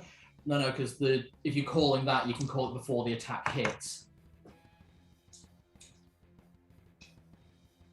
And he can't, there's nothing that the fucking Asimlock can do about it, he used his reaction. Oh, he can use legendary reaction. He's used his last legendary action and his reaction. Good. Temporal shunt. So that's a single target DC, isn't it? It is, yes. Yeah, so it wouldn't work anyway. Wisdom saving throw from Merkin, please. Sarah Jessica's going to counterspell. What? What level is it? What level's the spell slot? Oh, well, it doesn't matter, does it? Well, if it's higher than the level she uses, and she's using a 3rd level to try and counterspell. 5th. Okay, so she has to roll against it. And there is always the option of counterspelling her counterspell. Yeah, that uses a reaction. This is a no one else reaction. has. Yeah. Uses her Arcana. No, it uses her intelligence.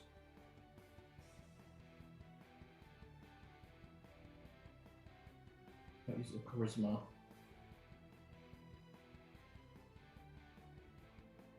Just passes. Mm-hmm. Just. I rolled an 8 and it's +7. So 15.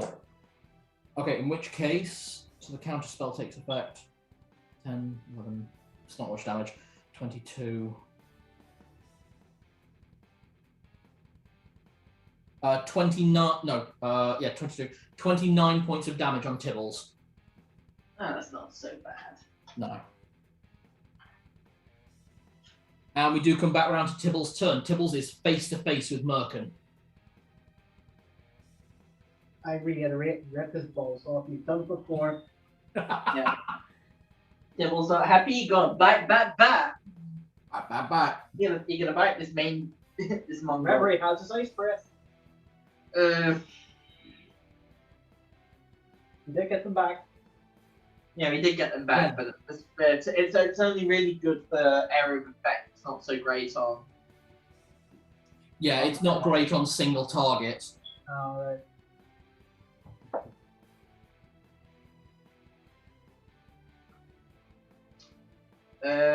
21. Hit. Again, hit. Hit. 31. Yeah, all 3 hit.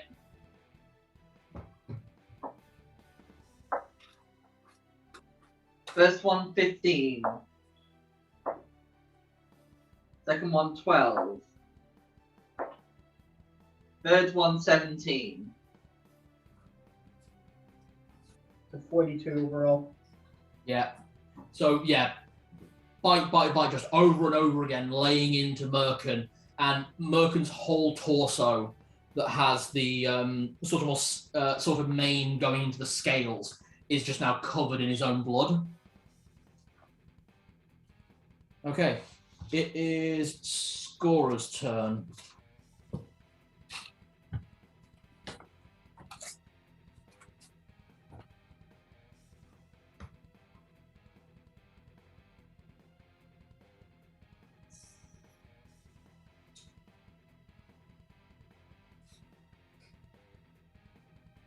Scorer is going to use his freedom of movement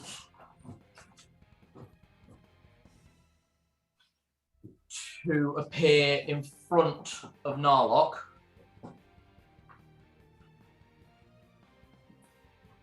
And he just whispers, "Gotta make it look good."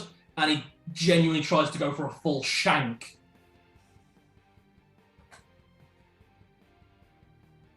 This has disadvantage to hit because of blurred lines, yes? Jenny? Yeah, This what's has that? disadvantage to hit because of blurred lines, yeah? Yeah. Thank you. I can't use uncanny dodge again. Doesn't matter. Nat 1. Oh, okay. Oh, darn it. In which case he will Misty Step.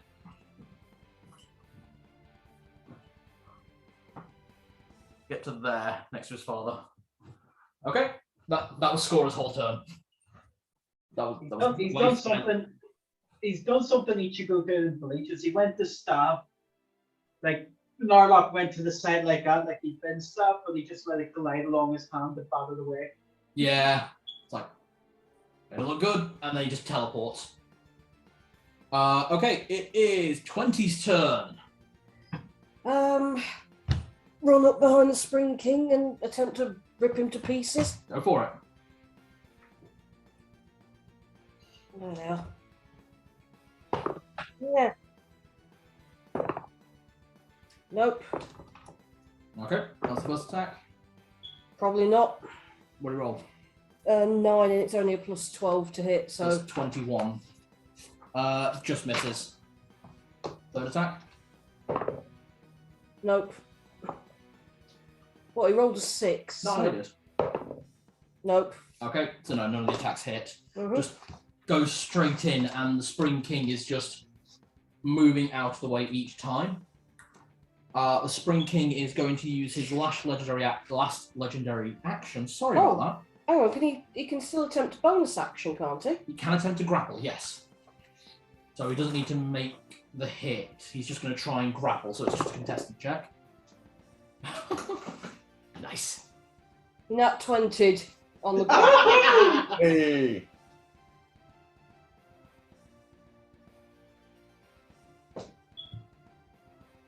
Spring King is grappled.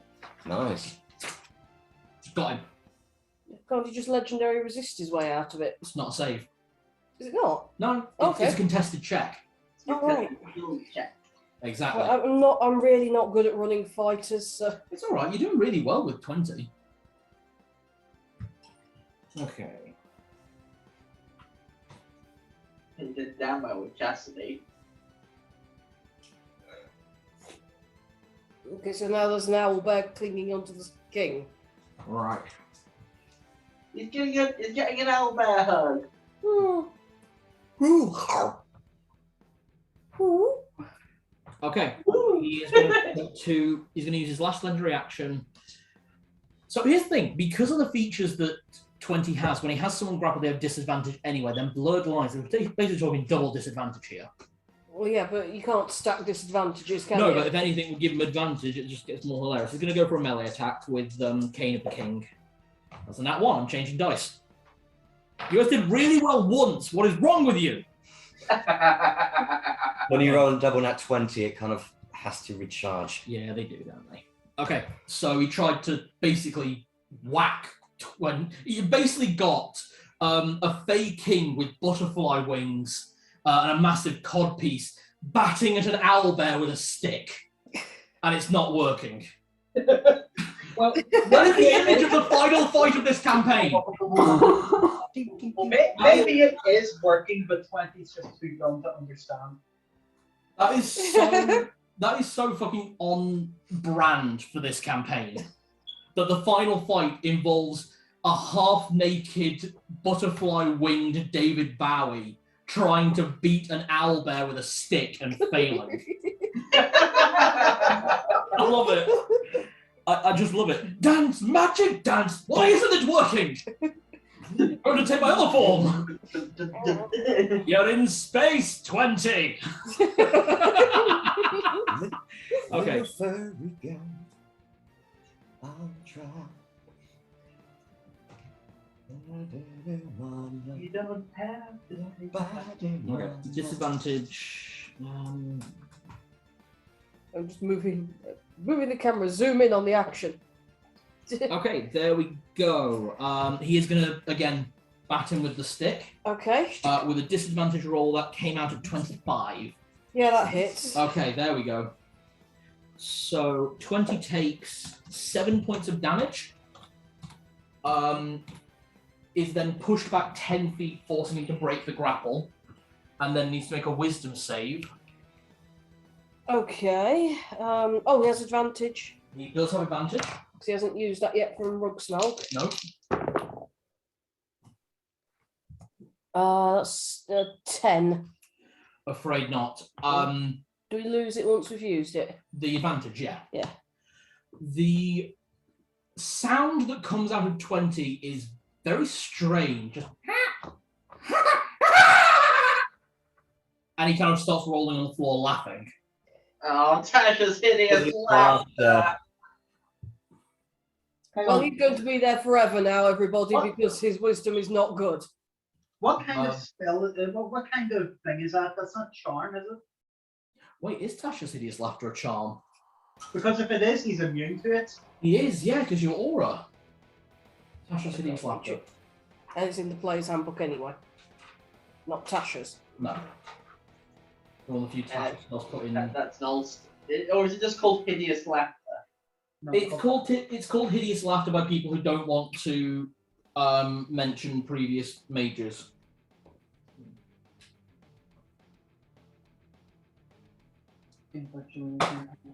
He's immune. Okay. Yes, but not thanks to Narlock. What's his intelligence stat? His intelligence stat, it's minus. It's 2. It's -4 on the modifier. How does it do that? A creature with an intelligence score of 4 or less isn't affected. Is he still knocked back? He's still not back. He doesn't understand the joke. No. Lands Just gotta flat. go, knock knock, who's there? How the dog does its head tip like. Basically, the Spring King says, "You're a space owl," and he "Huh?" gets knocked back. And goes, Well, this has never happened before. He has no idea what. He doesn't know what to say. In fact, he doesn't know that he's talking to him. He's not an owl. He's a dog. Also true. There we go. Okay, Barto's turn. I love that because it does work on creatures that can't be charmed. I love the crux of your fucking intelligence. So Roberto is actually going to, you know, where someone's really pissed off, but Yeah. instead of running, he does that kind of like quiet walk towards her. Both blades twirling. Just like, I just imagine that just yeah. that kind of. He says, "Okay, that was a sort of betrayal that I'm not exactly very used to. I'm going to be very risky for this one now. Risk. I'm going to use Soul. I'm going to roll 8d10. 8.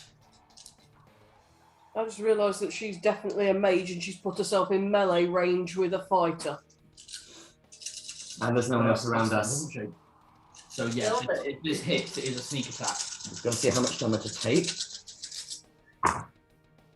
Okay, so we take 4, 8, 11, 12, 17, 18, 19. Do you want to refill those? Yes, please. 7, 8, 9, 10, 1, 2, 3, 4, 5, How you 6, doing, love? I'm just trying to work out what the hell to do next turn. Oh, that is going to hurt. 43 points of damage to take. You're gonna feel that. Oh, yes. I've got to see what happens. All right, this is where Roberto goes all out. It's all or nothing. It's ride or die. He is now adopting the goblin persona. Very good. Roll to hit. 17. Does a 27 hit?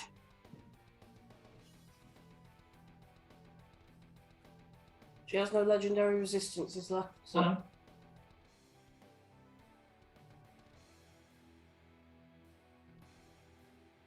It does indeed hit. Okay, Oh, this is tense. so I'm going to need 2 more d6s, please. Thank you very much.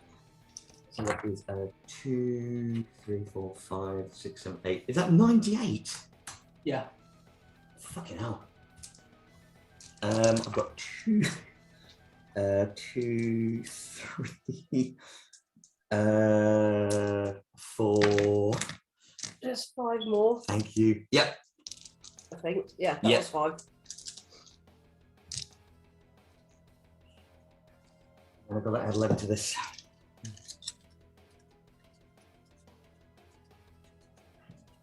Thank you. Right, let's do the d6s first.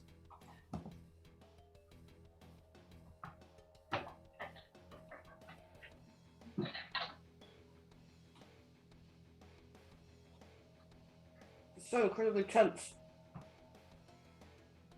Oh, crap.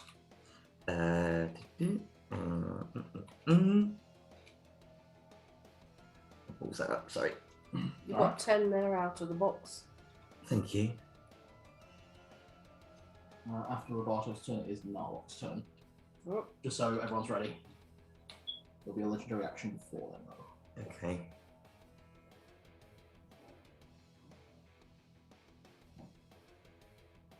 This is tense. It is, isn't it?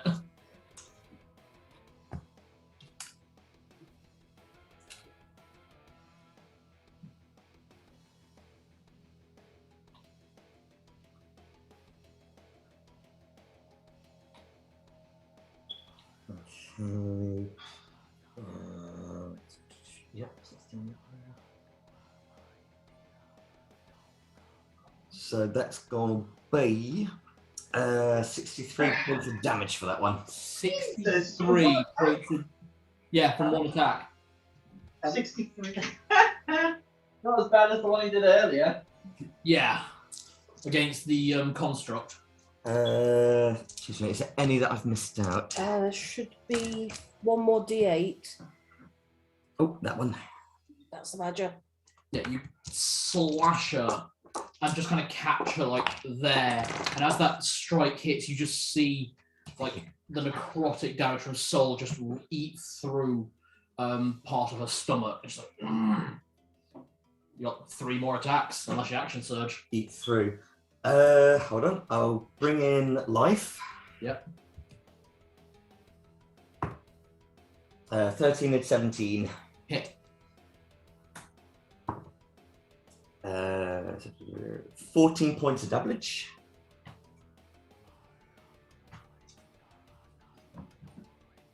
And then bring in soul again. That's in that one, but I'm going to re-roll that. There's a halfling. 14 plus 17. Hit. That is 12 points of damage. Yep. And life again.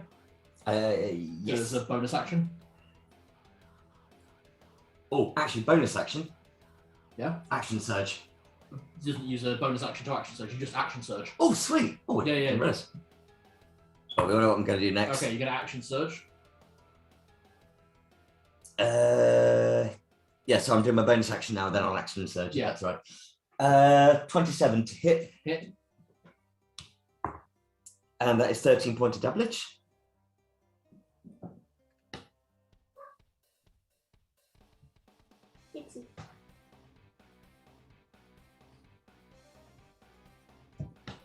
So the witch has put herself in melee range of the fighter. Well, it was trapped when she did it. Actually, she didn't put herself there. The room. The room did. Oh, she's going to be mad at her husband if she ever sees another dawn. Okay. So action surge, which also means... Everyone gets a second action on their turn. Yep, Boon the Great Battle Cry is now active, so everyone gets an extra action. Okay, everyone make note of that. You get another action. So that means Narlock gets 2 additional attacks. Celadine and Zed can both make an additional spell or attack, whatever they want to do. You can only use 1 spell slot on your turn. No, is that just 3 attacks to do? 3 more attacks, yeah. 3 You more don't get a 4th attack, so that's your bonus action off that attack. Soul's coming in. Yeah, soul. 15 and 17. Hit. Nice. 17 points of damage. Okay. Incoming life.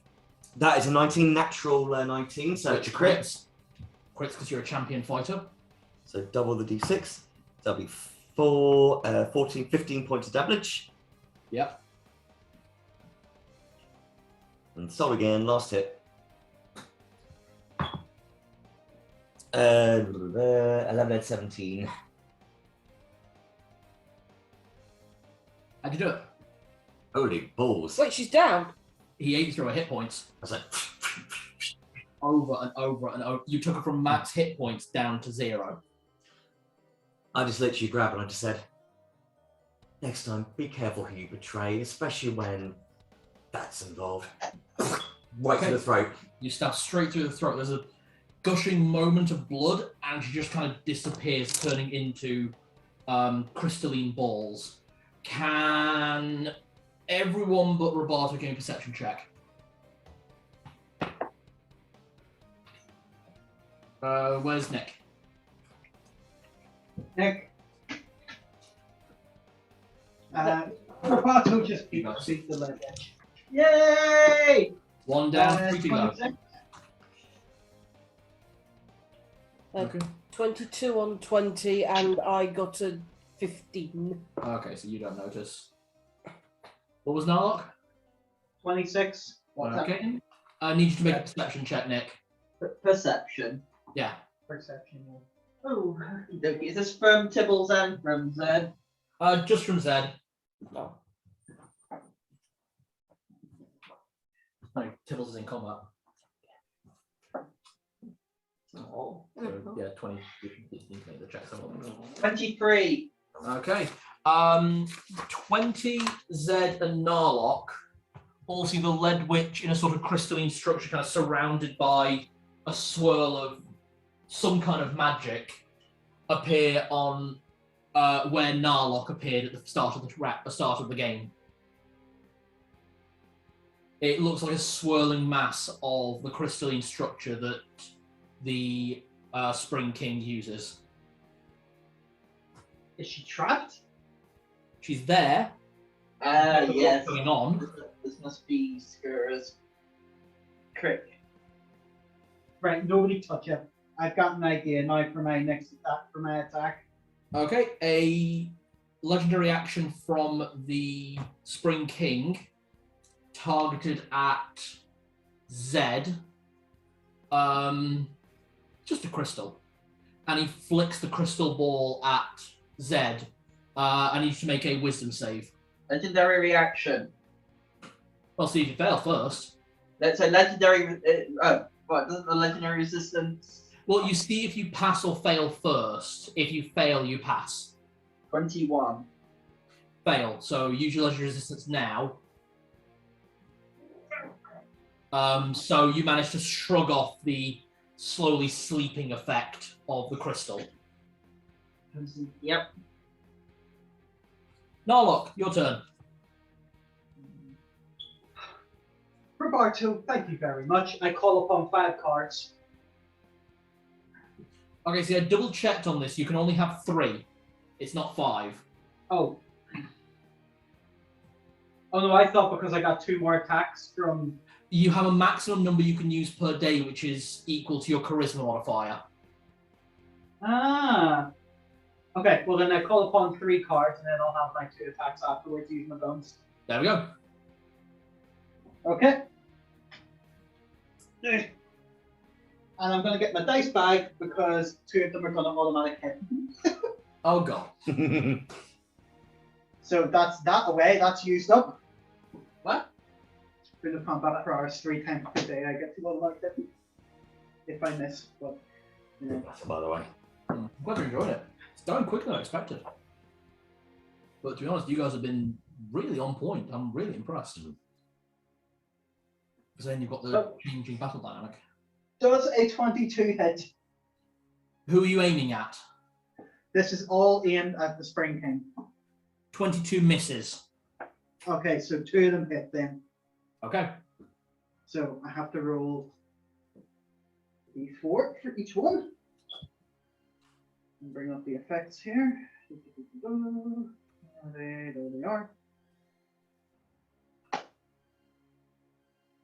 First one is a 3, so that is part. Roll your sneak attack damage and add it to your razor card's damage. You also immediately regain a number of hit points equal to half the damage dealt. Any excess hit points regained become temporary hit points. So, okay, that is sneak attack damage, which is 76.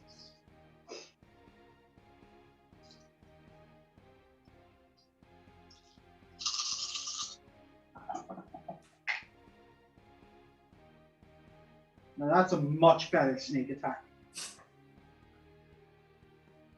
Yeah. 24 plus the d4, which was a 3, so that's 27 from the first one. And I recover half of that, which is gonna be 13, so I'm only taking 2 damage.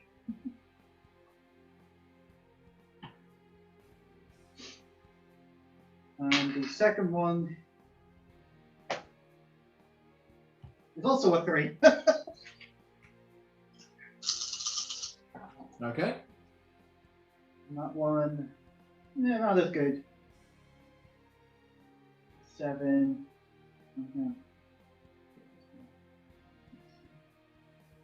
10. 19 for that one.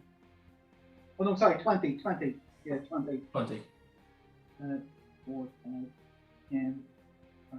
Yeah, 20 damage for that one. Plus Okay. 23. So the first one was 27, second one 23. That's 50 damage overall. Nice. Okay, you got 2 more attacks. And that's going to be two with gun. 2 with gun. Gun with 2. Okay. And for the first one, I'm going to use my Boon of Luck to add a D10 roll to whatever I roll. So I'm at 3 to my roll plus 12, so that's 15. Whatever I roll. 22. Miss. Okay. Remember at advantage. Oh, yeah. Oh, yeah. Okay. 12 plus 15 is 27. Is that it? Hit. Okay. And then the second one is 13 plus 15 is 28. Hit. Okay, so they both hit. And they're both a D10 plus 8 and 13, so 13 is 21 from them. That has got on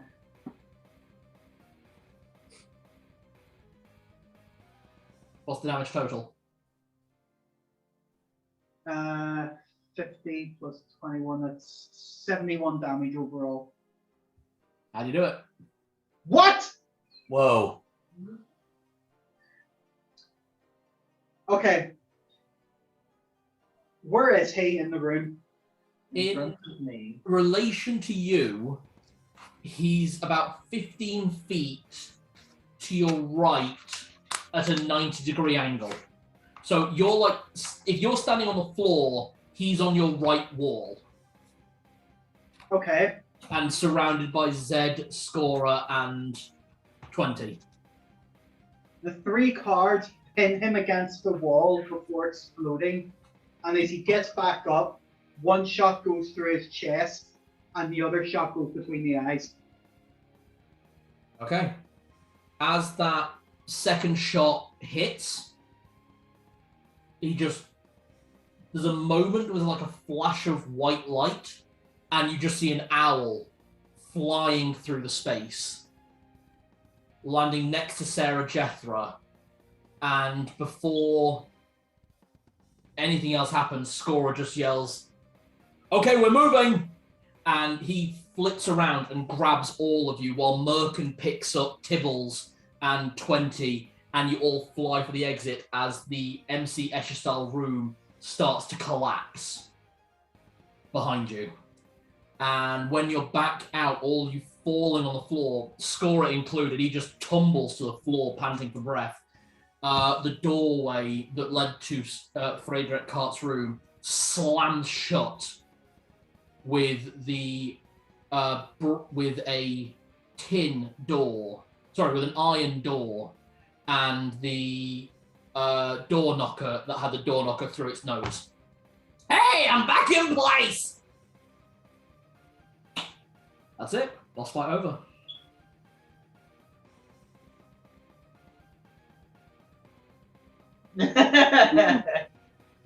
Norlock's just looking at his gun, shaking in his hand, and just goes, "Best spell! Best fucking spell!" Oh, I didn't even get a thing. You were able to freeze Roberto. I think that's actually what swung the fight for you, if I'm absolutely honest. You did a hell of a lot more than I was able to. I don't know. To be honest, with the fact that we're running at disadvantage, 2 of those characters had sneak attack. Scorer should have been doing an average of about 150 damage per round. Jesus. On top of Wild Magic Surge, Sarah Jethra should have been hitting way more often than she did, so yeah. Honestly, every one of you was a fucking badass in that session. So if any one of you dares say, I was useless, I don't care if you're pregnant, I'm going to hit you. Let's not forget that in order to get here amongst the goblin boards, if it was not for Father Zed and Celadine, we wouldn't have really gotten anywhere. Oh my. We all had our part, and we all played it beautifully. God, you basically just soloed the lead witch. You did. We took it down from 160 hit points to 0 in Right, you'll one be sideways phase. briefly while I put the camera back. It was at the point of like final fight, Roberto's not holding back anymore. And actually using that action surge with that boom meant that Narlock could get another action off. Because Go down like 8. After that. because the fact that Roberto slept with basically one of the main villains and was made a fool, he was pissed. And that's why I said at the very start, he normally runs into combat, not this time. He'll walk, angry, quiet, twirling the blades. He's like, I'm not feeling merciful anymore. If I die killing you, so be it. Honestly, if she'd have lived, she would have wrecked you, but you just managed to eke her over. So it's over. Is that in or out? Oops, sorry. So, guessing both me and Stella doing the same sense, like in character. Yeah, it's over then. Scorer starts pulling himself back onto his feet. Merkin gets underneath and helps him off and says, yeah. And you can see as he comes back, his eyes are back to being ordinary black as they were before. No wild magic surge going on. Zed steps up and just taps Merkin and uses the heal spell. Merkin kind of nestles into your hand and just reverts back to the little kitten form. Aww. Big wolf guns away, and I'm just like, oh, I'm not using them for a very long time. Hopefully not. All right. Can we go home now? Yeah. I'll open a portal and you guys can go back, and there'll be someone to collect you and take you straight home. Not patches. I can't afford another trip. No, not patches. No, I'll get you home. I still have a favour he owes me, and it's not patches. Don't worry. What's happening now? They're going to stay trapped in there for a little while so I can restabilize the rift. Thankfully, because of what we just managed to do and what you guys managed to do, I've been able to usurp the throne from my father.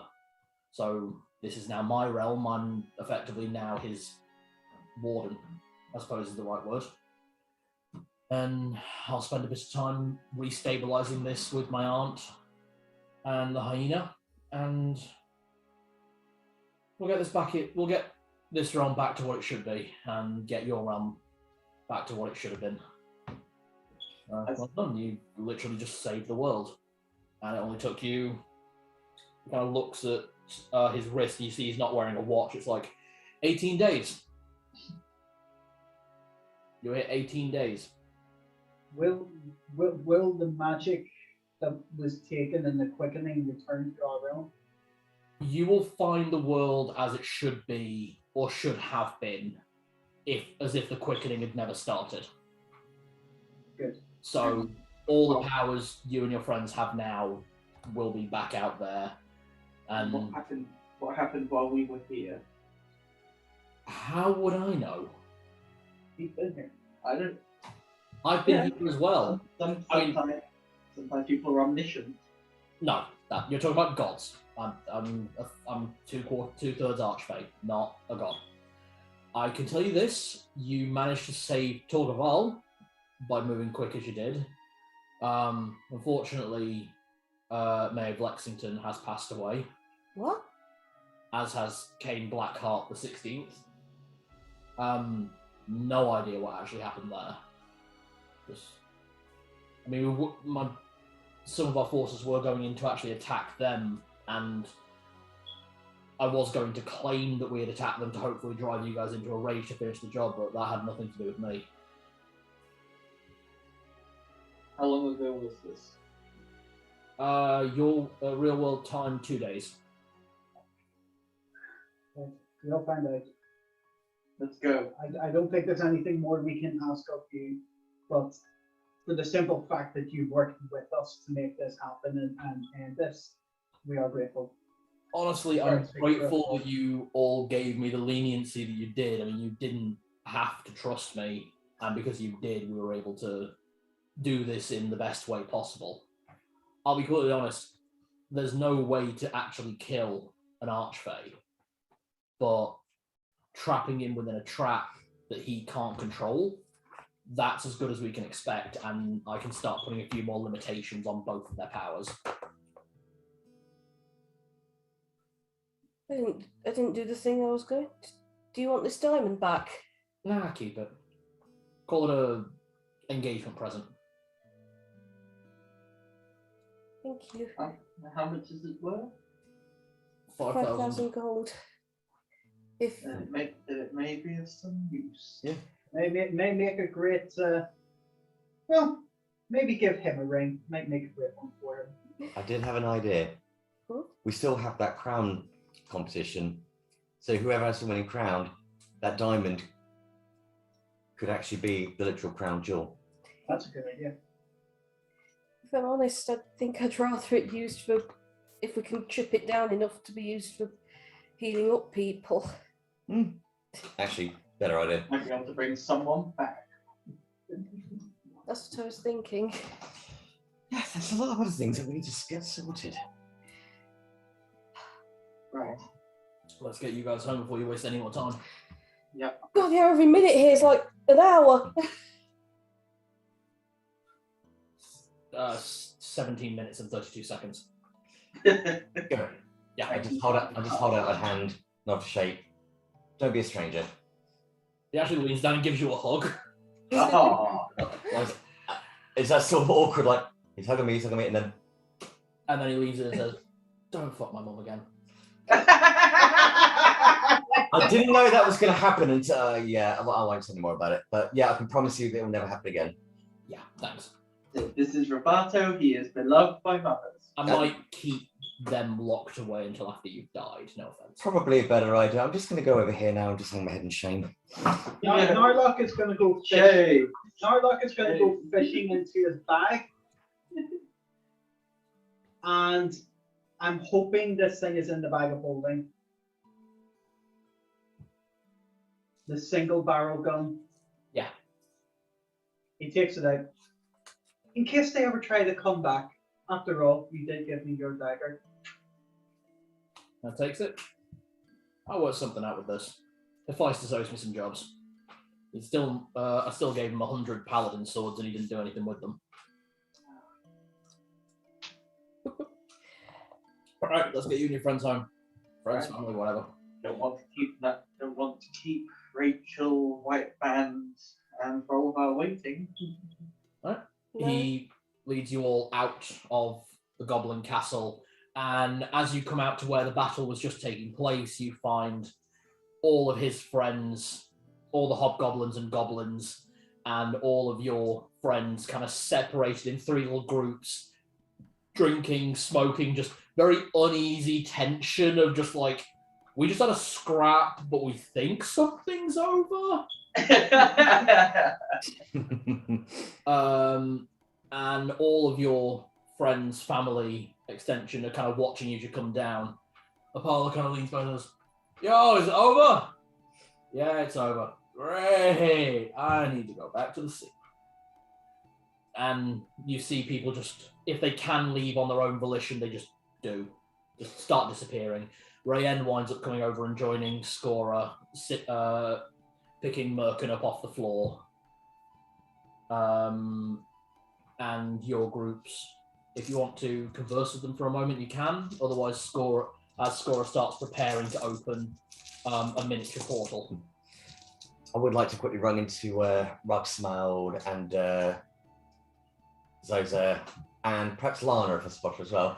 Yeah, Zosa and Lana and Rugsmald are obviously sat next to each other, obviously old friends.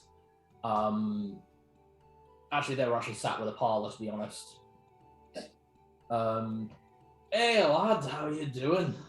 Well, better now after that confrontation. So, hopefully I'll be expecting to have drinks with some of you at some point. Your father just kind of nods. Dad, I'm gonna come home and we can all have a proper family dinner together, and I'll come and do some work with you at the forge as well if you like, because. And I just literally just give him a massive hug, and I'm just like. He's got a very awkward dad that doesn't do emotions feel. But this is where I'm like. Oh, okay. All But right. I'm literally squeezing. I'm just like, This is happening. thank you for teaching me so much, Dad. Yes, I've been a bad son, but You're not a bad son, Lovey. That's just what your mum likes to say. well, You're a good son and a decent fighter. well, I've learned from the best. Seems like you've learned from a lot more than that, and kind of looks at your friends. Well, I've learned from a lot of good people. Right. Nala? I mean, it's Celadine. Narlock is Oh, sorry, Going Ted, to just the- about to say something. I just lead into Celadine and just go, I think I'd rather face the Laughing King again. Sorry, can you repeat that? I've gone a bit deaf in one ear. Sorry. I said, I think I'd rather face the Laughing King again. A mushy display of affection. I think you better get used to it. Narlock cannot speak to the ones from the future, but is he able to give them anything? You don't know, is the only answer I can give. But your two children are sat not far off with Celadine's son, who she'll have in the future, Caligo. He'll kneel down to them, just looking them in the eye awkwardly, and then just smile. And like sussing them out. And then to the girl, he'll draw the Dragon Slayer sword and hand it out. As you pass it over, she pulls out one of her own short swords and hands it over to you, and you see it's the same sword. Oh. Oh. Oh. Take mine back then, and then to the lad, glory, glory, and hallelujah. As you hold them up, he just kind of looks at them, and you can't hear any noise, but you can tell he's laughing. And then just does that with his fingers to symbolize small. And then he pulls his rifle off his shoulder, and the thing's like 7 foot long. Oh, he swapped those eyes for BFGs. We're talking full-on sniper rifle. The damage of this gun, by the way, is 3d12. I just say to him,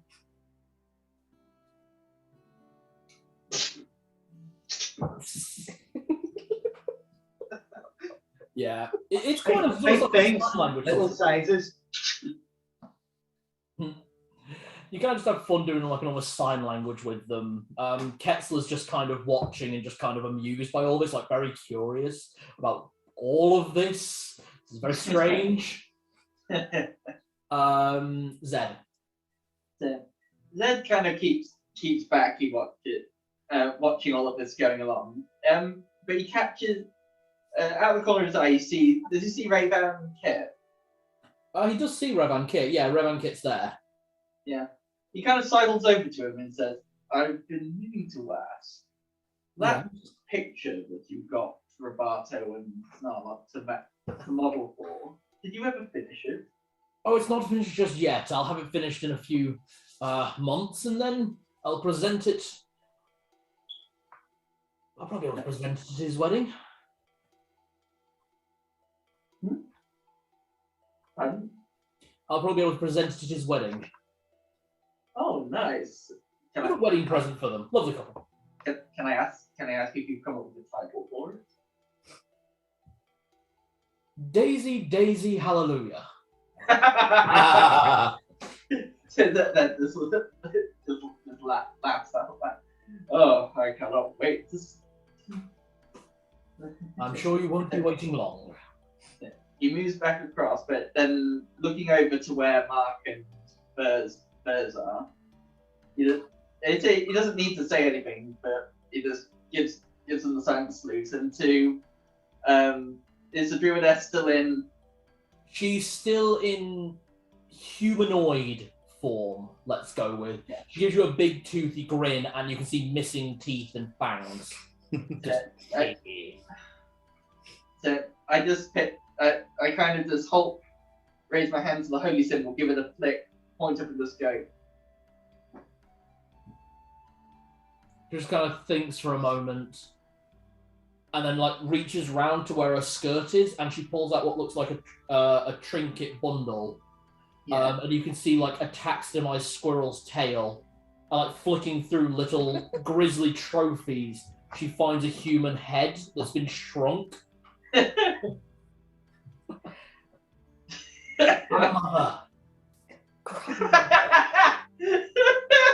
You kind of surmise this is the shrunken head of Fenris's paramour. So that's where you are. So that's what happened to her. Not surprised. Rather attractive for a shrunken head.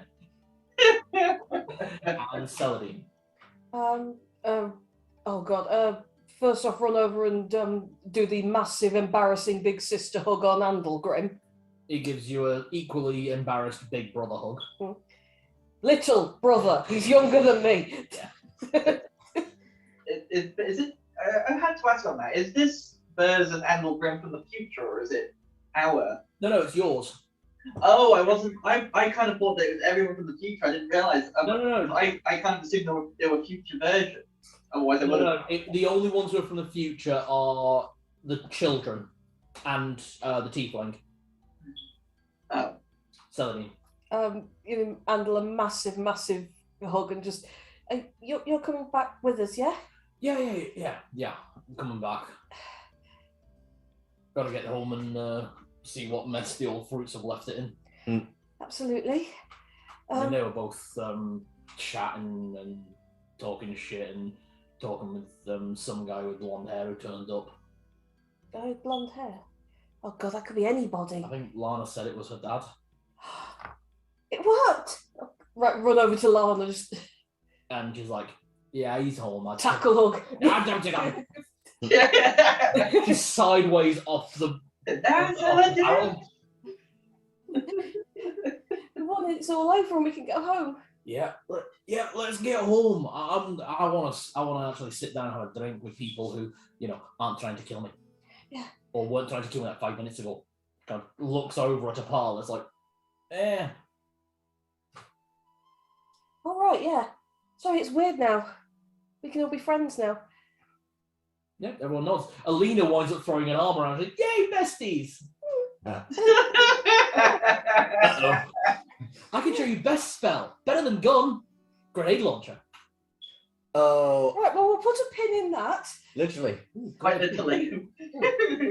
Fantastic idea. Firing pins. And then I'll just walk over to the blue dragon thing. Yeah, I know you- you said his name, but in game I don't know his name. Do No, I? the name kind of flicked in. Oh, the name clicked Caligo. into my head. Caligo. He's kind of sat down, massive white feathered wings, kind of curled in. Yeah. And you can see as you get closer, the wings aren't actually attached to him. They're physical manifestations, but they're not physical, if that makes sense. And he's wearing half plate armor emblazoned with symbols. You can see Bane, you can see Fenris, you can see Tiamat, Bahamut.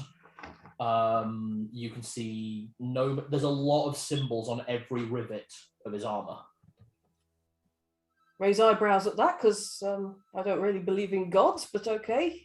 He kind of apparently just does. flicks his hand, and all of them start emanating power to his hand. It's kind of a show of, this is my power. I'm gonna smile, shake my head, and then I know I probably can't even touch him, but just lean in and kiss the top of his head. You get this feeling of like making contact with static electricity. Oh. It's very much, there's no physical thing there, but you get this static shock off it, of like the shape. Ooh, did Celadine get a frizz? A little bit again. Not as bad as last time. All right. And then Scorer calls out, all right, portal's open. Everyone go through is going through, otherwise you're trapped here forever. I don't want that. Yeah, everyone starts leaping through. All the ones who are black and white phase out of existence, returning to wherever it was they came from. Thank you. And you all step through the portal and are on the docks of Skora Asil, the island to the north, where Skora keeps all of his pets. And how is everyone feeling? Good. I'm just realizing, oh shit, this Oh. is where we had that big naval battle. Yep. This is where we now are in the closing stages again. Yes. This I feel hurts. fine. Yeah. I'm happy to see this through to the end. It's not going to take us very long, I can tell you that. And I think you guys are going to like it. So, before we go into the next bit, obviously, once we get to a concluding point, I will ask everyone what your plans are for your characters. So I want you to be thinking about that over the next hour or so, yeah? Mm-hmm. I've already planned out how my last life is going to go. Fantastic. Remember, obviously, actually, no, I'm not going to remind anyone of anything. Can I just ask? It's been 18 days, so I'm like. I actually misspoke. I am very sorry about that. The date today is the 18th. Okay. Sorry. That is about 18 days, actually. Yeah. We went in on the 1st, so There we go then. so it's been 17 days, so yeah, There we not go. that much of a miscalc. Not really. Basically, you were in there for you guys a day. But out here, nearly a month has gone by. Ned's looking around. Is there an aftermath here?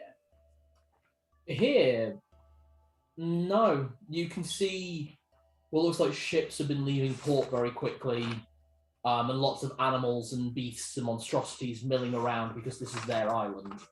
And it's only about a half-hour sail back to the mainland. And you're there with all your allies from the series. So Lana's there, Andalgrim's there, Burr's Squizzle has returned to her squirrel form. Mark and that knight aren't there because they were sort of from the future. Rugsmalg and Zosa are both there, as is Herr Ketzler. Oh yeah, the Blue Vein Knights as well. Were they there as well? The Blue Vein Knights have come with you, yes, as have the 4 knights who swore fealty. Oh, those poor guys. They've not had any rest. They may have a bit of rest. And as you're all wondering how you're going to get back without a ship, you hear beating wings from high above and a familiar black-scaled with blue tinges form and heavy white horns swoop down as Brynval lands not far from you. Well, fancy seeing you here. I was told you'd be here. I don't like the thought of giving any of you a lift, but I did have a favour to owe. Well, as this is the end of this, we are grateful. Where did you go? We better get you all home fairly quickly. I'm sure you'll want to fix what's been going on. Yes. Yeah. Job's never done, is it? Well, I think it'll be done after a little bit. We'll have to go in via the back so no one sees. There's been a little upheaval you may want to deal with. Someone claiming they're ruling under your name. No one's seen White Band or any a few other people for a little while. What? But you're angry for it. I left White Band in charge. That's not what this person is saying, so let's get you all back. And he lowers down and collects you all on his wings. Saliva! I'm liking the new look, Brynval. Where did you go?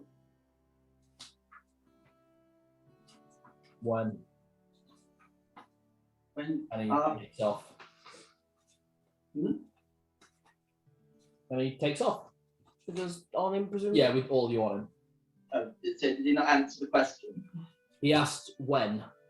Oh, I said the question. When after the Battle of the Skull. I had business to deal with. Brynval, Yes. we can make sure there's no repercussion no matter what, but I do want to know. Did you do it? If you're asking, did I kill her? Yes. If I ask who threw the first breath or bite or whatever, would you answer me honestly? Would you believe me? I've got no reason not to. She hit me with an ice breath. I went into a rage. I've been back in Torgaval making sure that they're safe. Turns out you never had to worry in the first place.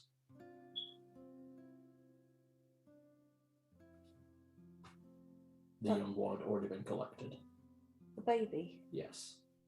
And I don't think you can call it a baby when it's 40 feet long. Still a baby dragon. Very big baby. And with that, you will fly back to Vestalt, making what would have been a 4-day journey in about half an hour. As you get to the outside of Vestalt, you see flags flying at full mast, cheers and adoration, a queue of people lining up at the back of the street at this noonday weather, going into the Citadel of Bane. All right, we're going in via the back. Don't want to cause too much of a stir. I'm sure you want to work out what's going on. Oh. I really hope it's not who I think it is. And he banks down, landing just behind the Citadel, where you can see a trapdoor has just opened, and Lady Miriam is up looking at you. It's like, come on, get inside. We need to move quick. We're waiting for you. Following. You all follow? Yep. What's going on? As you get downstairs, she explains. It's sorry. It's Archdeacon Graves. He claims that you made him a high cleric of Bane and has been ruling with a pair of people who people seem to think they're holy assassins of Baal, but I don't know either of them. Do they have names? No, they just stay in their robes the whole time, glaring from underneath them at anyone who dares question him. And he says that because they're with him, that proves that he speaks for the Queen. I left White Band in charge. You saw me. Yes, I saw you, but we're in a bit of trouble and we kind of need the four of you to get us out of it. Otherwise we would have sorted things, wouldn't we? Because you trusted us, and now we've ruined that, so now we're a bit ashamed, thank you.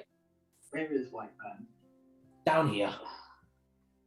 And as you get down, you find White Band, who is locked in one of the... Basically, you guys are in the sanatorium of Mercol. It's an underground hospital, effectively. You were told about it. You find White Band locked in a cellar. No one has been able to dispel before now, and no one knows what kind of magic's been used to like hold him in place. Oh God, you're here. Well, depends on the god. Thanks, you're here. I'd like to cast knock at 9th level, please. Doesn't work. Yeah. Now, can you open this thing? No, it's a spell. It's basically, you can see this barrier-like force field. And whenever White Band touches it, and even when Brimval touches it, it just flares. I assume you've already tried Dispel Magic at the highest possible level. Didn't work. Oh, actually, when you cast Knock, did you actually knock against the force field? Yes. Your hand went through. My hand went through. Your hand went through. Can I open it then? It's like I said, it's a force field in front of a cage. So you can pass through as you quickly realise that every member of your group can pass through, no issue. But White Band can't get out. See. Can we get out once you go through? Can we get out once you've gone through? Yeah, you can go back and forth as much as you want, but Brimval and White Band can't walk through. Possibly specifically for Dragon, although Lady Miriam, I assume you can't pass through it. Right. Is it bound? Is it bound to certain people not getting through? This is strange. If Hilda was here, we might be able to work it out.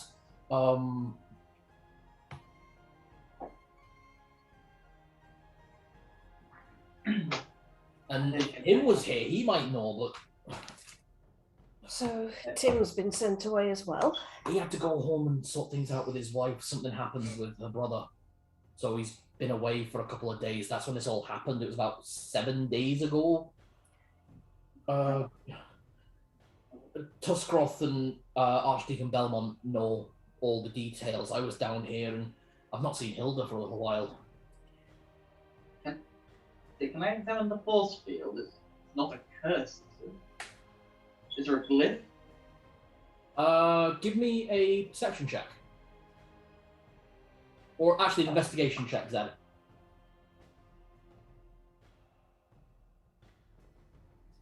No, that's not very good. 12. I got -1 to intelligence. Look around and you can feel where there's like a couple of engravings and one might be... You feel like it might be something, but then there's something over here that might be something as well. But the one that you think might be something on your right feels like it might be a rune tethering this. A glyph of warding? No. As I said, a rune, but you can't recognise it due to the distraction of the two, so you can't make out any finer details. Celadine. Yes. Right. You can give me an investigation check if you like. Well, I was just going to say, I think on my stack I might have I've got a detect magic, although that won't help because, hang on, I've got identify. Cast identify at where he's pointing. The spell is protection from evil. Cast by a cleric. Of course it is. Let's see. Perhaps I might have something that can dispel it. I have protection from evil and good. Would I that reverse it? I have got dispel magic as It well. would? Oh, Okay. you said we can try. Actually, it's good. I've got It protection has from to be cast by a non of the alignment type creature. So, like, if you cast protection from evil, you can't then have an evil creature can't dispel it.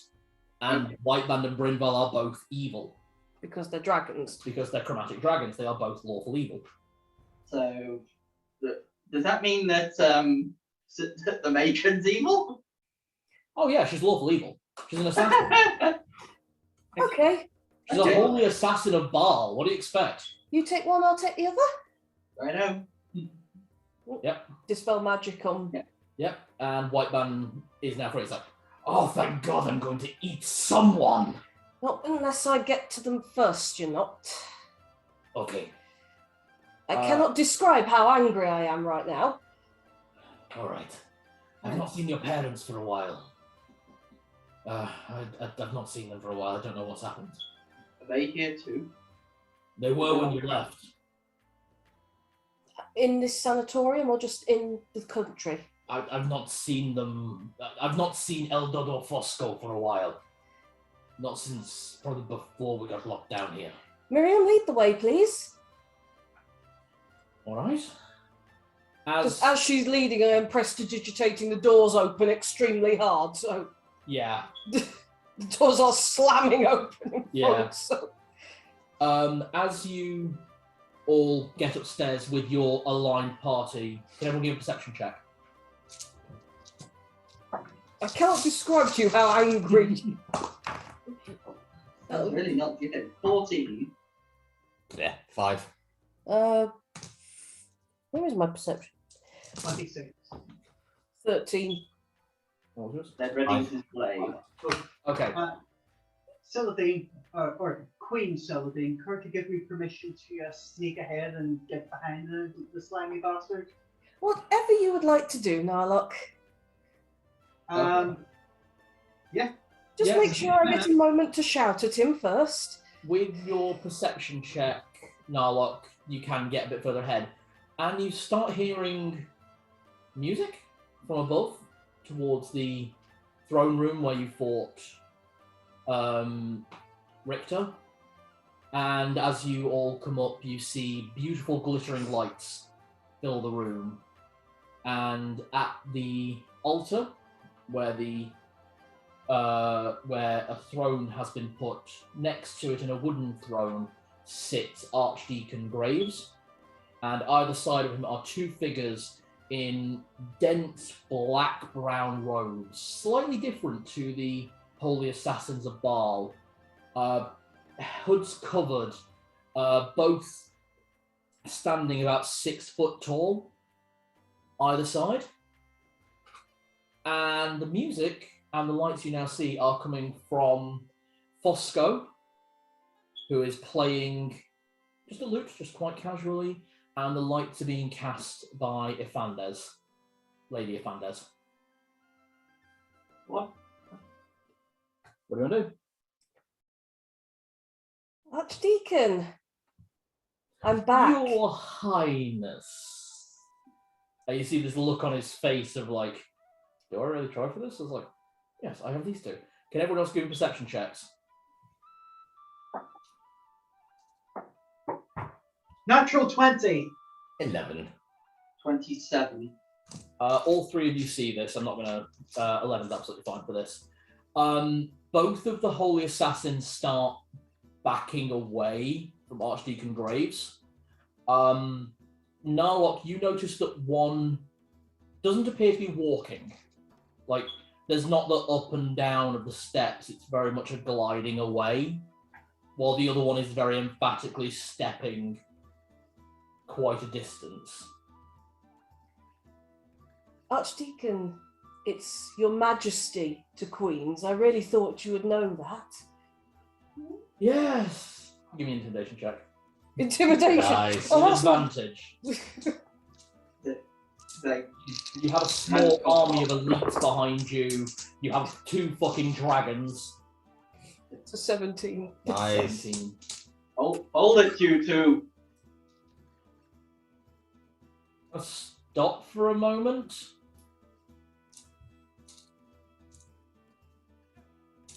But they still appear to be moving away just a lot slower. This is supposed to be over. It's never over. The fighting is done. Yes, of course. But I was advised that it would be best for me to advise your court until all was concluded. By whom? And he just gestures backwards and is a bit surprised by the now lack of Holy Assassins, who... Everyone give a perception check one last time.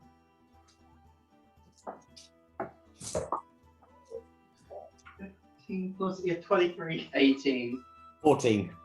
You three notice that they are now running for the door at high speed. Tibble! Tibble's crap. Tibble's right. Tibbles, get Tibbles to the door. He's going to dash for it. Ah, fuck, no fucking chance with the dog! And you just see the one that was floating drop, leap out of the robes as it casts illusionary wall, and Eldod hits the ground running as the other robe disappears to reveal Rupert, and the two just make a break for it. Of course. Oh. You know, I know. And Sorry. on the Dukes of Hazzard style conclusion is where we formally end the campaign. Now I know Eldog is going angry, but Celadine is going a step above. What's the guy's name again in the chart? Archdeacon Graves. Just as he saw her, Norlock just reaches round from behind the chair with a sword round his throat. That wasn't very funny. He pisses himself.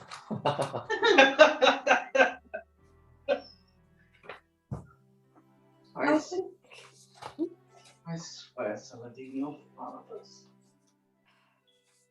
I do seem to have quite a lot of bad ones, don't I? I was comforting you. It was like,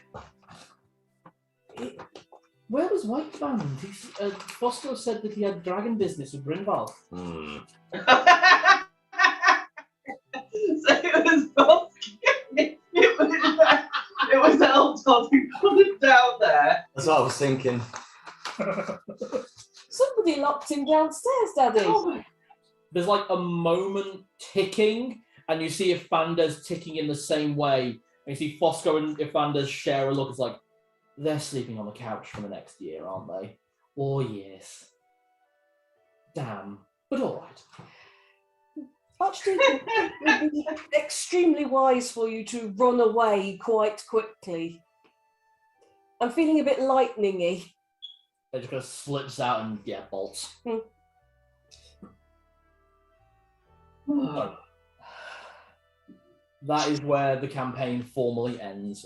Over the course of the next few months, helping Celadine finish the work that you'd all started, you managed to put Vestilt back on its feet.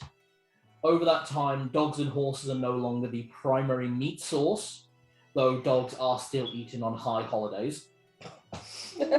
The preferred pets of the working and middle class become pigs, and the preferred pets of the upper classes becomes wolves and tamed owlbears and weasels. Kobold mail becomes the major source of information across the country. The clerics who were at fault for the murder of Hanfestrom in Braila, are given the choice of execution or exile and excommunication. Most of them take execution, though some do leave and never return. The holy assassins that enacted the orders without question were exiled to protect Vestilt from its outer borders from the final remaining of those loyal to Braek, the king of the Wood Elves. Over that time as well, Narlock's children are born to Rachel, a beautiful, if austere little girl that doesn't cry when she's born, and a little boy that can't stop eating. They are married shortly after the birth of their children. Zed goes on to build the church of Saloon and the Lunar Pantheon within Vestilt, working the intricacies of blending the worship of the Dead Three with the worship of Fenris Ulfa. Roberto acquiesces to all of his wishes and attends many parties with the Blue Vein clan, celebrating the building of the brewery as guest of honor, where he is named a full-fledged member of the Blue Vein clan, and is even awarded with his very own fake beard, because halflings are somewhat lacking in that front. So you are now officially a member of a dwarven clan and are classified as a dwarf. We should have saved the wish spell for that, turn him into a dwarf. I'm a tiny dwarf. Just give you a beard. I need a shave. Yeah, you just take it off. Over that time, you are treated as a great hero of the land and have your pick of any women of your choice. before you may continue your adventure however you so please. And Celadine, on the day before your wedding to White Band is the day of your coronation, where you are asked to give a formal speech. If you would like to read what you prepared, I'm absolutely fine with that. If you don't, that's absolutely fine. Well, I can. It's just if people feel like it's dragging time-wise, I don't have to. So This is the end of the campaign. Read I it. think we all want this. Speech. The day of the coronation is a beautiful day, if somewhat unexpected. It's about a month after Rachel and Narlock's wedding, of which you were a guest, as were many of the people who you fought in the final fight. And at the coronation, again, you see Scora, Rayen, Elena, and Revan Kit. Oh, the artwork, Daisy Daisy Hallelujah, is presented to Narlock and Rachel as a wedding present. It is a beautiful work of art depicting Narlock and Roberto picking flowers and putting them into each other's hair in the depiction as if they were No, you're so beautiful with this. That's fine. And actually, it's actually laughs. I love it. Celadine, at the day of the coronation, is led up by her still very much in trouble fathers, Rupert and Eldod, oh yeah. who hope that this will be the day they'll be allowed to no longer sleep on the couches in their respective homes. And they walk you up to where Father Tuskroth, Lady Miriam, and Matron Hilda are all waiting to accept the ruler of Vestalt. The crowning ceremony is fantastic. The crown picked out by Roberto is ideal for the rulership of a country built on war that is now looking to peace. And you're asked to give a speech. Okay. If I made it, I had in mind that the crown is sort of just on the altar. Mm-hmm. All right. I will kneel down, pick up the crown, and put it on my own head. Mm. And then I will turn round and curtsy or bow. I guess bow. Yeah, the feminine bow thing that you can do with the kneel to the actual country. Mm-hmm. And then stand and quietly think to myself, oh God, traveller bless me now and help me pull off the biggest illusion that I've ever pulled off. Vestalt has existed now for some 500 years, and since conception has been at war, expanding and conquering under the hand of my grandfather, Sir Richter Belmont. All of you, near or far, have been united in one purpose, and it is hard for me to find the words to tell you the strength that this knowledge has given me. For so long, this country has sought a crown to be pledged to, and I cannot claim to have been born to this, or to have the stomach or training to rule. I can only promise you, all of you, that I have been brought up to be patient, glance at Eldod,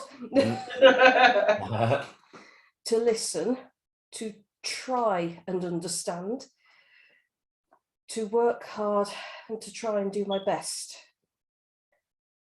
I try to remember that kindness costs absolutely nothing, and so there is no reason not to give it freely. The ceremonies you've seen here today are new. Some of their origins are veiled in sentimentality, and all of it touched by the weight of what is being done here today.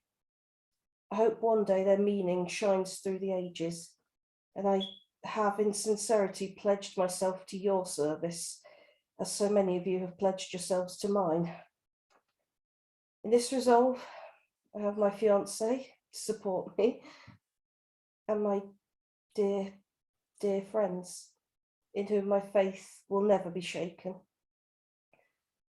Roberto, you've absolutely never failed to make me smile, even on the worst possible days that we've been through.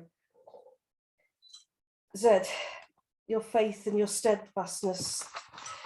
I admire it more every single day. I can only hope to imitate your dignity. And Narlock, you're a good person. And I can only thank you for the protection and kindness that you've always shown me. Although my experience is short and my task is new, I have in my family an example to follow with certainty and confidence, very emphatically not making eye contact with this bloody wizard next to me. Or the rogue on the other side. Or the rogue on the other side. I have the example of unity and strength that Vestalt has given me to follow. Therefore, I am sure that this coronation is not a symbol of power and splendour being taken, but a declaration of hope for the future and for the years that I may, by the God's grace and mercy, be given to serve as your queen. I will strive with all my heart to be worthy of your trust and to be what this country needs. And I will try to be enough for all of you. The applause is unanimous. Beautiful. Yay. Beautiful. And just as all things must end with the campaign, rocks fall, everyone dies. What? Kidding, That's kidding. Roll up new character, we're starting another campaign. Booyah! No, joking. Very well done. So, I'm now going to go around the table and ask each of you what you wanted to do with the future of your character as they formally retire, all of you having survived 1st edition and 5th edition, going on to be epic, legendary level characters. I will say this is limited as none of you unfortunately got certain boons, so you will not be able to ascend to godhood, is the only limitation. Otherwise, free reign. Oh no, we don't get to be gods. Oh no. So, Roberto.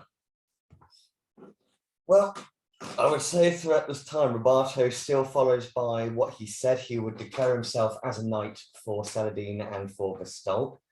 But a lot of the times he would be adventuring unless he would receive the call to return to Vestalt, should it be in trouble or if Saladin needs any help whatsoever. He'd probably spend his time probably going out into the seas with Rugsmald, with Lana, also spending time with his family as well, and I suppose in a way offering some servitude and protection to Halfton at the same time, just like being a soldier like what his dad used to do. So, He may or may not settle down, but I'm going to leave that for everyone else to decide. okay. So, rather than a knighthood, he winds up having a privateering contract. Nice. Basically, free to do as he will, but agreeing to return to Vestalt if it is in danger. Same with Halfton. And over that time, you would have many adventures and would actually begin your own branch of the Blackened Hunters. Oh, who wow. would make most of their travel between Seytau and Celebor. So just a regular circuit. So the same group that Lana and Rugsmalg and even Apala are part of. Nice. Narlock. Narlock shall be performing 2 duties in his life. He will be acting as a member of the guard for Vestalt within the castle itself, along with many other orcs and half-orcs. But he's going to use this as an opportunity to continue his work with what do you call them? The ones I did contracts for. Oh, Herr Ketzler, the Nesvitian Empire. That's it. Yep, to continue contracts with him, but not acting as a contract seeker so much as a contact. Yeah, you become almost like an ambassador. Yeah, someone that people can go to for information is what I'll become. And he will also every 6 months continue his pilgrimage to the temple as promised. And while he is at the temple, for the 3 weeks that he is there, anyone who comes seeking the help of the temple will first have to pass him before they can get access to the Deus Vault. Over the course of the 30 years, as part of the agreement with Helm to be able to take so much from the Deus Vault, as we will forever call it, people start coming, but not for the vault. Instead, they actually start coming seeking the advice of the Paladin of Helm and seeking training, help in complicated matters. Eventually, the temple becomes a lot more alive, and other clerics, knights who swear themselves to Helm start remaining there more permanently. And as you start making your pilgrimages more often, even members of your own family start staying behind, turning that region of Fambercho into a very nice area with the primary duty not only to be protecting the temple, but also keeping a very watchful eye on Grover, who rests just above. There is one more thing he's going to do. Mm-hmm. When it comes time that he can make the pilgrimage there, but not back, when he gets old enough that, as it is with the orcs, you must either go out to die or not return at all. Who came up with that rule? What he's going to do is he's going to go to the temple that one last time, but before going, he will hand over the Dragon Slayer sword to his daughter. And to his son, he will hand over Glory, Glory, and Alleluia. And he will remain at the temple as a standing guard until he dies with his sword of hell.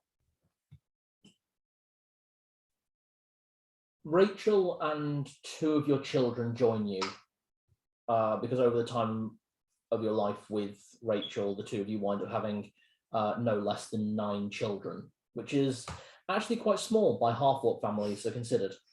Bloody hell. I feel for Rachel. Mm. So you, Rachel, and your 2 youngest children at that time are the ones that go to the temple, and you remain there until your dying days. Your daughter takes over as captain of what is referred to as the Gatlok Ves, or the Black Guard of Vestalt. She was not happy about the way of things, as after she turned 16, she has been regularly making attempts on your life to take over the tribe, as it were.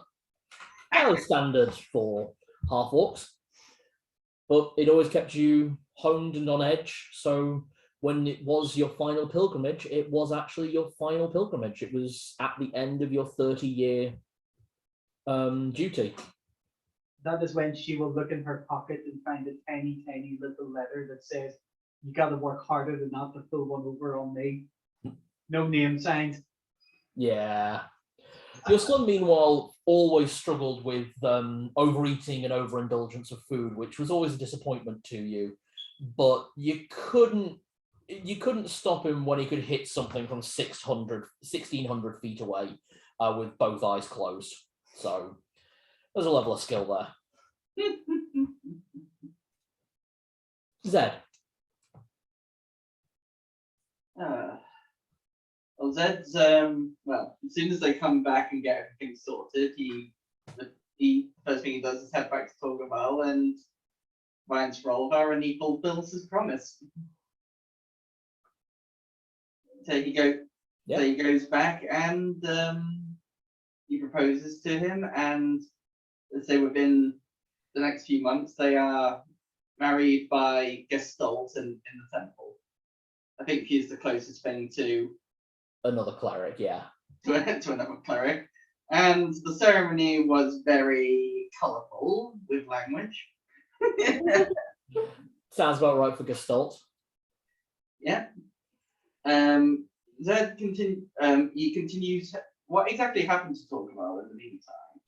Torgaval has been turned over to the Blackheart family, as it had always been intended to. If any of the group go seeking answers, there is one that I will tell you about at the end of this. You find out who was the person who killed Mayor of Lexington, and Cain Blackheart the 16th, giving passage to the new rulership of Torgaval, being the Blackheart family until Gwen Lexington comes of age, as she has now begun to age again, as she is now safe. Yeah. Um, Okay. Then, okay, so after sorting things out and settling his affairs in Torgaval, he and Rolvar move to Vestalt, where they move into the main temple. mhm. So they live through their lives peacefully, obviously raising the new acolytes, helping the followers. Rolvar sets up his own butchery business and is the only one who doesn't serve dog on the high holidays. Correct.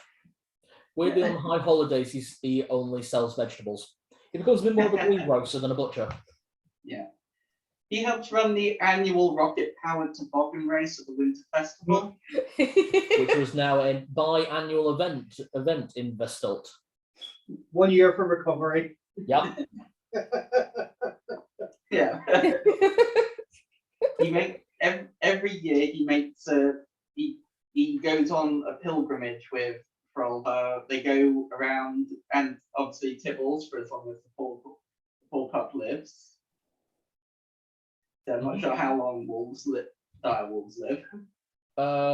He'll make it for the 20 years before he passes away, but his children will remain with Zed. Yeah. Many poodle-based puppies initially, and then later very large, terrifying winter wolf puppies. Yeah. Are they the ones born a poppy? Oh yeah, That is not. I will not allow that. I will not allow. I'm a god. Penresolver is a god of nature. Will not allow a crime against nature. A new set of wild boars. There are strange chimera that are now localized only to Vestalt. It is unknown if these were in fact actually born by Hockey or other female pigs, or if these were just a gift given by a certain archfey. Oh. But they are wolf suid hybrids. Oh my god. No, okay. No, so this pilgrimage that goes around. He travels around the continent. He goes up to through Dunder, through where's Halfton located? Halfton's located in Tulloch. Yeah, so he'll travel from Vestalt through to the Elven kingdoms to see how they've been doing up, then down through Dunder and Tulloch, then across to visit Burrs and Braylor, because Burrs will have retaken the chieftainship and is now leading the tribe in Braylor again. Yes. And during that journey, you often stop off in the new capital city of Braylor, New Braylor, to spend time with the parents of your dear friend Celadine, as that is where Rupert and Ifandes eventually moved.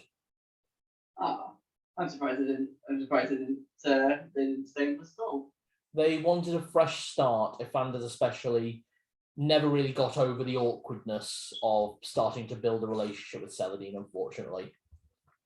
Ah. But Rupert regularly made the trips back to spend time with his daughters and his grandchildren. And Ifandes sent letters and cards and similar. She tried her best, but the curse enacted by the Archfey, the King of the Spring Court, the Goblin King, the Laughing God, sadly, it will always have taken its toll on her. Okay. Yeah.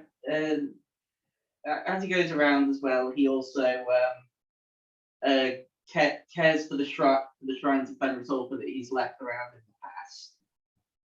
He always ensures that he stops by the forge works as well whenever he's in Dale.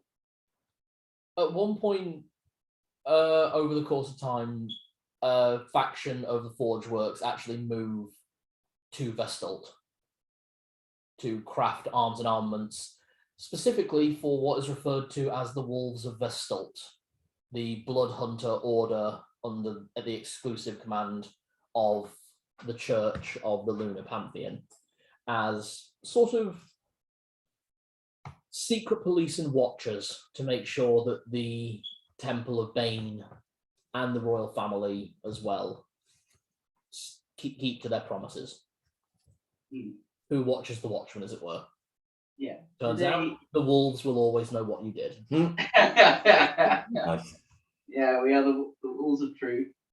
Yeah. Okay. As they get towards their twilight years as well, Zed starts to become a little bit more recluse with Rolva. How long do bugbears? It's a long. Bugbears and half-orcs live about the same kind of lifespan, about 60, 70 years. Yeah. Zed starts to shy away more from public duties, and he spends a lot of time in his own prayers. He turns the running of the church over to the what he calls the Order of Saint Tiberius. Aww.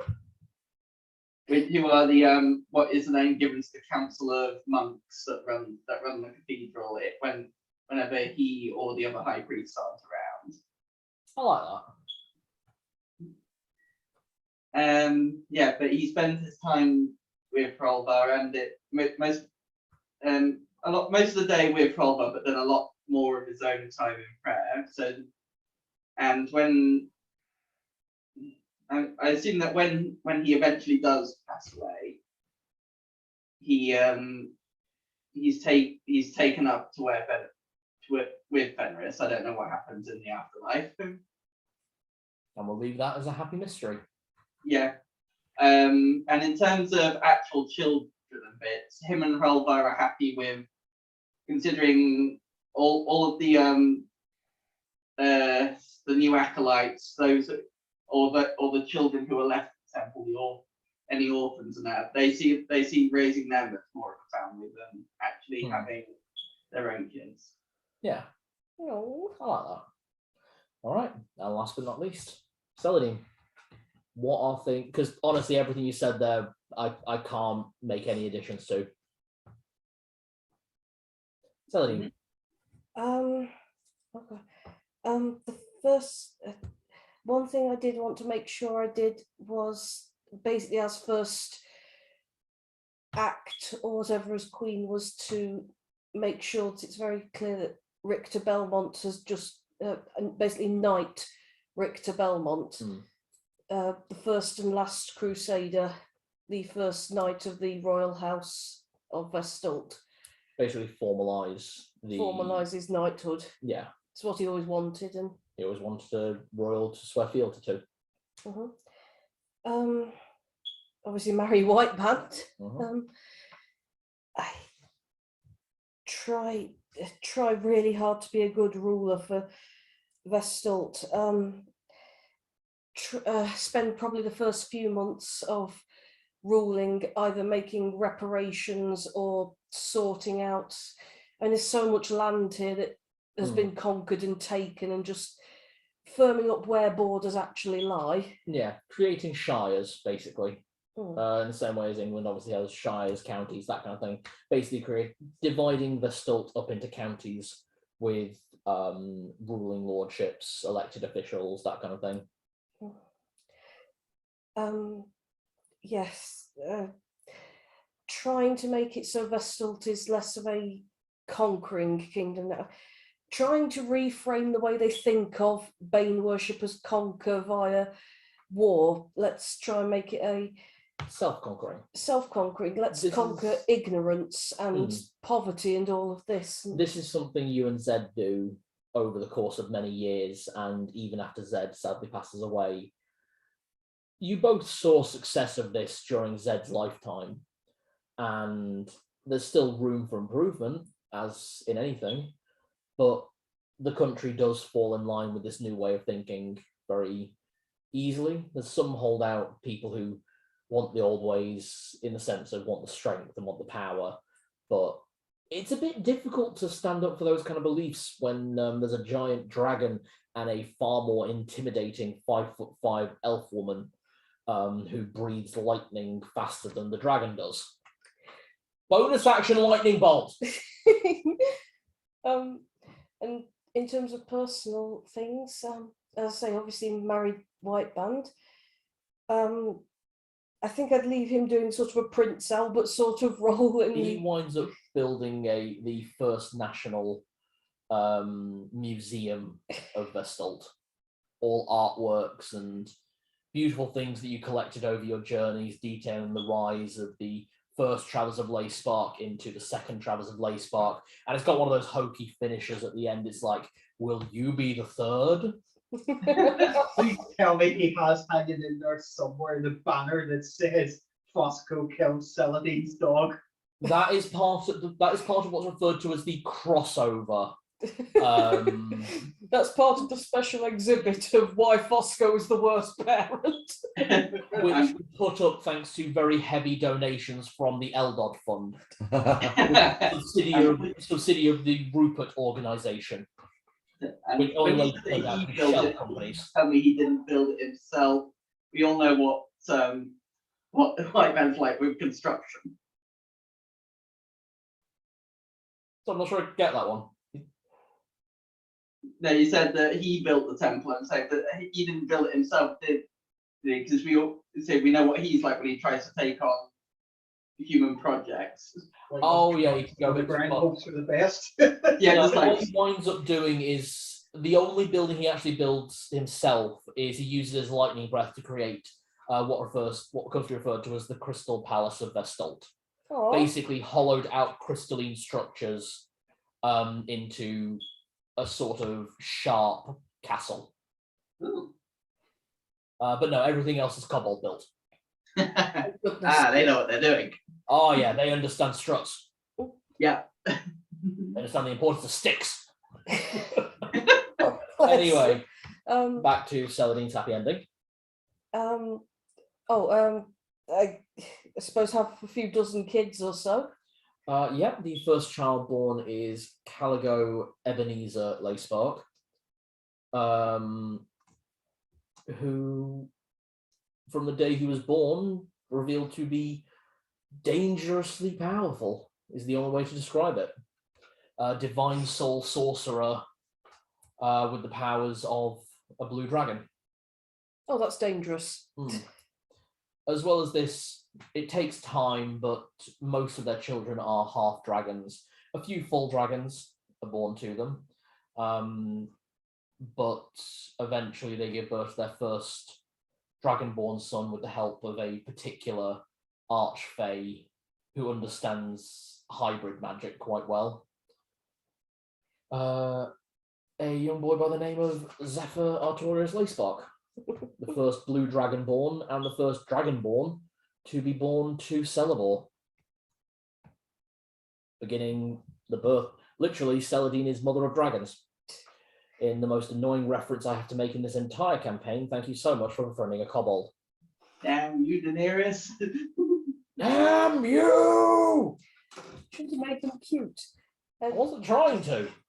The only other personal note, a massive library. I'd like to have a massive library. Regularly, she takes holidays with a camping tools, and no one sees her for a month.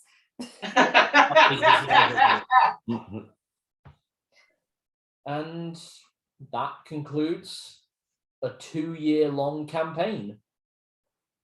Hooray! How's everyone feel? Thank you. That was Oh, really thank you. fun. I'm looking forward to putting all this stuff into archives. Okay, and I suppose the last part. Any questions about the whole campaign? So who did kill Mayor of Lexington? Saliva. I knew it! Of course he did, the bastard. But Salija was the one who killed Cain Blackheart the 16th. Oh, It was 2 separate events that neither knew about. jeez. Bloody twins. Has to leave a pack up and leave, or is he still He did there? eventually leave. He did all the parties for everyone's weddings and for Robato's inaugural sailing and being made Admiral Robato Two Hands Nice. of the Blackened Hunters.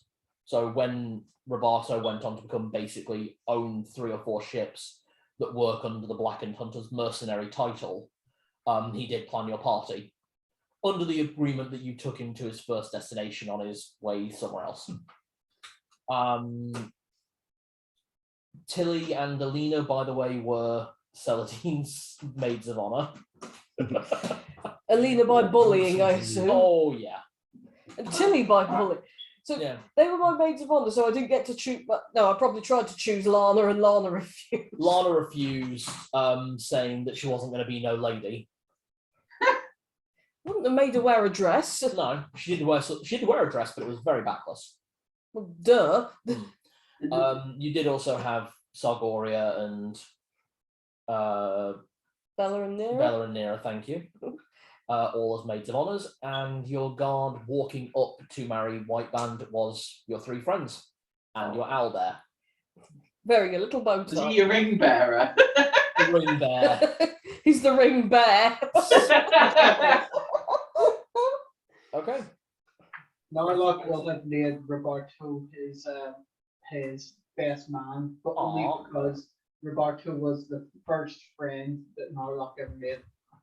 This is true. Oh, That was the one running your ceremony. obviously. Having Celadine, I'm guessing Celadine would have been one of the bridesmaids. Although who would Rachel have picked actually in that equation? Rachel, She doesn't have to have picked me. you would have been one of the bridesmaids if she felt it was appropriate. But for the most part, her maid of honor was actually her newly born daughter. Oh, no flower girl? I could have A helped her. 2-month-old orc can't be a flower girl. They can't walk yet, though they can kill. At least she did. Yep. They all would have known when Narlock passed away because Hockey would have appeared before them all, bowed, and then disappeared. So, any other questions about the whole campaign?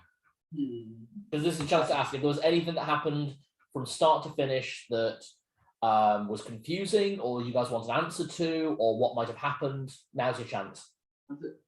Was there some? I'm just trying to think. There were some mysteries, weren't there? Oh, Did, yes. did we ever have a chance to kill one of the generals outright so they wouldn't have appeared in the Fey realm? No. They Okay. always would have run with enough time to. That's why they were always in groups, so that if one of them dropped, the rest could get them away and save them. Hmm. The only way you'd be able to do that is if you killed like 2 or 3 of them in one go, if that makes sense. Yeah. Did Bosco ever get out of the wheelchair? He does eventually get out of the wheelchair, but due to the long-term injuries, he does eventually go back in the wheelchair in his later years. Let's see. Is Lexington's daughter still pure maiden? So what was that? Lexington's daughter, is she still the pure maiden? Yes, the pure maiden will reside until she dies. Okay. The last question I have on them. So we know Mayor of Lexington died. What about Granny of Lexington?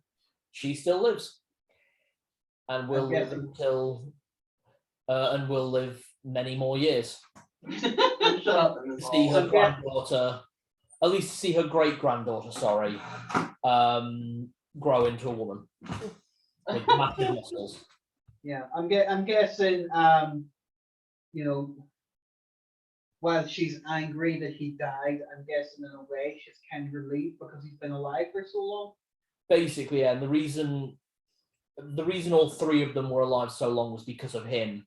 So now she's able to like put all of her affairs at ease and pass on into the next life.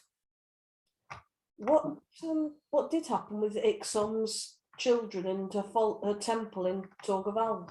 So the temple eventually fell to ruin and was taken over by a different religion.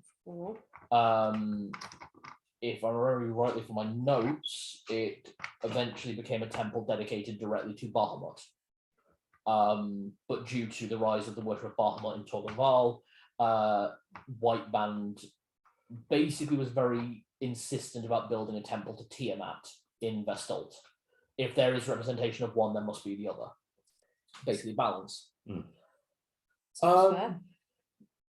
It was actually the construction of that was not long after the birth of Caligo, and you found out that the divine magic in him comes from about 8 different sources. Oh boy. Ellie left to begin her own adventure as an adult silver dragon. As for the youngest of her children, in RP, your character never found out. Out of RP, he was taken to the Celestial Realm to join his father, Bahamut. Oh, okay. So there are now 2 platinum dragons. All right, so we know we don't know he's safe, but we know he got collected. Yeah, because this is a chance where you guys can get meta knowledge as well. I don't need to keep things secret. Yeah. So is there any secrets that you've been dying to In a minute, to be honest, but I'll ask like stuff at some point if anything crops up. No worries. Obviously, you guys can ask me whenever you want, but this is a good chance now. Well, as Nick says, is there anything you've been dying to tell us? This is a weird one. When you guys were in the Under Dungeon back in Brayla, there was a chance that Narlock was actually going to get a Hellfire gun. Oh, right. Because of the pact he'd already made with that devil.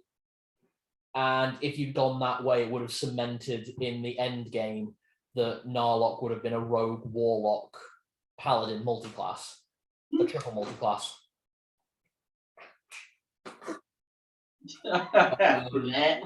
Down there as well, there was also an area where you guys would have had a mini campaign involving Illithids, mind flayers. Oh no. Where you'd have had to entertain a Elder Brain or be attacked by like 5 mind flayers and their Githyanki and Githzerai slaves, but would have then actually been able to free the Githyanki, and that would have been the first iteration in any game historically of Varan. Oh, so okay, that's kind of cool actually. Yeah. Who is a recurrent character across a few games now. He's a major badass. And those I really want to share. Was there any times that we made decisions that completely screwed everything up?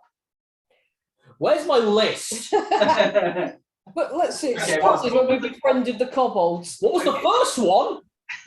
Stabbing Rupert in the neck?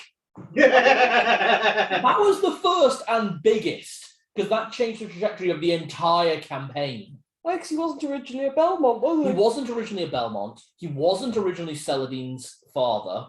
It was only because Narlock stabbed Rupert in the neck to save his own skin. Rupert was meant to die in that situation. He was going to die anyway. He was going to die anyway. He was going to sacrifice himself to save Narlock. Nope, I had to make him expendable and just kill him outright. And basically because Narlock did that, I was like, this has got to come back to bite him on the ass. So that was when I decided Rupert was going to be Celadine's father. I already knew that Fandes was Celadine's mother. Oh, there was a question actually. Yeah. The performance that he did in Drowhold. Oh yeah. Oh yes, How it did went that down go? very, very well. Though, as we discussed previously, due to situation, you wound up mixing up the goddesses a couple of times, like flicking back and forth. But all in all, it went down very well, and even Traveller was pleased with it. Nice. Even though he isn't actually a worshipper of this pantheon, of these drow goddesses. Did he have to do it in the nude? Oh, yes. All right. Did he? Everyone was naked. Did he do okay this time round? He did a lot better. Good. And everyone was happy with it, even Fenrir Sulfur. Phew. Well, thank God for that. See, he was happy with it, Zed. But Narlock was definitely the first train wreck I had to fix. I will say this: that mock funeral you had for Rupert was the most nerve-wracking roleplay I've ever had to do.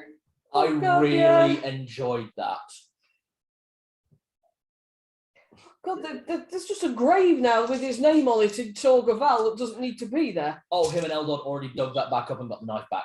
Oh, and that massive diamond ring that was on it. Yeah. I do have to ask, did on Narlock's deathbed, if Saladin was there to come and see him, just go, Saladin, come quick, I killed your father! Did Narlock? Did he ever tell? No. By that point, by the way, Zed would have died. Zed was the old in the party, and Zed would be dead by that point. He didn't have a deathbed. He essentially sat like this with his sword until he died sitting upright. So you would have just had Hockey appear before you to nod at you, basically to say, yeah, he's gone. Oh, it's making me think a little bit of the end of Assassin's Creed Revelations in some way. Oh, in the afterlife, I so hope he said, I knew you did it, I knew you did it, I think you did it for the next 100 years. Well, I mean, hell is in a completely different realm to the Lunar Pantheon, so I don't know how you're going to differ. Yeah, you wound up going to Shield Meet, whereas the Lunar Pantheon, you would have gone literally to the moon. On that subject, by the way, I did just remember, with that being the case, Chris, Narlock would have been added to the statues of saints. That's why he went there. Yeah. So would he have been one of the diligent or the prepared? The diligence, because Narlock is never prepared. He just does things. Yeah, Yeah. I was gonna say. This is Saint Explodey. Yeah. That's the entire shtick of him as a character. Do something. Did it work? No. Well, you fucked up. Do something. Did it work? Yes. Great. I will say this though, of all four of you, ones who have caused train wrecks in this game that have made me have to rethink entire sessions is actually Dudley. Like, it was always small with you. It wasn't something that went across the entire game, but like where you drop stuff about your backstory and then I have to write it in, or if there were bits where you really just went with a scene, it's like, I gotta reward that, you know? So the backstory bit, yes, apologies. But what happens in the scene, not apologising. Do not, because it made for some of the most fantastic parts of the story. I mean, it really goes back to when you gave up your bardic powers and accepted that you would never have any magic whatsoever. I mean, that is a hell of a move. Oh yeah. Grief. I just really liked it with the fact that when I gave the Mithril thing to the like Shrine of Damathian, and now I've like got Damathian's interest and basically you got like, you never chose a single god as a singular god to be a focus for. Instead, you wound up catching the attention of about 3 different gods, and that was just, it just kind of stuck. Oh, there is one I wanted to ask you, Nick. So who was it you were going to bring back with the wish? Oh, yeah. The person I was going to bring back with the wish was the friend that Zed had been with before he fled Brayla. Basically, when the whole thing kicked off, he had a friend with him. He went back with him to the tribe, and basically, when Zed got branded and banished, he was with him when the town guard caught up, and they cut him down in front of Zed's eyes. Right. And are you mad that I used the wish up? Not exactly, because at the same time I was trying to justify doing it. Because I mean, we probably could have found another wish by, yeah. I'll tell you this, if you had actually gone through with that and wished him to return, you'd have actually found him in the sanatorium of Merkel. Oh. I know exactly where he was going to be if you brought him back. Basically, his body was going to have drifted downriver, where it would have been collected by some Knights of Bane who were just starting to make ingress into Brayla. and would have been sent back to Vestalt for healing, because this is a young boy severely injured by the crimes of Brayla's sins, effectively. And you would have found him down there. Brayla was a really dark area, wasn't it, when you think Oh, about it? Brayla was the darkest this campaign got. Hmm. And I know there were areas I pushed way too far, and I still apologize for so many things with Brayla. No, I actually only apologize for one thing with Brayla, the son of Grover. That was probably the worst thing I did in this entire game, in my opinion. Well, just because it led to the only death of a party member. No, killing you guys off wouldn't have bothered me. I just feel bad for how badly I made Jenny feel. I made all of you guys really upset with how I was portraying basically a mentally disabled child. But then again, we play Dark Souls, and nothing's happy in Dark Souls. So Nothing is happy in Dark Souls. This is very true. Is that dragon stuff? I mean, the child of Grilver and everything. Is that gonna? I have a one-shot planned for all of you where you will get to fight Grover. I was also going to ask about Grover as well. Yeah. What would have happened if someone? What would have happened for Grover to have actually then fought the party? Where do You guys would have actually had to go and actually bother him, Okay. or started to. There was actually a way that you guys could have actually triggered Grover in, and killing the child of Grover was the first part of that. Okay. But you never did the other few bits. So if you'd gone around the other side rather than going through Dunder, if you'd gone through Van Bercho up through the Weald and then down via Vestalt, you would have basically found a side story I'd run with some ogres and some elves, where they were basically funding and keeping Grilver calm. And by destroying that line of food and gold, you would have pissed him off enough that he would have come after you guys personally. Or just walked in and be like, "Hi, we killed your child." Yeah, he would have come after you personally in his own house with first edition layer actions. That sounds even. Grilver, by the way, I have fully statted up, is the highest CR creature I've ever constructed. And just as a reference, Whiteband and Brynval individually are CR 32. Grilver is CR 45. So let's not fuck with him. But I will do a one-shot where you guys will get to fight him. I mean, I wasn't really offended by the son because I sort of thought of him like, have you ever read or watched Beowulf? Yeah. He struck me very much as Grendel. Yeah, that was a lot of inspiration I took for that. Also, it was just more that it was just not nice having to do that. Yeah, and having to think about sacrificing what became a major badass owl bear of the campaign.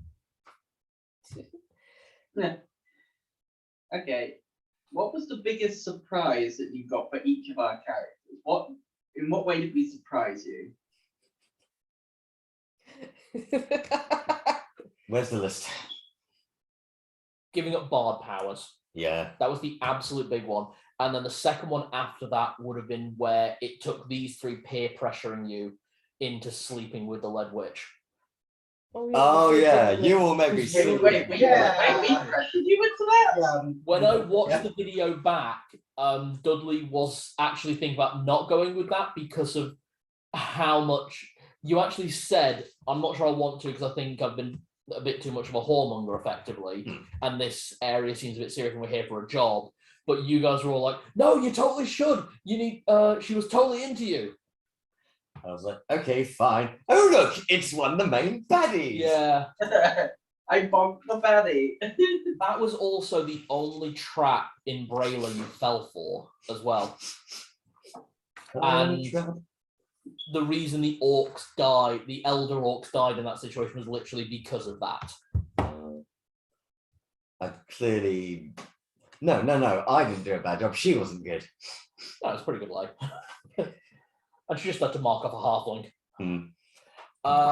The breakfast could have been better still. Kobolds. Hi. Kobolds. And more kobolds. Actually, what I will say about Celadine is the thing that surprised me the most is the absolute stalwart conviction to being the nicest person in any given room. And it genuinely derailed a couple of plot points because she was so I'm not going to apologise for that. You shouldn't. Actually, This is the end of it. The end of a 2-year campaign. It's over. Right. Yeah, go ahead. The For Narlock, the most surprising moment has got to actually Rachel. Basically, after the Rupert incident, you became probably my most reliable player in terms of how I thought you would react to certain situations. It was almost like I started to expect your unexpected behavior, if that makes sense.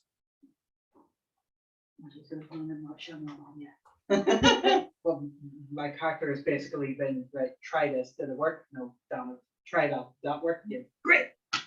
Yeah. The jammy git is what you've been. Yeah, there was that as well, being the ultimate jammy git.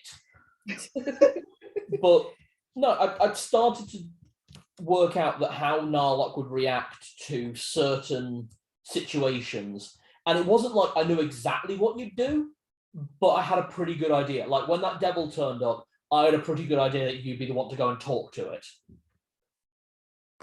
It was either going to be you or to make Celadine. a deal. Yeah. It was going to be Celadine trying to be too naive and sweet, or it was Narlock trying to cut a deal under the table. And I absolutely loved how often it was Narlock trying to cut a deal, because as fun as it was with Celadine being nice, when Narlock cut deals and basically went rogue, it was a really good chance for me to like put another twist in the story. And Zed, this is going to sound really weird, it was actually Hrovar. That was probably one of the most surprising things for me was Zed. Oh, and actually how he reacted after being resurrected as a human. Actually, yeah. That was probably one of the most heartfelt scenes I have seen you, Nick, do in this entire campaign. Like, that felt just really earnest, emotional, like you really got in with your character. I stopped feeling like I was watching you play a character, and I started feeling like we actually had Zed at the table, if that makes sense. What I liked about that was it was heartfelt.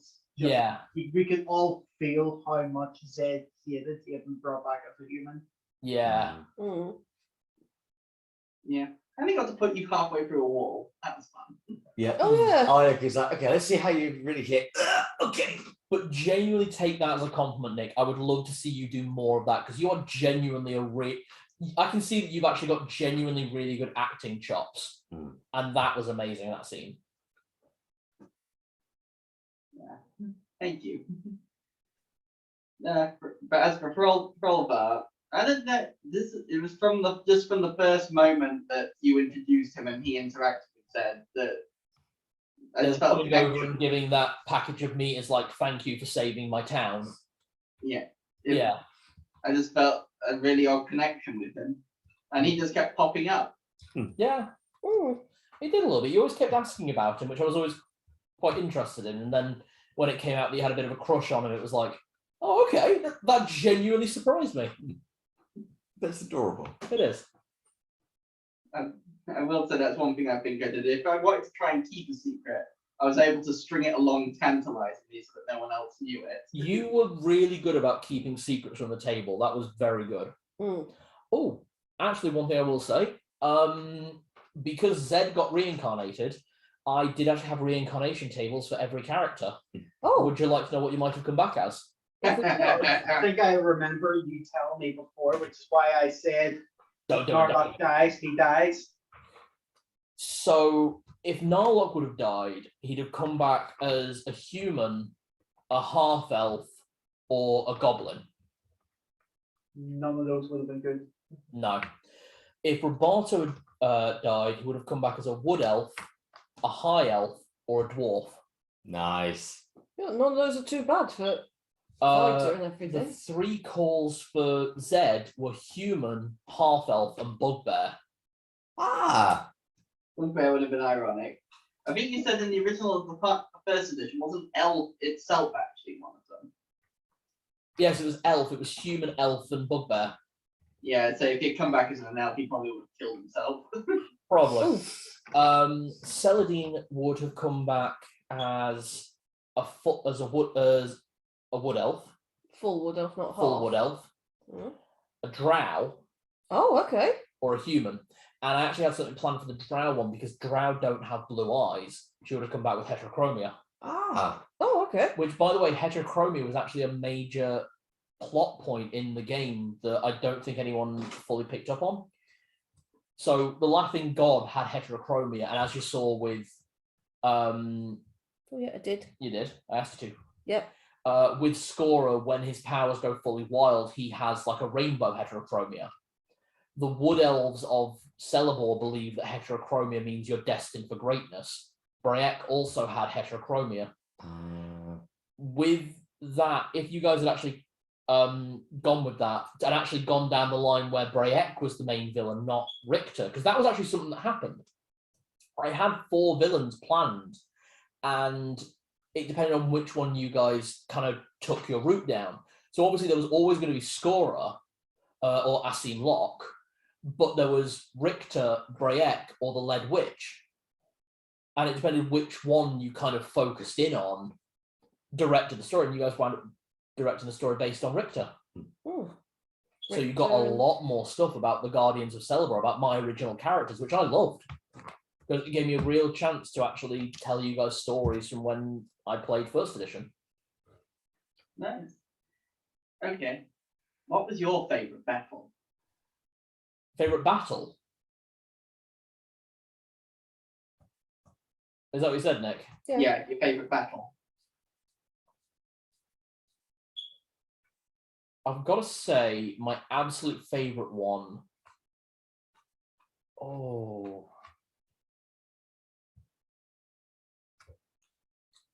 I think it's got to have been the fight with Fenris Ulfa, with Fenris. Because that felt most like how he fought when I played him. Right.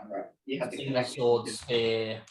It just felt like I was playing him again. It was lovely. The twist with the wolves as well, when they were defeated, they came back to him as weapons. Yeah.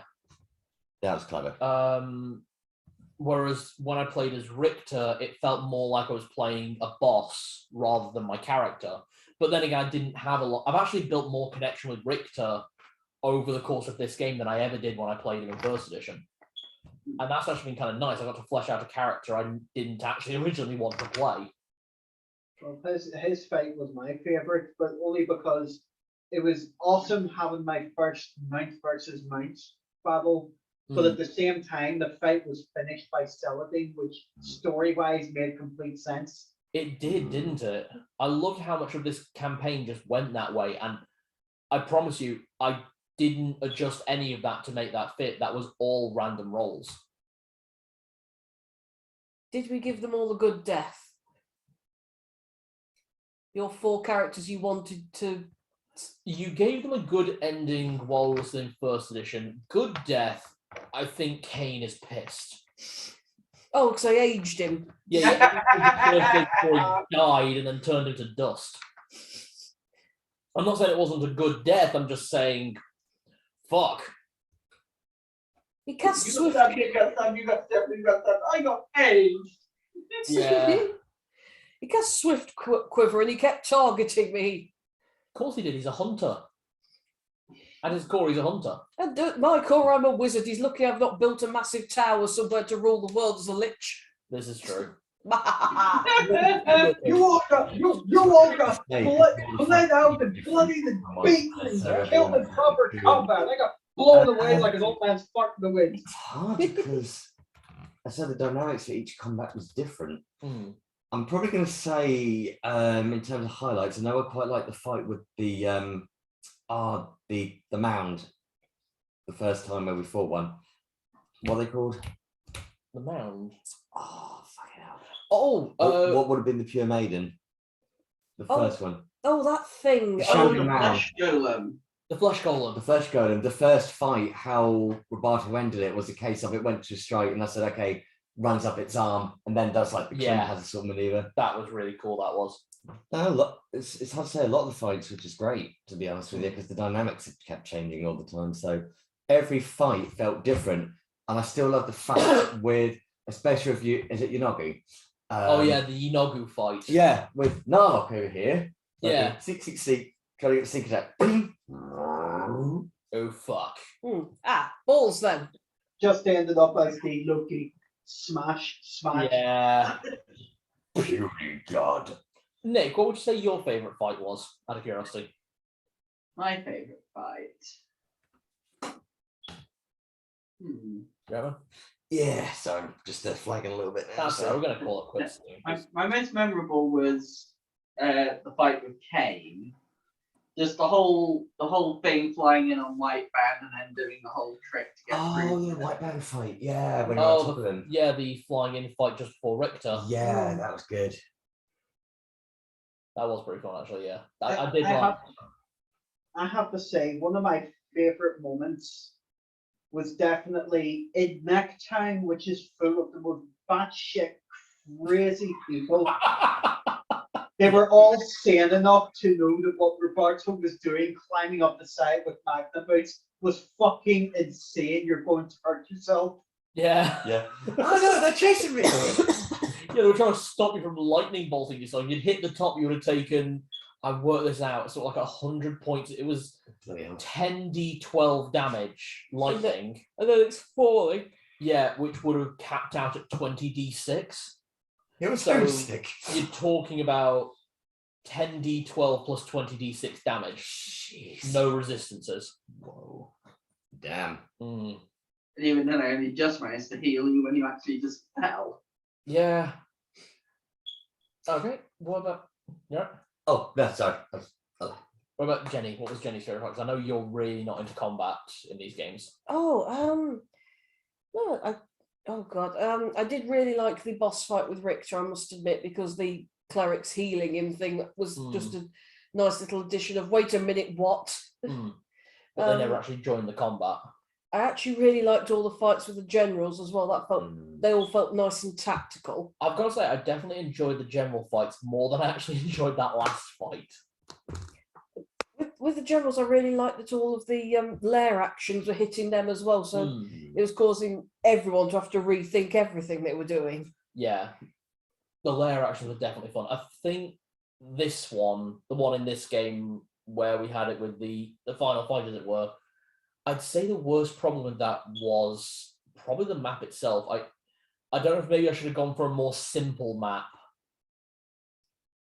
Just the only way you could have laid it out is with actual 3D terrain. Yeah, and I kept looking at it, but it would cost me about £1,000 to actually have something functional. Exactly. So And then it would have been putting magnets in the bottom of all the miniatures. And that still might have fallen apart.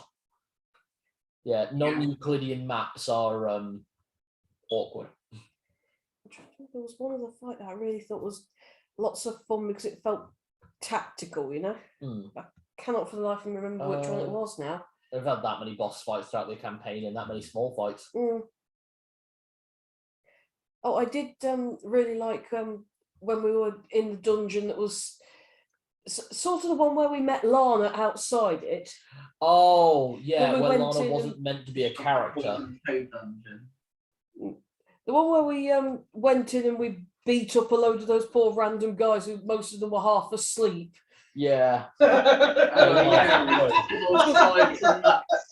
We sort of kidnapped one of her crew and made him lead us about. Yeah, I want to say his name was Jeff. I think it was Jeff, yeah. It was Jeff. Yeah. Poor Jeff.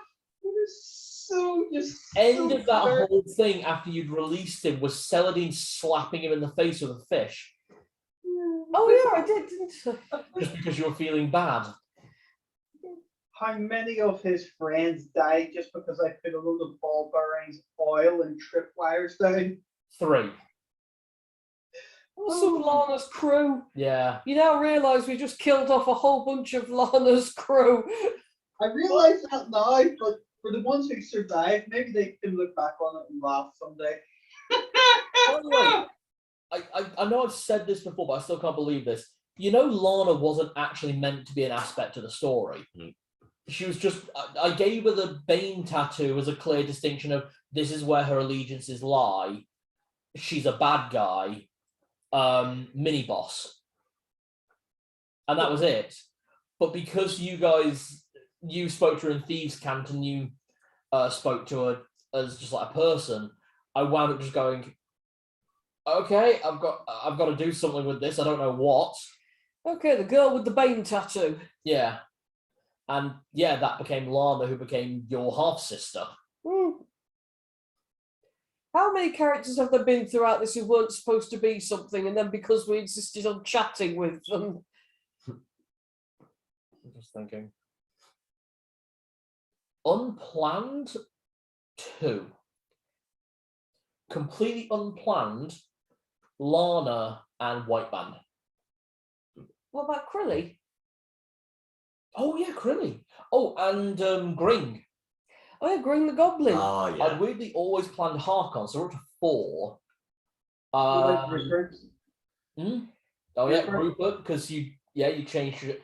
Well, actually, Rupert was always going to be a thing because I was going to use it as the set dressing of your story, but he just became a more major aspect. So I'd say half for him. Okay, so that's 4.5. Yeah, obviously Hrovar and Rachel actually. So a solid 7.5 now then. Yeah. That, oh God, I just remembered with Dunder, the lady that I sat with, it was...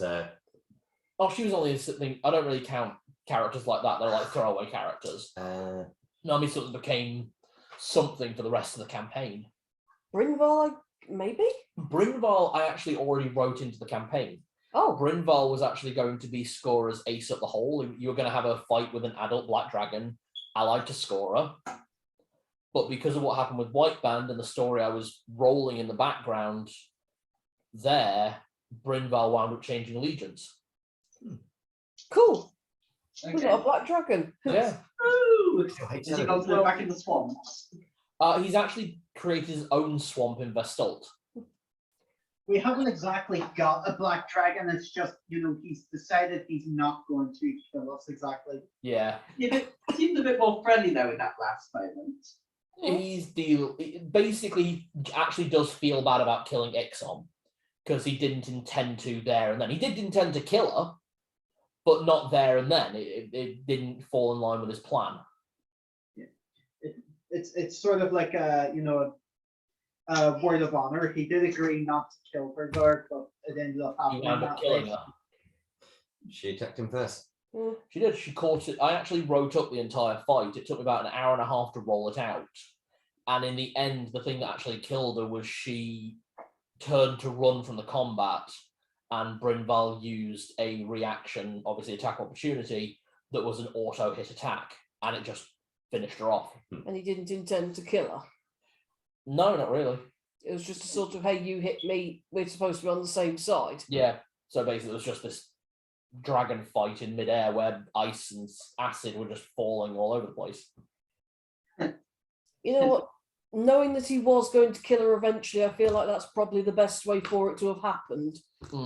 Rather than it being this horrible thing where there has to be a level of guilt to it. This was a complete crapshoot sort of thing. Yeah.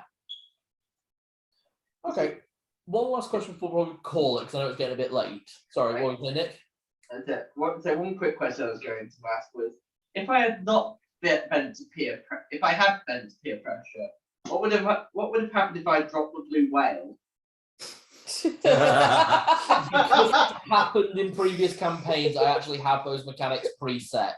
Basically, there'd have been a dex checks from the Avenging Angels to see if they get hit, and any that do get hit would get dragged down to the floor, and upon landing, the whale, and anything they land on take 20d6 damage. Basically, just hit that ball. It's like summoning a load of cows on top of an army. I want it noted that I did say, now don't do this, but just for curiosity, isn't a whale a mammal? That situation, though, Yes, that is, it's the big that is blue not whale. the first time that has been raised in one of my games. But it is the first time it's been raised Yeah. and then not followed through. How you doing, love? Oh, fine. That's over. Yeah. So yay for common sense. Yay. Okay, It's a, one last question. my last question. Alright. But the question is here: Do you have a question for any of us? Anything that's been eating at you? I think probably one to especially me is why? No, you don't get the why. Narlock gets the why. Just why did you? Why? Honestly, I did ask all of you guys afterwards what your reasoning was, so I had an idea of what to do with the next session. So I've kind of had answers on most things that were kind of curious to me. I would like to know favorite NPC from like everyone, if there is one that was like your absolute favorite. Eldod. Eldor. Yeah, loved I think Eldod's like probably one of the best ones. Alright, I'm okay with that. I did like I didn't plan much for Eldor, but then I started playing Eldor. I was like, just kind of went with it. And he was my personal favourite. He was just. I love that he was such a git, Yeah. an unrepentant git. Alright, Nick, Chris, Clive. Clive. Yeah, he always just made me smile in the early days, and again, he was another character I had in the pack. I kind of got attached to, but yeah, no, it was Clive. He was always a jack of all trades. You kind of your go-to tavern guy, wasn't he? Exactly, that was the whole point. Chris? You would think Rachel, but actually the one I favoured the most was Brynval. Yeah. I mean, Brynval sort of seemed along the same sort of lines of how Narlock started out. That like he's just trying to be in this for himself, but there's a benefit to working with other people for a bit. The only difference is eventually Narlock became friendly to everyone else. Yeah. I get that. Okay, in contrast, was the one that we hated. Actually, yeah. Was there a hated NPC? Well, we all started off hating Asim Locke because we always. Well, obviously, yeah. He was the BBNG. You hated that. I see. You hated Richter. You really hated Richter for a long time. Yeah, although Richter sort of grew on me. Yeah. I grew to like him. I have to admit, towards the end, Asim was beginning to get on my nerves a bit again, because it was like almost like he was blaming us for stuff that isn't our responsibility or our fault. Yeah, no, I get that. I think that was how I was playing it. I get why, because that's him in character. That's yeah. To be honest, I think a lot of that was because of my own frustration of things happening, and for me, it was like, oh, can't you just go to the next plot point? But I didn't want to ruin your guys' fun of the game and just like actually exploring and enjoying the world. I have to say my least favourite was Saliva, but only because we weren't meant to like Saliva. You play them as that kind of asshole who expects to feel like he is above everybody else, but is trying to make you feel like you're on some kind of comparative level, you know? Yeah. It's weird because I mean, Saliva was a character I didn't particularly like, but I loved how you played him though. I did enjoy playing him, I will say this. I did get upset when you guys actually seemed to start liking him, because it's like, why do you like this one? I started to think I'd decided to play the wrong brother in Curse of Strahd. That was the thing I found really, because in character, none of us had a reason to dislike him apart from Zed. Yeah. All the rest of us, it's just, well, he's a bit slimy, but he's a businessman. And he's working with us, and he's just a bit slimy, and we're not sure. Yeah. So, out of character, all of us know we don't trust him, but... No, but that's why Narlock didn't like him, because slimy businessmen are always the ones that take advantage of people. Yeah. Nick, least favorite character, least favorite NPC. I've had a couple that I've not really liked. Yeah. Weirdly enough, it was Lady Offenders. Honestly, I'm kind of glad of that. She's it's just she was always backhanding you, even though you tried to do everything. It's just like there was no pleasing her to the extent. Yeah. Hmm. No, she was a difficult character. I will agree. I can understand. Yeah, Certainly and sometimes Gestalts as well, especially those letters. Oh yeah, but that was kind of Gestalt's whole thing. She's a little bit of a tiger mom. Well, wolf mom. I said, "What is this being so casual? It's Gestalt. Don't complain." I was channeling like every stereotype of like Chinese, Japanese tiger mom. Hmm. Be better. Yeah. Be better. Be a doctor. Don't be sorry. Be better. Is that one thing we're going to have to do as well at one point? We're all going to have to gather our letters together and we're going to organise. Oh, definitely.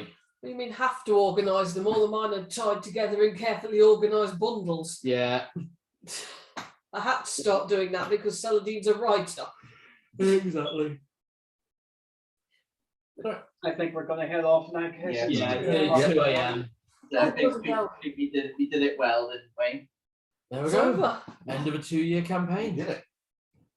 Right. Well, we finished it You before go this back. one turned up, which we didn't think we would. No, I didn't actually. I was starting to worry. I guess we're glad that we were able to Never mind. get before Until the the one next came. time. And that means when Icewind and that come along, and my campaign will See be you like later. another little one settled. Exactly. Yeah. So obviously we've got next week completely off, Yeah. and then we'll see what happens after that. Yeah. Next week completely off because with any bloody luck. So They'll be here. And then after that, we're starting keep your us homebrew posted, campaign. won't you? Yeah, Absolutely, you're on the list of names to be called. So always do. Right, we will see you guys soon. Go to bed. yeah, go get some rest, boys. Good night. Right. See you guys soon. Chris is falling asleep where he's sitting. Yeah, we'll see you guys soon. Yeah, bye. Yeah, bless him. Bye. Right, see you guys Bye, soon. guys. Bye. Bye. Bye.